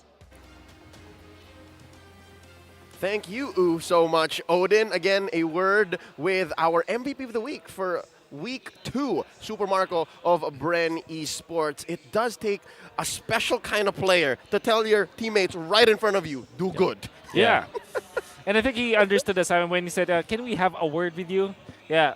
He said yes. Yes. And literally said one word all the time. But yeah, I think that he, it does not translate how confident he is when it comes to playing and him talking, right? But we know for sure that when he plays, Super Marco has already established his name as one of the best gold laners out there in just 2 seasons. And I think there's a lot of potential still for this gold laner, for this young player. From what we've seen from Super Marco, it seems like he lets his game do the talking, right? Yeah. Who knew that someone so deadly in the Land of Dawn could be, so much of a one-liner type of person? And that's how Super Marco is. And we are yet to discover, the dynamics and the dimensions of how he plays in the Land of Dawn. Sona, you're right. It's usually the quiet ones. Yep. Right? It's usually the quiet ones. And I think you could say the same for Eman. Super Marco shared That's a few true. words about Eman's Melissa or the way Eman plays in general. And he had very few words. If you switched the script, right? If you had Eman speak, I bet he'd say about the same thing. Yeah. And I think it takes a lot of courage, or at least a lot of respect, I mean, for a player to say that his matchup is very dominating when it comes to playing the Melissa. Yep. It means that he understood the assignment. It's like, normally people will just say, yeah, I think I can handle him. But he said, every Melissa game is dominating. It means that they have been watching and they know that he knows how to play this this hero. Yep, he kept it real, and I'm hoping it's that same respect that Super Marco has for Eman's hero pool and Eman's playstyle that we see here in this best of 3. Let's go ahead and welcome Bren Esports and RSG slate.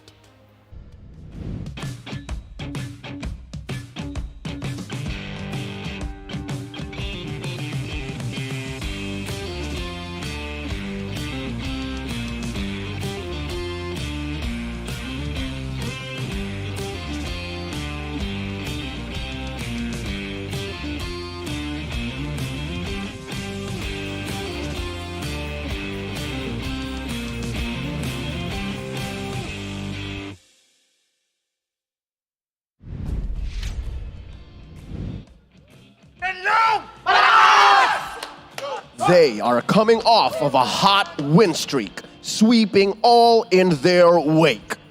Who can stop this World Championship squad?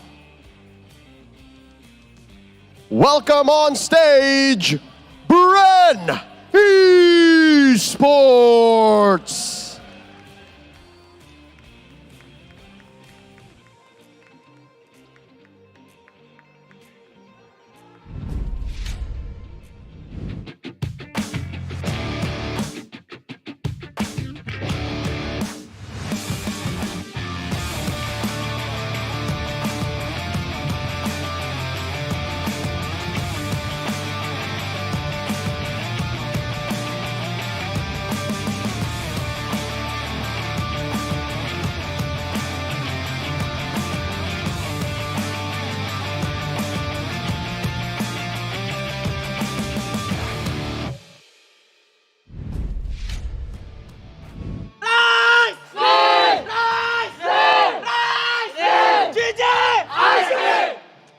The reigning Kings of Sea entered the season looking to defend their crown.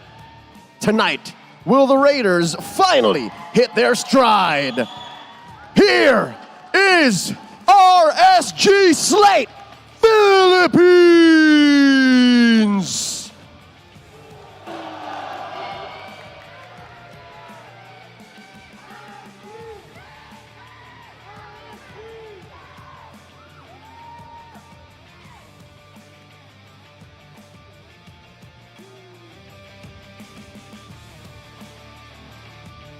And their coaches, Coach Ducky and Coach Panda.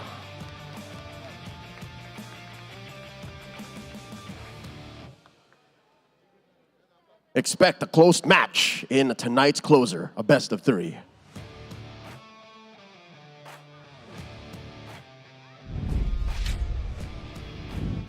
Ladies and gentlemen, here is Bren Esports. Starting lineup, they're fielding Super Marco, Kyle Teasy, Flap Teasy, Few, and Ogwin.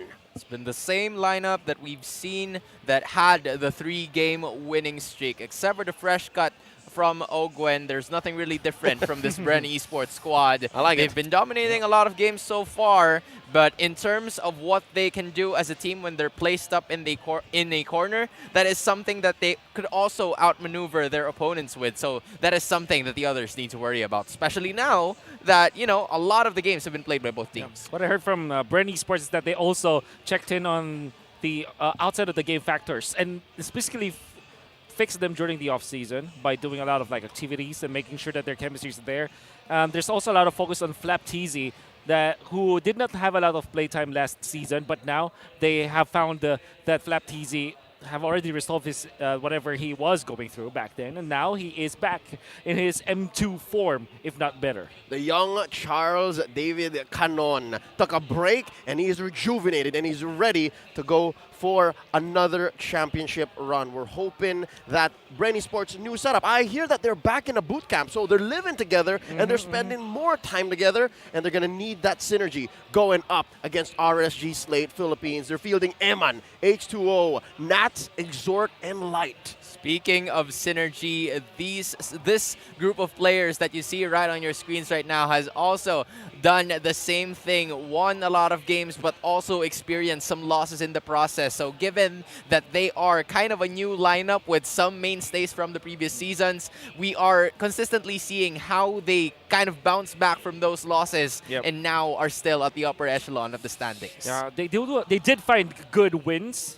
But like we said earlier, Panda is not yet content about their performance. He wants to go for more. I wonder what happened during the weekday and how they prepared for this. What we do know is that there's a lot of changes already. Like Kyle TZ picking up the Assassins, and we know that H2 will also be doing that, but not this season, not under Panda. Under Coach Panda, you have to play all those utility tanks.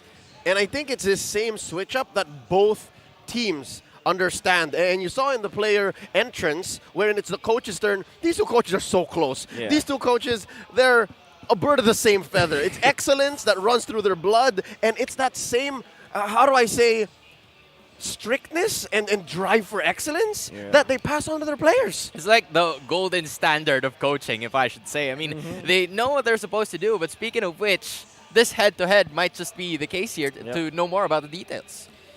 It's almost similar. Like if you're looking at kill participation, that's almost 6%. It's almost negligible. First blood ratio, 75 to 50. It's still the same across the board. We know that both teams are able, and they know what they needed to do. Like we know that they can play the Assassins on Bren Esports, and then of course utility junglers and Bren. Maybe that's a difference. But the way that the side laners play, how they activate the gold lane, how they peel for the gold laner, it's literally just same discipline across the board. We've put a lot of focus on our gold laners, on our junglers, and our roamers. But exactly what do these teams need to do to actually win? Let's throw it over to our analyst for those keys to victory.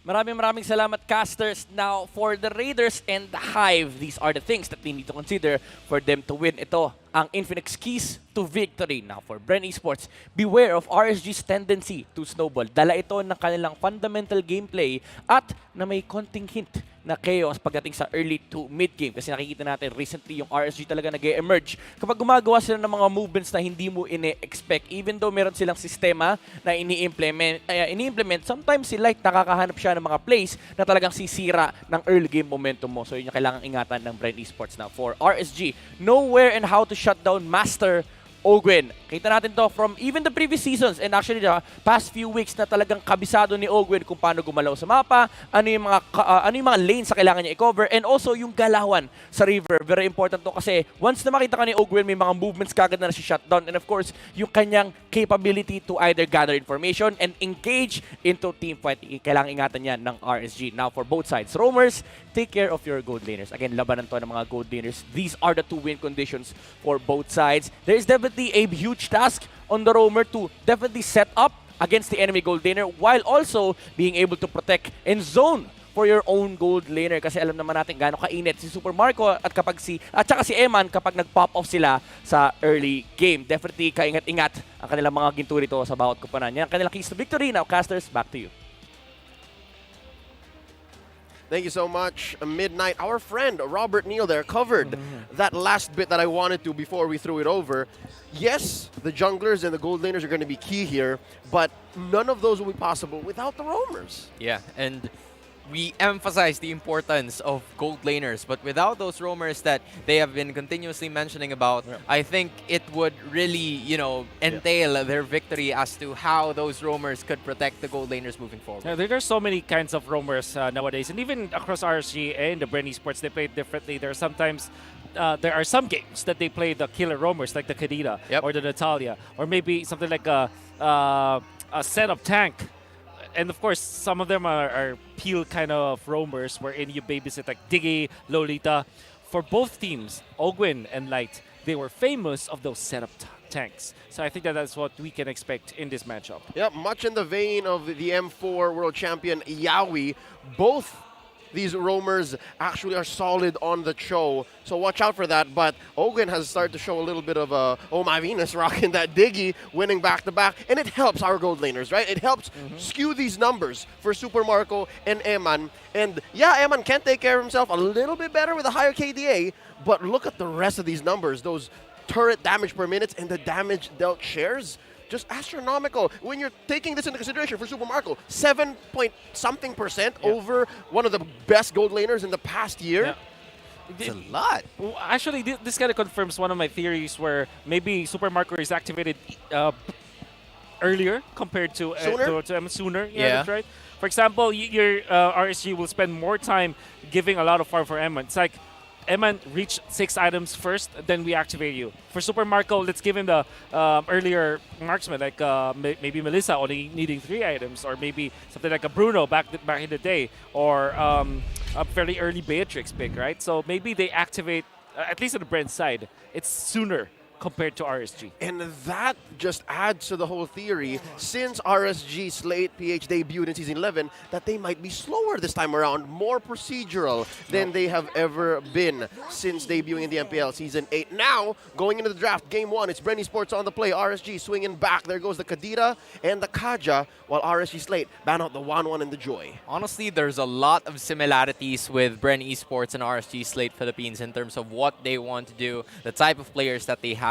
Probably the only difference that I could think of at the top of my head are the heroes that, you know, H2O and Kyle TZ has been using all throughout the season. H2O is more of the durable kind of junglers that we have been consistently seeing all throughout the season. Meanwhile, Kyle TZ has started to explore more on the assassin side, try to go with the mobility and the agility for the rest of the team. So now, with almost all of the bans for the first phase been brought up, I think there's still a lot of heroes still open for both teams. Glue and Eve. I think Bren Esports is a team that will not prioritize the Fredrin compared to other teams. Like maybe they can go Glue first, or even a Farsa. Actually, we saw that in the previous series. That's a weird priority by the teams. But I think between these two teams, it will be RSG to prioritize the Fredrin instead of Bren Esports. Yeah, I can see even a Valentina coming up first because Few has been amazing with the new Starlight skin hero for the month of March,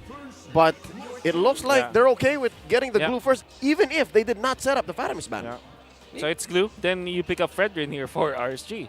Then you pair it up with something like a Farsa, then you're already okay. Or Val. Valentina, that's also Val is solid. Yeah. As much as you can, you know, give some comfortable picks for your other lanes, if the Glue is already starting to become a problem on the XP side, then it's RSG Slate is going to be fine because, again, all you need to do is to just have that decent amount of damage to take control of the durability that is going to be posed around by Bren Esports. But Bren could also go the same route because they could potentially go and get, you know, more of the heavy hitters as well rather than those that relies on defense. And instead, RSG is still going to be sticking with the same status and picking up Fredrin and the Valentina. I called it. Yeah, you did call it. Wonderfully then. Thank you. And this means that you still have access to the Eve, although would you actually pick up the Eve? You want to give it, right? Yes, because it's an ultimate. But you still have the Melissa. You don't have the Melissa, but you still have the carry. So we know that carry is also a considerable hero that is considered to be okay versus the Fredrin types of composition. Because Fredrin, you want to go in front of your opponents. Carry loves that. When he can really hit from a shorter distance. With a setup like this, I am not hesitant to say that maybe the Kufra might show up once we go to the second phase. Yeah, for sure. If RSG Slate doesn't ban it out. And there's the Carry Wolf, you mentioned it. And of course, the Faramis. So they don't mind having it being potentially stolen away by Exhort on the Valentina. But hey, at least Glue doesn't have to deal with it. That's true. And imagine the extra sustain that Bren Esports is bringing to the table here. There's also that damage coming in from Few. I mean, we're still not sure if this is going to go to the mid or the roam position because it's still flexible as it is. But Super Marco very comfortable with the hold now. They might give, RC might consider Lapu-Lapu this time. I think it's decent laning versus the Glue. But instead, they will pick up the Eman special. That's the Beatrix. So why did I say Lapu-Lapu? It's decent versus the Glue when it comes to laning. Great versus the carry in team fights. You have that -1 potential already. And with all of the swings that they can do with the Bravest Fighter, you can actually dwindle down the extra HP, extra shields that you can get from the Faramis. Yep. Even if you, let's say, get burnt yourself, it is sustainable enough that after Cult Altar has expired, you're still going, you're still swinging. Yeah. All right, now going into the second phase of banning, RSG Slate can choke out junglers. Kyle TZ doesn't have a clear pick yet. That aforementioned Kufra should be on the lookout for. Bren Esports, though, it's clear that they should take out the Lapu Lapu. Yeah, it could be a potential choice for them to at least force the other members, and there you go, right? Kufra, take it out of consideration here for the side of RSG Slate. Forget about it. Forget about it, man. Never about it. mind. Yeah. Oh, man. Both teams are very good with Kufra, so... Yeah. That's true, that's true. Not taking any risks, Light though. is solid on the Kufra. Does that mean that Cho will be the next one on the list, like after the Kufra? Oh, yeah. Well since Kufra is out of the equation, the Cho can just roam around just freely. Oh, Edith will be the ban for Bren Esports, RSG. Yeah, the Cho is already available. What are the heroes that you go up? I think the Lolita should be also a hero that both teams will consider, in fact, as they both protect the carry at the same time, kind of both protect the gold laners and also counter the gold laners. Lolita versus Beatrix, that's good. Lolita versus carry, that's also good because just because of the bulwark. So either the Cho or the Lolita here for RSG. Yeah, stock for Lolita should be much higher for RSG Slate, given how it interacts with the Cult Altar. Right, the Numenon Blast again helps with that. So if they're able to score the Lolita and the Lapu Lapu come second phase, if Bren doesn't ban it for some reason, that's a win. Yep. That's a huge win for them because not only do you get the setup, but you also have the extra mobility and the durability that will be displayed once you pick up that Lapu Lapu, which is still open, by the way, as the rest of the members of RSG Slate PH will be taking out that Atlas as well. So they're trying to force Ogwen to a pretty, different hero. I mean, he already has used a lot of heroes in his arsenal, but now they're trying to force it in. In before Diggy. In before Diggy. What if? Yeah. What if? Again, We're right? just waiting for whatever fourth pick RSG has. If it's a CC heavy hero, boom. Oh yeah, I think that RSG are actually looking for a roamer as their pick number 4. Yep. Just because of the fact that they want to keep the flexibility of the Fredrin. You don't know if it is going to be a jungle Fredrin or an X-Plane Fredrin yet. And there might just So be, there's the Lolita ban. a chance that RSG could pick up the Franco if the rest of the members of Bren would pick up the Diggy, because again, Time's Journey can't really stop the guy who lands the hooks and lands the Bloody Hunt, so at some point it could probably something that they could consider moving on. There's the Cho that can be potentially be picked. There it is. Instead, it's the Franco. It's the light special Bren Esports. Since the Atlas has been banned, the Franco will be an easy pickup. I think the Cho is still good for Bren Esports, all things considered. And there's also the threat of the Grok with the Flicker. However, you give a big ultimate to Valentina, so that maybe is the only risk. Then again, Cho is already also a good ultimate to snag. I think it's a matter of the lesser evil. Lesser evil, Pick a poison, man. So the Grok or the Cho, or maybe something safer like a Ruby for Bren Esports. Not as simple, right? Like even if you do get the I'm offended, Exort still has to play around it. Yeah. Right. So you go Martis as well to counter the Fredrin. So, well, there's the Ruby. There it is. And the Hayabusa. Okay. Carl Teasy played a solid Hayabusa yesterday. Do you play Yuzhong or Lapu Lapu here for RSG? Yuzhong deals against both the carry and the Hayabusa. For Lapu Lapu, it's carry and Faramis. Either of the two will be good for RSG. Like, the question is, who do you want to stop with this final pick that you have, right? So there's a lot of things that the rest of RSG Slate needs to consider, but either way, they still need to, fight other types of duos. As, Wolf mentioned, there's still going to be some heroes that could potentially maximize their, use of their skills heading forward into this match. Lapu is still open. Yeah, it's the simplest answer. Lapu or just Lapu or Yuzhong? Lapu is against carry and Faramis. Yuzhong is Hayabusa and carry, but instead it's Tiroth. There's a classic. Yeah, we haven't Nat special. Yeah, we haven't seen Leslie's younger brother in a while. Yeah, that's true. I mean, that's true. It's somewhat of a decent counter towards the glue because it could potentially eliminate the split, the jellies right away. But when you talk about the other members of the predictions that we have, it seems like we're all united in this one. Yep, even without the draft, it's unanimous. The MPL talents call this game black and yellow. Bren Esports, we're looking for them to take it, but with that being said, folks, there should be a poll that comes up. Go ahead and hit it before time runs out. Use Smart's Powerall 99 for 8 gigs of data. Only TikTok, only text, and free Smart Giga Arena tickets for 7 days. Load now. One more look at these two lineups. Folks, fellas, how we feeling? Ooh, okay. When it comes to lane-to-lane matchup, surely I'd say Diroth fares better than most XP laners versus the Glue. Maybe the Grok is the most supreme just because of that Grok block factor. But I think that when it comes to team fights, they might lack the damage. I don't like the Diroth when it's up against something like a Faramis composition. That's because of the fact that you expose the Diroth so much. When he goes in, does the combo, everybody survives, and now you're left open against the carry. It's very all in, especially when the rest of Bren Esports can just dip and dive out. Yeah, that's the question that needs to be answered heading forward into this match, as both of the teams are just simply trying to get the objectives done. I think there's going to be a lot of, contesting in terms of the neutral objectives that we have all over the map, because as soon as you get the snowball factors early, especially with your gold laners being the spotlight of the match that we have today, it's really going to be important who gets the early scaling just to get the position in terms of the turtle. I think that RSG will be focusing on really activating Eman this time, but in a slower pace. For Bren Esports, since they have the Faramis as well as the Ruby, they can play very active in this case. All they have to do now is to make sure that Exort will not have a good time with the Valentina. So maybe just force him to copy the Faramis ultimate and then just overpower them afterwards.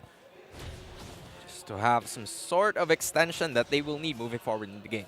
Yep, already we were seeing, at least when it comes to EXP and gold, we're at relatively deadlock. Nobody's starting with any interesting items. Look, interesting, an early steel leg plates for Super Marco. Yeah, right. They wanna really duel against their lane matchup this time. They don't want that when they get hooked, they immediately get bursted down. So they want to prevent that from happening. But then again, it's now the turtle fight, a very quiet game for both teams. Not even pokes. Not even pokes, right? They're just technically minding their own business, but I think this is where business gets minded for both of the teams, as the turtle dance is actually beginning. Turtle still deciding on who to hit as of this moment. Flap TZ, H2O being the frontliners of the squad. It's a tug of war for this tortoise. And Flap wins. Look at how far he's pulled it back. And RSG says, touche, we're going to get out of here too. Oh man, never mind. Never mind, because the buffs are already spawning. Oh! That's a start for it, as the Bloody Hunt is going to be there. But at the same time, it's Few and Flap DC still going to get out of there, as Nats and Light still in. There you go. Nats is going to be taken down with the shadow kill. The rest of the members of RSG will be going back. First blood goes to Bren. My goodness. Few is really 11 seasons and he still makes the pixel perfect plays. Goes for the flicker, pops the ultimate, so that Flap TC will be able to survive. And the fight continues once again as the rest of the members of Bren Esports will go inside and landing on the split, making the grab as well. H2O is stuck in the Lord Pit, or Turtle Pit rather, and he might try to find a way to get the escape, but not for long, as the retaliation fights back RSG with their very own kill, but it seems like the Turtle will go into the hands of Bren Esports. Good try by Nats, and of course Light just doing what he can, but Bren Esports never blinking, never leaving an opening, scoring this first turtle. I'm just in total shock of what Few did, because it's very mechanical. Like what he did was to flicker in, pop the ultimate. What happens is you survive. Flap TZ survives for a while. Yes, he gets stunned up, but the thing is he pops the ultimate and he gets some stack on so that he can actually go for the grab, so he gets more life, and then Kyle TZ just mans up again. That's again all in from the Dira. Speaking of all in though, H2O finally getting away from that fight, and it seems like these two guys have the same kind of objective that they want to focus, and they would just meet up whenever there are turtles available on the map. Yep, so far I'm expecting Bren Esports to continue this pace up until they have a solid lead. I'm looking at 2K maybe ahead, 6 or 7 minutes in, which puts them in the right timing for the first Lord of the game. Question, Wolf, what happened there? Why did Nats fall there down bottom? Like, Was that something he expected? No, definitely not. But then again, he doesn't have any armor items. He went in for magic defense first as his boots. So Kaltizi identified that and he's isolated. High and dry procs gets maximum stats, and also that was a time where you have maximum potential because you just got the turtle, right? You have a lot of boosts. You have your items up. You have the level advantage as well. Penetration will be there. And the thing with Diroth is he has to hit someone so that he will be tanky or sustainable. But, hitting a shadow, it's not going to help him. It is not going to help him indeed. The resident members of RSG are now going to be focusing their eyes on that one. But the shadow kill hurts Exort so much he has to get away from that fight. And it's because of this kind of initiation that Bren Esports tried to pursue. Nats caught by the I am offended, but he brought him back as Flap TC tries to run away, but there goes the kill. H2O runs away, and Bren Esports gets another for themselves. Bren Esports done just changed Nat's zip code. You see how far the young man went? Our Season 9 Grand Finals MVP was expecting to survive. He was sitting right behind their river wall, and then he got pulled in. From Ortigas to Makati. That's what Bren Esports did. They snag him from the middle into the middle of the city with all of those displacement tools. You have the glue grab, of course, the ultimate, the run Wolf King. And then I'm offended. I'm offended. And because of those small, mishaps that Bren Esports is forcing RSG to do, they've taken another turtle for themselves, and it really showcases on the itemizations of both teams. Yeah. Well. Bren Esports are winning everything. And we did say that when it comes to just the draft, Bren Esports are very comfortable with theirs.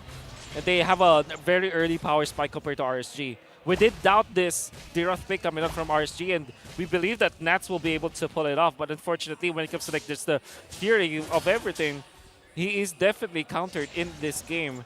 Diroth just... It doesn't cut it, unfortunately. I believe the word is skeptical. We were skeptical as to why RSG slate might have picked up the Diroth here. Last pick, wherein that last pick should have been super powerful, should have countered, 2 or 3 heroes from the opposing side, but I guess they leaned too hard on it. Two good options, like Hujan and Lapu-Lapu, and they chose the gamble for Nats. Well, we do know that Nats is a very strong Diroth player. And it's not yet over for RSG. Surely there's a big lead for Bren Esports. But you still have that Beatrix. If they find the opening, this is Franco plus Beatrix. Nobody can survive that in the late stages of the game. Unless they get saved by few. Yeah, and they could also, Exert could potentially copy the cult altar that is going to be displayed here by Bren Esports. So there are some contingency plans that RSG could, use moving forward into this game. Not to mention the potential wave clear that they could have in terms of the inhibitor defense in case that they lose all of their turrets outside their very own base. So Bren Esports, they're really on a roll right now. They're not letting anything up in terms of their overextensions, and RSG kind of forced to group up together just to secure objectives. Yep, that's a purple buff that they're helping H2 take, at 8 minutes with Bren Esports at 3K gold ahead. Kyle T is going to make quick work of this turtle, the last one of the game. And this is difficult, seeing RSG just have to stay 5 all in mid just to protect their last tier 1. Yeah. Can you imagine such, a methodical approach towards the game that we are consistently seeing, because it even translates to the itemizations that they have. Just take a look at this. Yeah, Kyle TC is very confident about this. Picks up the BOD after the Hunter Strike. If there will be pokes coming up from Bren Esports, he's definitely the finisher. And he can one-shot anyone at this point. Oh, speaking of one-shot, though, H2O is going to be the one person that is standing there forced to go back into the enemy territory. And there you go. One turret brought up, but another goes down as well. As the stop coming in from Ogwen with I am offended combo saves Super Marco and gets out of there. Meanwhile, Light and Exort, nothing else to do about it. Bren Esports just one step ahead. They're still going. They're still actually going here. Ogwen, though, caught them all under the radar, and Bren Esports will just settle for the turret. Now, we just said that there could be a one-shot play coming up from Kaltizi, and did he get it? Kyle! Yeah, he got it. Kyle! Got it. Got him. No retribution needed. Just the kunais being retracted back, and it's enough. That's a no-look steal. Yeah, no-look steal. Fade no away. need to look steal. Oh. Whew. Bren Esports at 5K. they have the items right now, and fortunately for RSG, they're gonna inch their way up top, but they might be focusing their efforts into the mid lane defense. Can they actually defend this? Maybe when Light gets a hook. Oh, that is also the question, though. Light has been caught, but I'm offended, but he caught him right back with a bloody hand as well. Tries to go for the altar to save the rest of the members. Save the Flat can run away. But Nats goes and forces the kill out of them. But Nats will also get caught in the process as well as Light. Exort stopped there in the silence as well. Another Iron Hook wouldn't manage to hit, and Bren Esports. RSG tried to go for the consolation prize, but they also got punished with blood for blood. I mean, an XP laner for another, and you still didn't make much moves in mid. Again, I can't blame RSG Slate here. The map is blue. They can't really go anywhere else, and they make quick work of this First Lord, pushing H2O away. Oh, man. What a tough break. RSG, I mean, Unats, understandable that he went for that play. He had to burn the flicker, though, because some, again, few with the saves. Flicker out from Flap TZ. They really wanted that kill badly. Had it been that Flap TZ has a kill streak, if it was 3-1 for 3-0 for example, or 3-1 for Flap TZ, I think that will be a great shutdown. But the fact that they had to use the flicker on that play alone kind of means that Nats will be ineffective for another minute. I don't think that was a worth trade for RSG. And not to mention, you know, that Deroth ultimate is just kind of like a one moment kind of ultimate. So as soon as it's all over, he's going to be stuck in a dilemma on how to escape. And now Bren Esports maximizing the potential of the lineup that they have, using the agility to not only get turrets up top, but also in the mid lane, with Kyle TZ even focusing his assets and his utilities down bottom. Yep, and what's going to happen here is Bren Esports will slowly choke out RSG's resources. Best believe H2 will very rarely get his own buffs, even small camps. Oh! Look at how it hurts, though. Nats at least 20% of his health, and Kaltizi will go away just like nothing happened. And it took one person for the rest of the members of RSG to go down bot that forced Bren Esports with the top lane inhibitor. I don't know if it was just a happenstance, but you know what Bren did? They maybe communicated Kaltizi. For Nets to be able to survive that ultimate coming out, they have to group up together. So the high drive will be there, as well as the the shadow kill to be distributed. And what happened was nobody had a chance to defend top lane, because they were all trying to help Nats survive. To not die. Wow. It's crazy. Bren is crazy right now. And that's where you'll see here, 12 minutes in, see the total damage? It's a mix-up between Bren Esports' mid laner and jungle. That's where a lot of this 8K gold is in. It's not even between Eman and Super Marco. They're actually just about 1,000 between. No, it's H2 and Kyle TZ. I saw last about 2K, 3K between, and Few and Exort. Same, 2K, 3K between. Man, it's just, you know, the individual stages of both of these teams, specifically from the player's point of view, is just really maximized here. And, you know, the one thing that is good about the side of RSG is that, you know, Eman really hasn't died yet. So he has a lot of gold. He has enough damage for the wave clear potential. But Bren Esports, as soon as they keep stalling the game, it's really going to be a good sign for them, because, again, RSG needs to find a way to secure these objectives. And fortunately for them, they do. Okay, Light. All right. I mean, a win is as long as it doesn't go to Bren, right? Yeah. Okay. Where'd it go, though? Oh, it's on Eman. Yeah, it is. Yeah. They're putting all the eggs on that one basket called the Eman basket. No concealed play from Bren Esports, but they do have superior net worth. That means that they can brute force their way in. In fact, Super Marco is already starting with a burst down on the Lord. Yep. As the Iron Hook won't be able to hit there, and the rest of the members of Bren Esports are all but surrounding the Lord. RSG starts to make a move, but H2O has been nullified by Flap TZ and Ogwen. But it seems like there goes your sniper! Eman is back at it again for the price of H2, and that sniper shot was all it took. RSG probably back in the game. Let's see exactly how he did that again. Literally hitting it. That's it. It literally was just one shot. One shot. Weapon Master, orange buff in hand. You have the I think he has Blade of Despair and Malefic Roar. Ow. It was enough. It's like a retribution. Oh no, are they even prepared for this? So many Are they RC even ready members. for a competitive fight? And it seems like Carry is out. Ogwen and Few are stuck in the dilemma now, but it seems like the burst back, the counter attack coming in from Bren Esports. There goes their shadow kill. Flapteasy catches light, and it seems like the light of day is nay for RSG as Bren Esports 3 heroes down. Say what you will about Lord Steals and, of course, Light doing Light things, but if you're outgunned at 14 minutes, you're gonna feel it.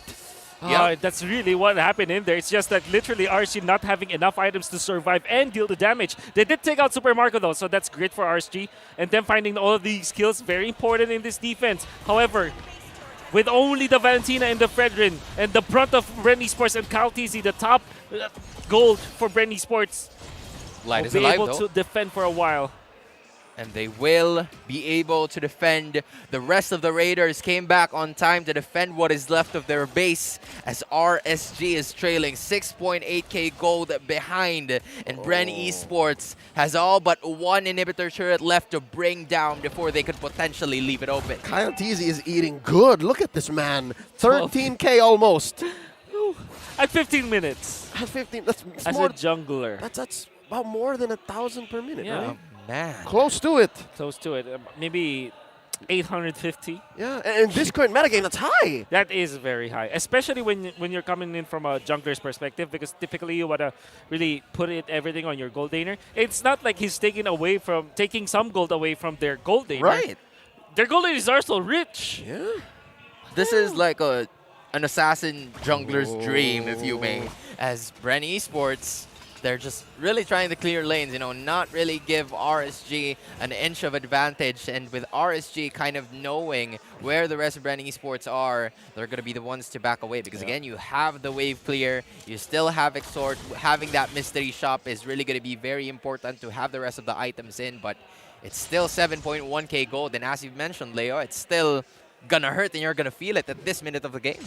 We're about 15 seconds away from the next Lord. Depends on whoever gets it at what point. Still not going to be evolved. So if this is a steal from RSG, that puts him closer to equilibrium, breakpoint. But if it's Bren Esports, oh man, I don't know how else they're going to be able to come back. 17-minute mark here. Emma needs to clean up the base. I guess that's what hurts, right? When you have a lineup or a team that can clean up base like this. Whoa, wait, what up? Oh no, H2O has been caught once again. Carry gets the Lord, and H2O is brought back to the enemy territory as Bren Esports takes control of the Fridrin, and RSG left with 4 members just waiting for the Lord. I'm surprised that they utilized Eman instead, because they didn't really have any influence around the Lord area. Not even a way to steal it.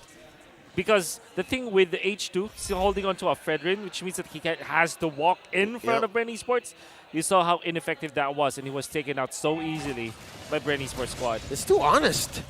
Too honest, but it's also goodness for the rest of Bren. As Light catches another one, though, but it seems like the Gold Altar will be able to save them. There goes the grenade launchers coming in, but no!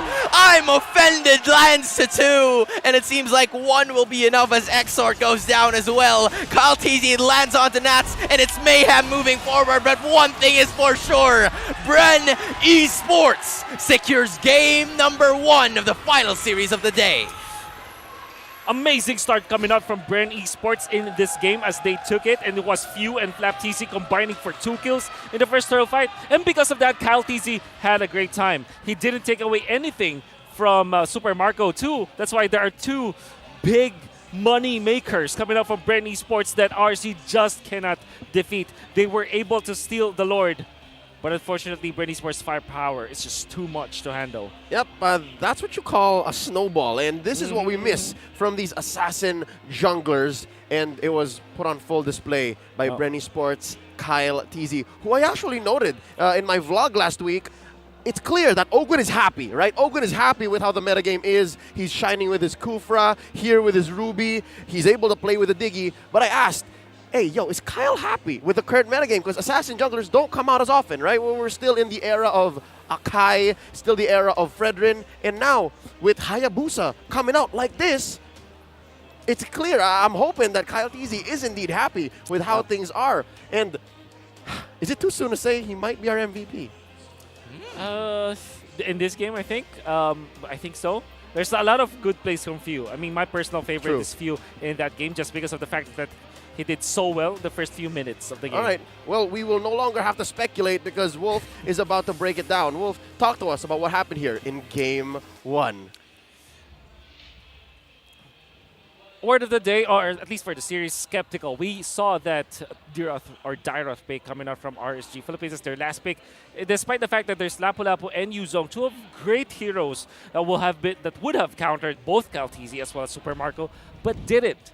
They chose the Diroth this time, and I guess we were correct to be skeptical about it. 1-5-2 was the final appearance coming out from Nets, and it did not look good. Bren Esports, however, on the opposite side, Super Marco untouched, even through Light and Eman's signature picks, they were able to pierce through all of the defenses of Bren Esports, especially when Few is there with 2, 0, and 9. Position 4, Faramis with all of the magic items providing so much defense, and Flapteezy, so many times was he close to death, but he only died twice in this game. 826, 30 GPM off of what we expected out of 850, but him being the richest guy as well as the ace at the same time, that kind of tells you that this is not just a farming kind of player. He actually contributes to the fight. In fact, he's part of 64% of the kills that Bren Esports did.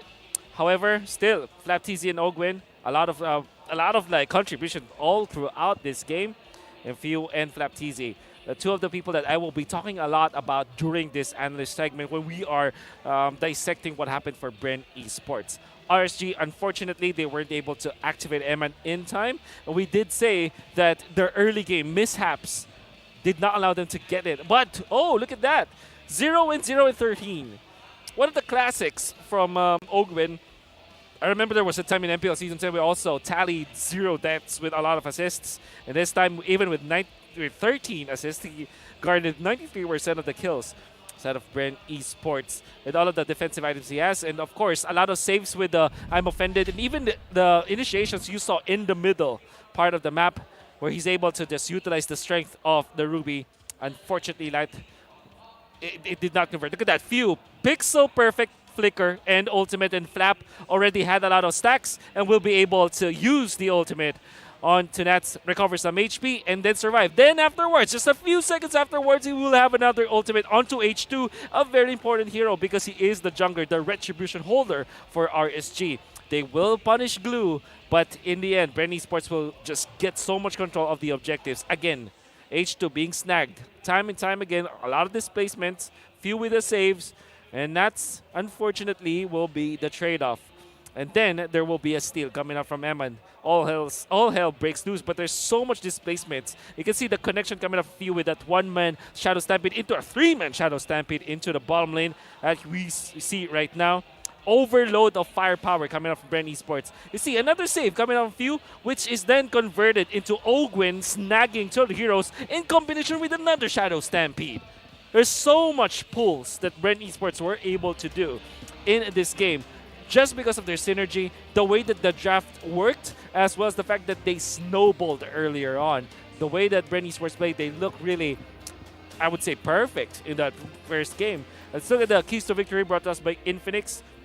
Beware of RSG's tendency to snowball. I guess that it was the exact opposite. Bren Esports snowballed in this game, and they didn't shut down Master Ogwin. And the last line, they didn't even need to protect their gold laner at this point, just because of the fact that the real focus was Few and Flapteezy just combined together, the veterans of this team, in pixel perfect executions. Can you even imagine how the third point wasn't even a point during that match? Like, it was just really the rest of the members taking care of business, and you mind your own as soon as, you know, everything is said and done, as soon as you get your items, and we're finally good to go. And that's exactly what happened. And it's that same yin and yang, you know what I mean? Like, the fact that there is and there is not, that made that gold lane matchup that we were setting up in the beginning of this series all the more important. If the rest of your team aren't winning, what more can you do to help out? And we saw what Eman was able to do, even if the rest of RSG Slate Philippines were losing, right? Even if they could not get any turtles, was relatively in no shape to contest for the Lord, Eman still stole one. So at least they have that. What can they do going into game 2 to leverage that one strength? Should they invest in the goalie? Should they have duoed gold lane to make sure at least Super Marco can't be part of that Bren Esports snowball that we saw in game 1? We can really say that, but I guess it starts with a draft. I think we have enough reasons to be skeptical of that one. One last spot. Yeah. Imagine, had it been a Yuzhong or Lapu-Lapu, Super Marco would not be confident. If it was a Yuzhong, there is a threat of the one-shot against the Hayabusa because traditionally Yuzhong also was picked up to counter the Hayabusa. If it was a Lapu-Lapu, the carry will not be safe, and Few will not be able to do his own thing as well. His Cult Altar will not have the most value. When it comes to Dirath, yeah, sure, it can win the XP lane battle or the laning stage, but it cannot translate to an actual victory. So, unfortunately, I'm going to dodge your question by answering in a different manner. Yeah. And that was the answer. That's a totally valid answer because I'll have to say I agree. I concur, Wolf. Sona, any other points that RSG Slate PH might want to put into their playbook, put into Panda's ever-illustrious notebook to say, you know what, maybe we can do this different? Yeah. I mean, honestly, when you take a look at the way they actually landed the sorts of team fights that they were trying to prove, they've had some, slivers of, or silver linings rather, because they managed to take Lord, they were trying to get initiations with a Franco, but it seems like their draft was more of a no kind of plan B execution type of thing, because you have the Iron Hook, but once the Iron Hook really doesn't land, you don't have other ways to, execute and try to initiate your fight. So with the rest of the members of having that I Am Offended combo from Bren Esports, it has a very low cooldown, but it also enables your other teammates to also have the other kind of, damage potential, and the spotlight was scattered over the place for the side of Bren Esports to the point where RSG really didn't know where to go at that point. So you're saying RSG Slate went full dive. Yeah, something like that. And you never go full dive. You never go full dive. Yeah, because you're right. The way you put it and the way we saw it is they really only have a way in and no way out. If this fails, then that's it. We wait for the next team fight. We have to reset. Which is interesting because the Faramis was picked up earlier on. And, typically, when you are facing up against a Faramis, you veer away from full dives. So you want to be, depending on like DPS or, I'm sorry, not DPS, DOT, damage over time, like sustained team fights. But they were so all in. And, the RSG, they have been successful with that before. They know how to take their fights. But I guess against Bren Esports, a team that has already developed their chemistry, their problem-solving techniques are also on a very high note already. That's what I can say for Bren Esports, that they have developed all throughout their off-season and now during the regular season. They know how to solve problems. And in this case, they didn't have any problems to solve at all because they were so in the zone already. That's true. Yeah, they are thriving. It's at that point wherein this long-term investment by Bren Esports to try and create a new lineup to re-spark that magic that won them the M2 World Championships is now currently paying off. I mean, a majority of this lineup, this whole lineup that they played in Game 1 against RSG Slate is our national team this coming SEA Games 2023 in Cambodia. So you're right. Not just are they looking for problems to solve, but if anything, they're in a place where they can experiment. Like, who knows? If anything, the fact that they're playing the Hayabusa so confidently is in itself an experiment in this current metagame. No, Kaltizi was a beast. I can't imagine. Like, we always say that the junglers are now like the second or position 2 players. Like the priority is on the gold laner. In this game, they aren't even trying to prioritize Kaltizi. Kaltizi just made his own place. And he's not taking away gold from his gold. It's not like a utility jungler wherein you forego some of the jungle camps or even the mid lane or some of the minions just to give it to the gold laner so he'll be really stacked up. That wasn't the case at this time. Kaltizi just played so well. He got the right kills and they didn't even need Super Marco in the end just because of the fact that Kaltizi is already a big problem for RSG. Not just he wasn't stealing away from Super Marco, he wasn't even stealing away from Few. Few was also friggin' rich. Yeah. He was filthy rich. Now that you mentioned that, we kind of saw some situations where Kyle TZ was stealing from the enemy. Exactly. Right? Yeah. So he's giving away his very own kinds of, objectives and all the other stuff to Few and the rest of the members of Bren Esports. And he's out there seeking for blood, looking for more objectives to conquer. And then from there, there's no goal for the side of RSG, and then Bren Esports goes double, goes triple, and that resulted to what we've seen from before in terms of the charts where Kyle TZ was on a roll. And that was courtesy of the positioning and the spacing that was given by, Few, Ogwen, and Flap TZ during that time. My friend, you're right. I'd like to go back to that point. Kyle TZ starved and dehydrated H2. He got nothing. It was so close to H2 getting nothing. If I'm not mistaken, right? Around the 8 or 9 minute mark, they had to go 5-man into H2's purple buff just to help the Fredrin secure. So I'm wondering, where does that put H2's mindset now going into game 2? I'm pretty sure he can reset, but does that mean do they have to switch anything up? Are they considering, you know what, H2, maybe this time, first time season 11, maybe. That's exactly my idea. This is time. H2 is feeling it. It's like, hey, coach, it works. Assassin junglers work. Let's not try to fight off meta by playing meta. Let's fight them in their own battlefield. I'm going to show you why I'm famous as a good jungler, right? So I think that this is definitely the time to pull it up. Give an assassin to H2. And maybe the Fredrin for sure, it can work, whatever. But, I mean, if you're this... If you are this close to getting, get 2-0'd, and after that game you feel that, okay, we can maybe fight toe-to-toe against a good jungler as well, maybe that's the time. This is where you say the gloves are off, pal. Right. It's time. It's time. My turn. Hayaling or Lanceling. Why not? The El Clasicos, right? Can you even imagine, right?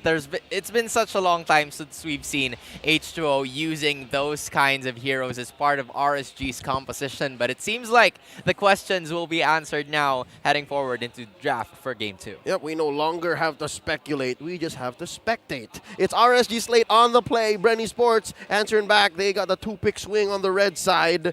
RSG slate first takes out the Fanny, as you should, against Kyle TZ. And then the 1-1, I think. So at this point, these are just what was I forgot what nicest term was. It was the blanket ban. So it's what's it called? Designated ban.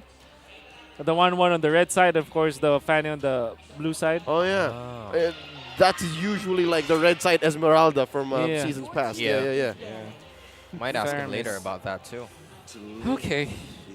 But honestly, for now, while I'm thinking about it, they've switched sides, right? So Bren Esports will now be here in the red, and I think this is where it will matter for the side of RSG, because from the previous draft that we've seen, it seems like RSG was placed in a very difficult corner with just not a lot or not a handful of heroes to choose from. So now with the first pick, they could potentially pace the way that this draft is going to go, and it could potentially go into their advantage, knowing that the Faramis and Glue, which both heroes were used during Game 1, are finally out for the side of Bren.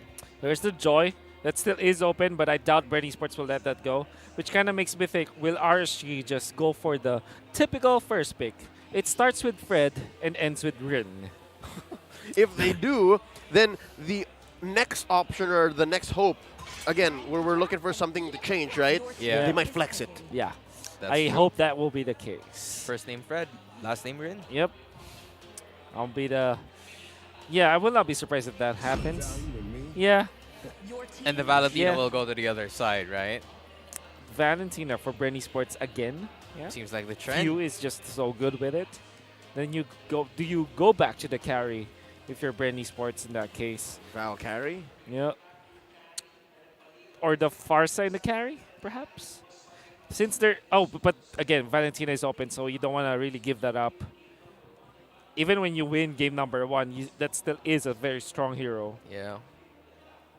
If you want to pick something up, you better, pick it up now as you're comfortable with it. But in the same way, Kyle TZ will go for the same thing, but it seems like there are some differences with what we've seen today. It's Kaja making his way into the series, and also the Melissa. Yep. I get it.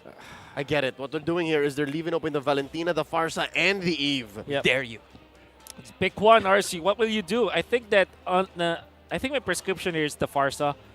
Even if you give away the Valentina to the opposing end, at least you have that way to deal with the Melissa. You Right. always need a nuke mage.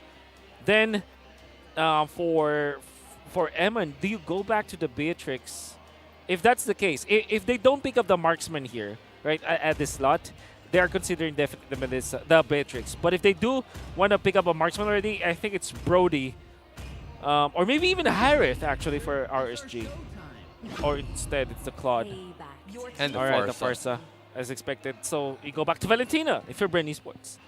So they did somewhat pick up the Farsa for themselves just to, have a better grasp of the Melissa situation that will translate into the later parts of the game. But the Claude could also potentially be an answer in terms of late game. So it's a very well-rounded first 3 picks for the side of RSG slate. Yep, I'd like to think this is a solid way to recalibrate, that they're not exactly reinventing the wheel. It's not like they completely flubbed game 1. There definitely was a concept there. And here, of course, with some very important audience members, this is the H2's better half, Miss Mika Salamanca. This has to be a way for them to get to game 3. Okay, there's the Valentina that we expected them to pick up. I think Bren Esports might be considering banning out the Ruby or the Lolita here, or the imported ban on the Kufra, as we saw in the previous series. The first game, I mean. Kufra still is good, but I think that the heroes that will be concerning for Bren Esports will be both Lolita and the Ruby. Heroes that will be decent versus the Melissa, and okay. Okay, hi. Okay. I guess he's What? practicing. I was very surprised to see the screen because I thought it was a player. Yeah, I thought we were drafting, man. Okay. Is he not a player though? Yeah. Do you know the guy?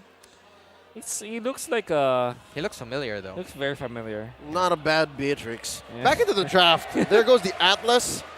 Yeah. And RSG slate. They're looking to choke out heroes from Kyle Teasy's pool. I'm pretty sure they should start pressuring the young jungler. Yep. Yeah. I mean, when you think about it, right? Hayabusa and Ling, perhaps? Yeah. I think Hayabusa merits a ban, no matter what. Although there it goes. Yep. Hayabusa is more like a rain check against Kyle Teasy. Yeah, play another hero. Let's not get off of your momentum. They don't want to go through that again. Yep.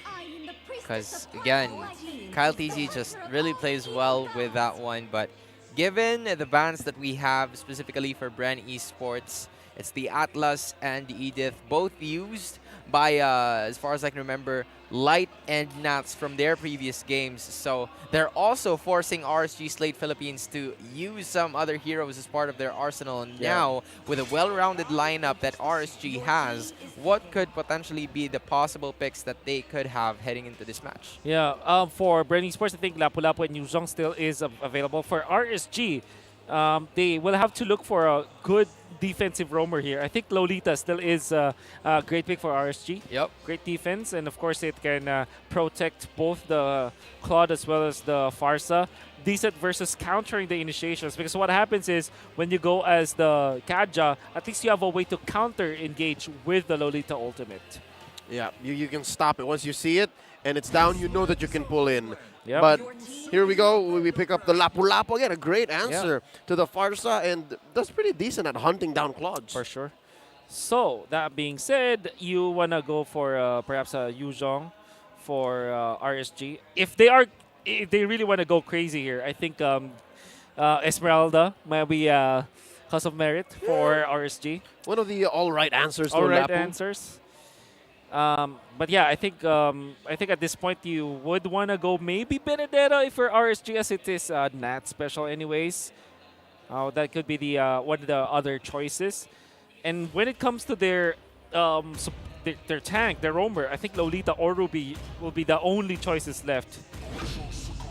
Because when you think about it, I mean, Kufra, there's a lot of course. of stuns, right? Wow, There you Arlott. go. All right, second showing in all the weekend. Second showing today. Yeah. Martis should be the last choice here for Bren Esports. Or maybe if they want, they can go back to something like a Barrett's so that they will really put everything into the Super Marco basket. But knowing Bren Esports, they might go back to Assassins. So do we go for Ling? Lancelot or Ling? Yeah.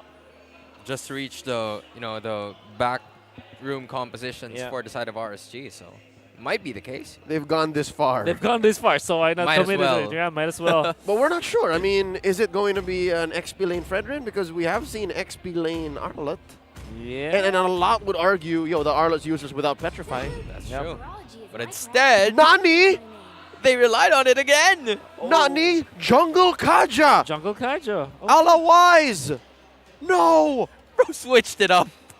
Kyle TZ, what? But that's a dash. It is a dash. 2 chickens. Just saying. Oh, the eagle and the chicken and the owl. I mean, the owl and the Garuda. Yeah, the Garuda. Oh, okay. That's a crazy change of pace, though, from man, Hayabusa okay. in game 1. It was a silent voice in my head. Hey, yo, might be a Jungle Kaja, but I didn't expect it to come true. What? But it is true now. Okay, so how defensive purposes for sure. You have your initiations. And of course, Diggy. What does it cancel here? What does it protect him from? Of course, Kufra will be countered by that. It makes it so that Melissa will be, it's like a crowd control immune beast of a tank. It's a moving turret. Moving turret, yeah. Best case scenario, Bren Esports makes Super Marco a moving turret. Yep. Oh man, and that is gonna be a problem when it reaches late game in game number 2, man. It's the muddles as well as the time bombs. A lot of mini summons. mini Pokemon. Yeah. It's adorable. Yeah. It's an adorable gold lane for RSG. All right, so confirmed. It is an XP lane Arlott, but it's a different configuration. It's using Flicker. Yep. Honestly, like when I saw the Petrify Arlott, I think it was too gimmicky for me. It was so all in. Too much. Yeah, I think this is where I can yeah, sure, we are going to see Arlott gameplay now with Flicker. Petrify just, you go in, you stun someone, and then you don't have a way to go out. I see. Oh, starting to become a problem though, as Light catches Kyle TZ there, but Kyle TZ has a decent amount of HP to get out of there, and there goes the pressure given by Bren Esports in this top lane, as Eman and Light are kind of having a deja vu moment because they've been through this before. Oh, okay. We can see that this mid lane will be a very, a very stale one, say the least. FapTC is baiting. H2 might be prepared for this, although he is holding on to a Fredrin. They're going Will it now, be though. enough? They're going now. Oh! Easy. With a knockup. Wow! Is going to be enough to get the first blood for the rest of the Raiders as RSG takes first blood. What a timing from H2 with the knockup. Even after the flicker, FlapTZ, mid-animation going to be caught. Yeah. And that's a great play from H2. I doubted that he will make that, but if he is that electric, man, it's amazing. Oh, Exort! Exort utilizes very own Feather Air Strike, so the result is Bren Esports getting the turtle and more. Time's Journey is going to be committed here by Ogo and the rest of the members, but the fight is about to continue once again. The Snaps gets one, but he also got caught in the process. RSG loses the turtle fight, but also wins in terms of the 1v1 casualty. Something tells me Lapu. FlapTZ earlier was waiting. Underneath the turret, he was expecting it at level 4. That's the only way I think he would have survived that engagement. Yeah, for sure. But then again, RSG with H2 just getting that. Unfortunately, I think that might be a misclick coming up from Exort because he didn't have any target. Yeah. And not having the Feathered Airstrike meant that Bren Esports are very confident around the turtle area. Nats went all in once again. That's a problem with Arlott. Once you are in, even after the flicker, it wasn't enough to get out.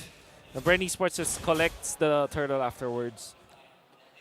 Now 3 minutes in, Bren with a solid, 300, 500 gold lead. That's at least a solid item on one of your cores here that could win you the duel. Oh, Light stretching up. Stretching up, catches Super Marco, lands the revenge combo, but still the Time Surge is going to be able to save them and get out of there. Super Marco still alive, and if another casualty has been committed on to the other side, it seems like it's an ambush play. Light gets caught in the crossfire, and RSG retreats back as Bren answers with another counter punch. Like a cheap B movie, somebody dies off camera. You saw that, right? Oh man, we did. RSG Slate was already down a man, and they still didn't leave Gold Lane. Wow. Okay, and that's what happened. I mean, Bren Esports, they baited RSG in. They waited for the right and opportune moment to pop the Time Surge because I thought it was late, but, you know, it was just on time. Master Ogwin is never late. He's always on time. Always on time, man. That is the essence of having this, Diggy in your hands, because the time is yours. You hold the time in your hand, and it seems like it's time for them to, you know, maneuver into this turtle. Time is subjective to Master Ogwin. And you see, look, even if this is a flubbed pull, again, because Kyle TZ wasn't ready yet, right? Right. Yeah. So this is just Bren Esports, again, jockeying for position. This is it's a 5v5 waiting to happen. Yep. And Ogwin does have the ultimate. Ultimate might be the case here for them as Light continues to stretch once again, goes for another play, but Ogwen doesn't seem to get caught. Feather Dash is going to be committed, Time's Journey as well, but Kyle TZ secures another turtle for the side of Bren Esports. No casualty right after that, just secure the turtle and retreat. Clean take coming out from Bren Esports. Ogwin just, you know, just delaying the turtle for Flap because Kyle TZ wasn't ready yet, was taking the purple buff. Then when it goes in, Time's Journey, a threat from Flap TZ, even Few just being around the corner with the stolen Farsa ultimate, it was already enough to break the formation of RSG. And what I really liked about it is that the moment they got the turtle, they just got out. I mean, even with the ultimate already activated with Flap TZ, they didn't want to commit. Discipline coming up from Bren Esports. Yep, there wasn't really much for them to do there. Again, the winning image for Bren Esports is to make Super Marco a walking turret, and he's not exactly at walking turret status just yet. Yeah, and for now, they're just trying to, you know, build up the structure itself, getting the items done. And Super Marco, honestly, is in a pretty good shape right now. 1-0-0, hasn't really been part of the major team fights just yet, but that's also because not a lot of team fights are happening. I mean, these 3-3 kill score that we have here between both of the teams are courtesy of the pickoffs that they've been seeing while rotating in the lanes. Yeah.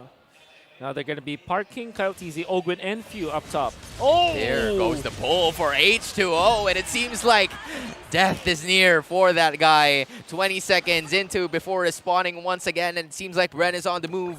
Kyle TZ takes notice of the 3 heroes that are on to the bush. He had them under control. Light catches him though, and it seems like the Rage and Revenge combo will be able to hit, but Ammon catches a lot of damage, and Light will be pulled by the reverse time, but still stays alive. But Bren with an immense amount of damage for that one. You know, last game it was Few saving them. Now it's Ogwin. Again, the way that he utilizes this ultimate, he waits for RSG to be in a very bad spot before he pops the Time's Journey so that it will not only defend his teammate, but also threaten for a kill. And Light had to commit the flicker out of that just to get out, and Bren Esports are just chunking away all these resources, winning all of those trades, eventually taking another turtle, then eventually the top lane. Might be conceding this bottom lane unless Flap TZ fights a good opening, but they will not overstep. Bren Esports are very, very calculated in this game. Yeah, no, that's exactly what happened here. RSG Slate just gave up on the gold lane. It's like, yeah, we're not winning much fights here. Nats, how you doing down there? All right, we'll send Eman. And that's what exactly happened here. And I'm glad that at least there's some returns for RSG. And there's some adjustments being made by both of the teams just to, you know, tie things up in terms of the lead. But so far, it's not looking good for them as another attack lands into 4. But Time Surge is going to be committed. Blazing to it, catches none. And the rest of the members of RSG goes for the retreat once again. But Bren won't let up. They will still continue, but the fight's about to resume once again. Nats from the backside. Melissa gets off. H2O says it's go time, Raiders. The raid is on, ladies and gentlemen, and Nats tries to find another way, but H2O, that is going to be the end of the fight. Retaliation is the key as Raiders kind of a wake-up call. All right, so that's how the Vengeance into Final Slash works. Yes. That's the best case scenario for an Arlet. Call the ambulance, without for me, says Nats. as he's able to find a very good pick out. That's Super Marco down for the count. And that slashed the deficit that they were running towards, down to 630. And Eman was farming all along.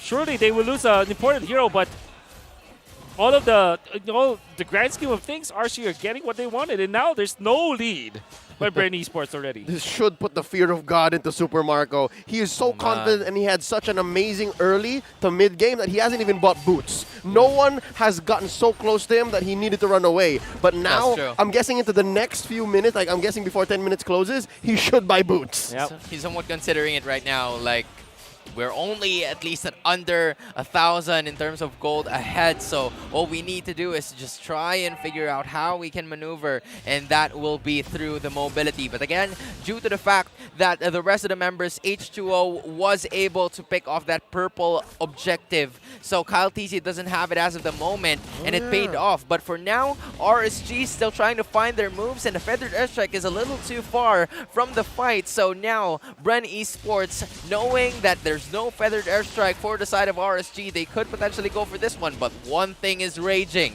Light is letting it cook, but he stops it right away. Something else to note, Few has Final Slash. What's he gonna do with this Arlot's ult? Yeah, maybe just group them up together, combo with Flap TZ, perhaps that's the case. Also, one thing to take note, H2 has a level advantage of Kyle TZ from out of nowhere. Yep. Because Kyle TZ has been joining the fights, and H2 has been farming. Oh, look at Light. Light, though, starting to stretch. Looks for the other brush onto the river side, and the Lord is still trying to march in. It's another reset happening for both of the teams. It seems like they're completely unsure, but Light finally shows himself, but catches onto the damage of 4 other Bren members, and the Hive knows where the Light is going from, or coming from, as RSG and the rest of the members of the Raiders will now be on the defensive, as Bren now gets it into the tug of war. The fight is happening once again, and Time's Journey making it happen for the rest of the members of RSG. Now Light catches it, popping up the immortality. H2O goes down as well. There goes the revenge combo, but Blazing 2 and finally making it action, but because of the knock-up, 3 heroes are down for only the price of Ogwen. Not Cinexort, the only ones alive, and the Hive gets the Lord for themselves. That's a timely Time's Journey. Again, Wolf, this is what you were mentioning. Not only does it save Bren Esports, but it allows them to clap back with impunity. Oh, never late, never early. That's Master Ogwen for you. Eventually he falls down, but he already made a lot of moves. And Few, the stolen Arnold ultimate, also clumping up the members of RSG for Bren, for Super Marco to have a maximized ult usage of the ultimate to go away. Also, I want to take note, after the usage of the ultimate from Light, that was when Super Marco activated his own ultimate as well. That's why the Tyrant's Rage isn't really maximized by RSG. So it's a Bren Esports just being not only pixel perfect, but also millisecond perfect in these games. They are always on point with their timings, and the end result was not only do they defend themselves, but RSG was put in a very bad spot that they can punish afterwards. And this is Wolf after you noted that H2 has a level advantage over Kyle TZ. Exactly. That was a non-factor. Exactly. And not to mention the patience that Bren Esports displayed, especially during that Lord take. They waited for Light to show himself up before they could actually go ahead and initiate the fight, was something to commend for. As Bren Esports, as a result of that patience, they are now trying to go ahead and initiate as much as they can, as now they were trying to go for the attack. Flap TZ cut off to at least 50% of his health, but will be able to stay away, securing the middle inhibitor. Wow. You see the mechanics on the young Charles David Canon. You see how he just came in like, oh, I'm out. Within a second, he used his ult just to buy time enough for the penetration. Exactly. And that is like character development for Flap TZ. Maybe this is what we're talking about. But Ogwen? Okay. What is this trend? Roaming diggies. Making the most damage. Them bombs. What is with the bombs right now, man? It seems well, like... if you have Divine Glaive. Oh, he does not have Divine Glaive even. It's just Ogwen. Hey, Ben Things had a Divine Glaive when he stole a Lord earlier. What's this build looking like? He's only up with Talisman and Athena Shield. Impure Rage, though. Yeah. He's building hybrid. Wow. That's got to be a fleeting time on the way, too. It has to be, right? It has to be. There's just a lot of damage in such a short amount of time, but they're making it work, and Bren Esports Ogwen is just, putting those time bombs in every single portion of the map where you could step on. And immediately, as soon as someone steps in there, that's not only damage, but that's also information given to the rest of the Hive. Wow, I can't believe how Bren is playing this. Fuel, once again, holding on to the Arlott ultimate. It's all about the displacement now. Now the crowd control. He's not the main crowd control for Bren Esports. Maybe they're trying to combo up the Bravest Warrior and the final slash. We'll see. This is unorthodox because, again, on paper, numbers-wise, right? You want to get the Feathered Airstrike, but here, the way Bren Esports has approached it is, yeah, Few is on purpose getting the final slash. And look at those ticking time bombs that is being placed by Ogwen, right? H2 Before the rest of the members of RSG managed to land into this lore pit, they passed about around like 7 ticking time bombs before everything is happening, which is why the rest of the members or the others are actually retreating and fighting back. Look at the damage H2O is taking from those ticking time bombs alone. Freshly picked up Divine Glaive from Ogwen. He hurts before. Now he's gonna hurt a lot more. I wonder what's the superlative of hurt. He invented a new word. That is above hurt. Above hurt. Whatever that is. Whatever that is. Probably someone from the dictionary or someone who invented the dictionary could come up with it, but someone from now, Oxford, right? Maybe. But now it seems like Oxford doesn't matter because they finally know what they're supposed to do. As the Bravest Fighter is going to be committed here, as H2O taking a lot of damage here, but it's too far away from the Lord. And Light tries to go for it, then initiates, but the bouncing ball might get popped off here. And the rest of the members happen from the backside, using that Blazing Duets at least fight back. But no, not is that happening for them right now. Farsa takes one down, but a double kill for Ogwen. We questioned or we've asked why he is the top damage dealer, but the question is right there. BMI to escape. Eman and Exort. Good thing that RSG still have their wave clear, but it seems like Red is knocking on the door. How did Ogwen not die, and where did the rest of the damage from Bren Esports come from? They should have just crumbled when Eman went straight for the back line. And they're going for it with the Lord. 3-man strong, Bravest Fire, Blazing Duet, the least answer, but it seems like the rest of the members are locking in, and a sweep is ensued. Bren Esports continues the win streak. That's their 4th series win in a row. All of them sweeps. Even the Kings of Sea have to fall to Bren Esports. I can't believe Ogwen dealt the most damage without the Divine Glaive yet. Then he holds on to Divine Glaive. Eventually, it was almost over. Like anybody who comes in front of the box that Bren Esports built, they don't even have a chance to get in. It's like just entering the box meant that they had to go through those mines, those bombs coming up from Ogwen. And of course, Muddles coming out from Super Marco. The damage output is there as well. You can see them. Everybody just poking through. Kaltizi played this so well that he had 0, 0, and 9 as his ending stats. Nats tried his best. You saw his initiation, right? Yep. It connected to many members of Bren Esports. But the moment he jumped in from 100 to 20%, just because of the initial single spell burst coming up from the members of Bren Esports, that's how much damage Bren Esports did. My God. The situation went from worse to worst for RSG Slate, given that Divine Glaive pickup. And yes, there was this sign of life coming in from RSG Slate when they were coming in with the combo, right? It was a pincer maneuver between the Arlott of Nats coming in, just vengeancing around. Folks, that's the name of his dash. It's called Vengeance. Yeah. And as well, Eman coming into the back line, BMI into what could be called a perfect Blazing Duet. It's just, again, I think the situation towards the end of this match, they were just outgunned. Yeah.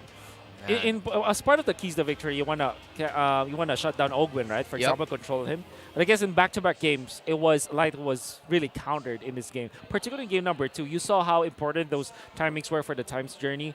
And in the early stages of the game, we saw how Light struggled. Well, he landed good shots. But the thing is, if you land a shot with your Kufra and the Time's Journey is activated at the perfect timing, you expose yourself too much. You're in enemy territory because of your Tyrant's Revenge. And when you try to pop the Rage, you are now in a very awkward spot where you're doing the animation, you're under fire, and everybody else is not being controlled by you just because of the fact that Time Journey was there. So, what a amazing last pick from Bren Esports, who used to hate Diggy. The flexibility also, not only coming from that Diggy pick, but also Kyle TZ using that Kaja to its fullest potential. I mean, from game number 1, he showed us how to use assassins, but this time around, he also knew how to kind of like find his way through being the utility jungler, being one of the beefiest members of his team. It's really something that we really need to give commendation for him for, but also the positioning of RSG. It wasn't easy for the rest of the members of Bren Esports to just, go ahead and figure things out. This wasn't like game number 1. They've made some certain adjustments to make things work for them, but unfortunately, because of the, inevitable counters that the rest of Bren Esports composition has, it was too late for them to bounce back. Yeah, one thing that Diggy in the hands of Bren Esports is, as the kids say, cash money, right? Yep. And the fact that Bren Esports are thriving now, they have found their flow, they're able to experiment. Again, put the Kaja into the hands of Kyle TZ. It just opens up so much, which allows for lineups like this, wherein it's just a Melissa in the hands of Supermarket that deals damage. It just shows that Bren Esports is a step ahead. Right. Where in RSG Slate, Game 2, they were still adjusting and they employed their own brand of Maverick drafting. But Bren Esports, it's just their day. It's just their week. We'll see how far they can go here. But first, I throw over to Mara Aquino on stage. She's got our winners for their interview. This team loves to sweep their opponent. That's number 4. Congratulations to Bren Esports. Kyle TZ. Kahit anong hero gamitin mo, ang galing mo, ang lupit. Usually assassin ka, pero ngayon nakita ka namin Kaja and Kaja Jungle. What's up with that? Parang ano po kasi yung Kaja, parang natripan ko po siya gamitin sa mga scrim namin. Kaya, yun po, ginamit ko po sa MPL. So hindi lang pang assassin. Oh, eto naman. Super Mark, anong chika dyan? Sali, anong chika dyan? Okay, summarize mo yung chika nyo. Malakas daw. Haircut. Yung book raw po ni Odin. Ay, okay. Speaking of the haircut, sige nga, lahat kayo may bagong haircut. Yung pinaka-noticeable, si Ogwen, parang alam mo, parang K-drama ang nakikita ko. Anong tawag sa haircut na yan? Diggy fade. Oo nga, guys, look. Diggy ang inspiration. So, Diggy Fade ang tawag. Apo. Okay, kanina, nung sinabi ko parang K-drama, meron kang K-drama look na binigay. Kukunin ko yung mic.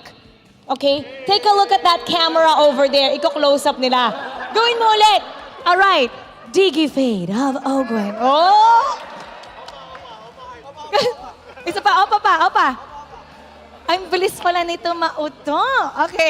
Okay, so, congratulations once again. Napapagana mo yung Diggy. Anong reason kung bakit nagbagong haircut kayong lahat? Ano po? Trip lang po namin. Sabay-sabay kayo? Sabay-sabay ba itong nangyari? Opo. Okay. So, inspiration, Diggy, Haircut. walang meaning. Ano po, parang ini-impersonate ka naman po talaga si Diggy. Kaya napa-haircut ako ng ganito. Ayun. Okay. Ano ang sinasabi ni Diggy? Tutut! There you go. Oh, okay. Ito naman. Super Marco. Okay, ang super mahiyain na Super Marco. Kanina, actually, alam mo ba na ikaw yung topic namin? Pinakamahusay na Melissa sa ating liga.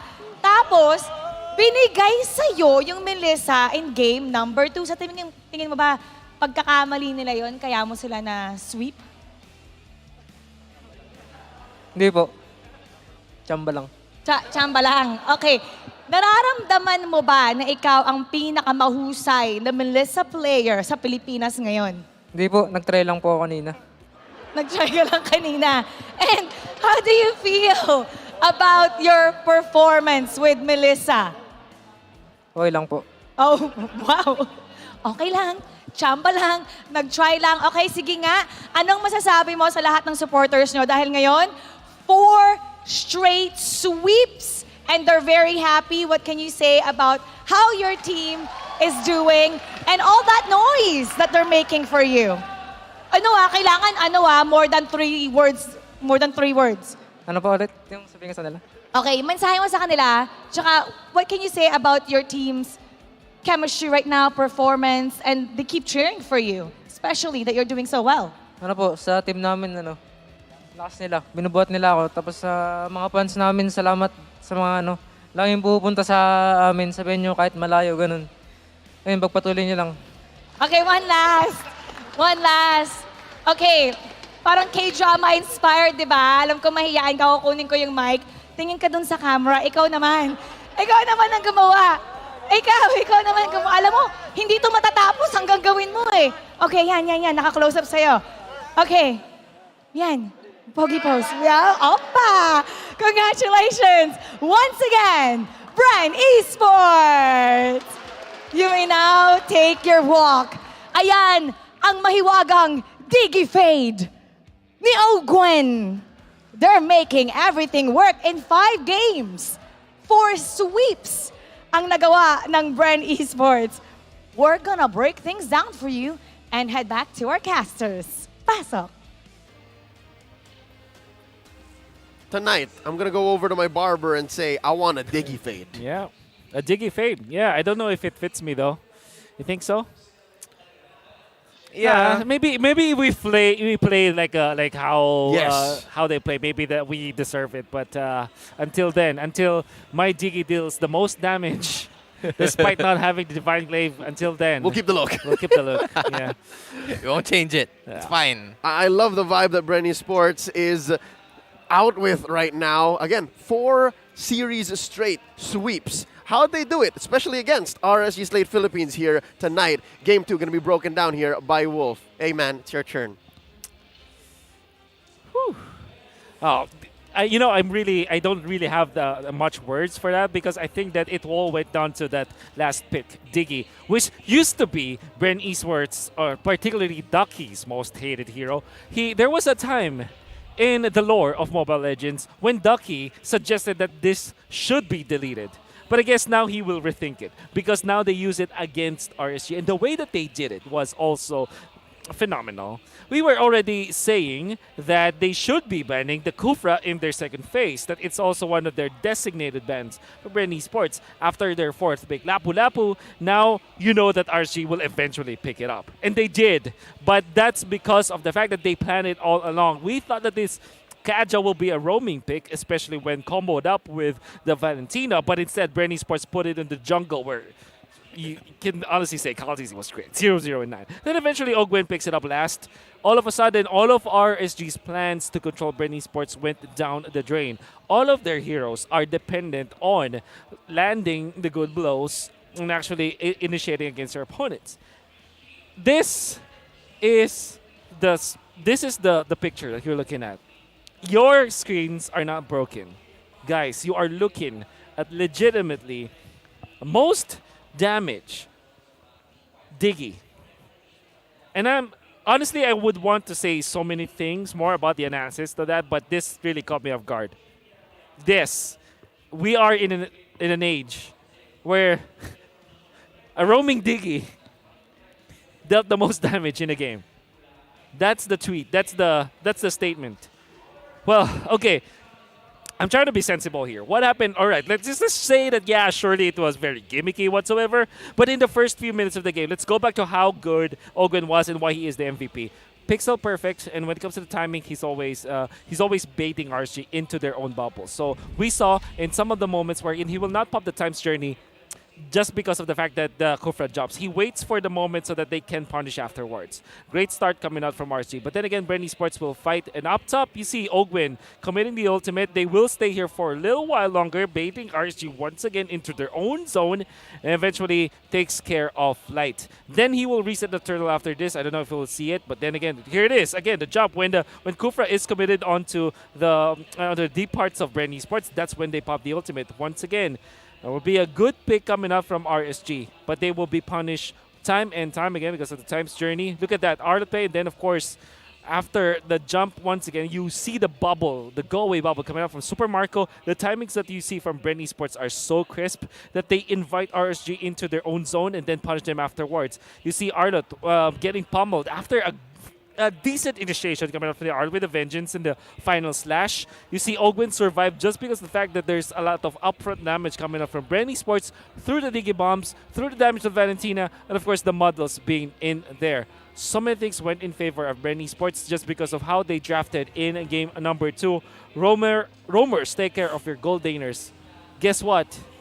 It's not even the thing now for this series, particularly for Bren Esports. That's the keys to victory brought to us by Infinix. But gentlemen, what more can we say? The Digi Fade is just so good. It's literally the hero in all of MLBB's roster that looks like it could not cause harm. Yes. That dealt the most damage here. Yep. It's unbelievable. The most damage today. We had another Notorious Diggy earlier.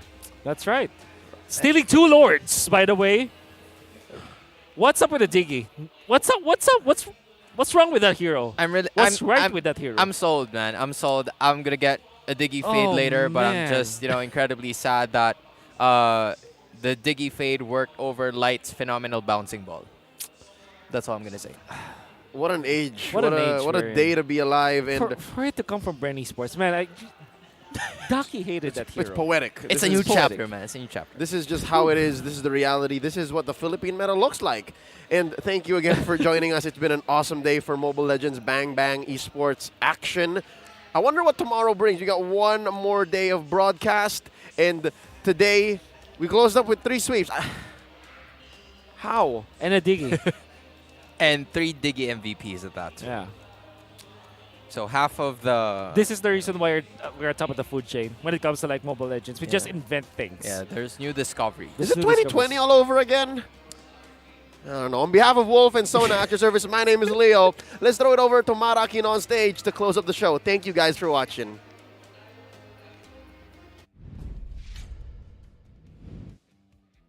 In today's triple header, we witness what taas ng lakas truly mean. Up first, we bore witness to domination.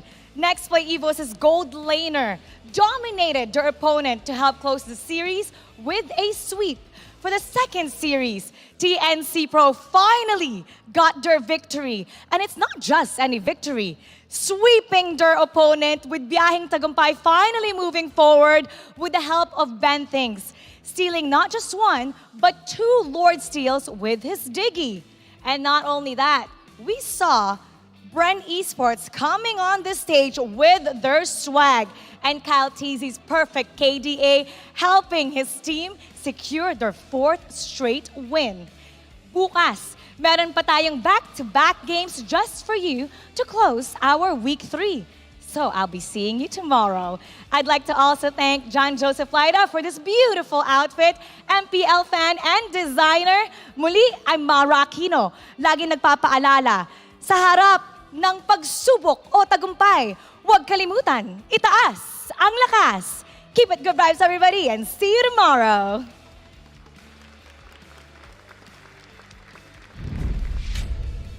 The 11th season of MPL Philippines is brought to you by the following sponsors. Smart, the official tournament telco partner of MPL Philippines Season 11.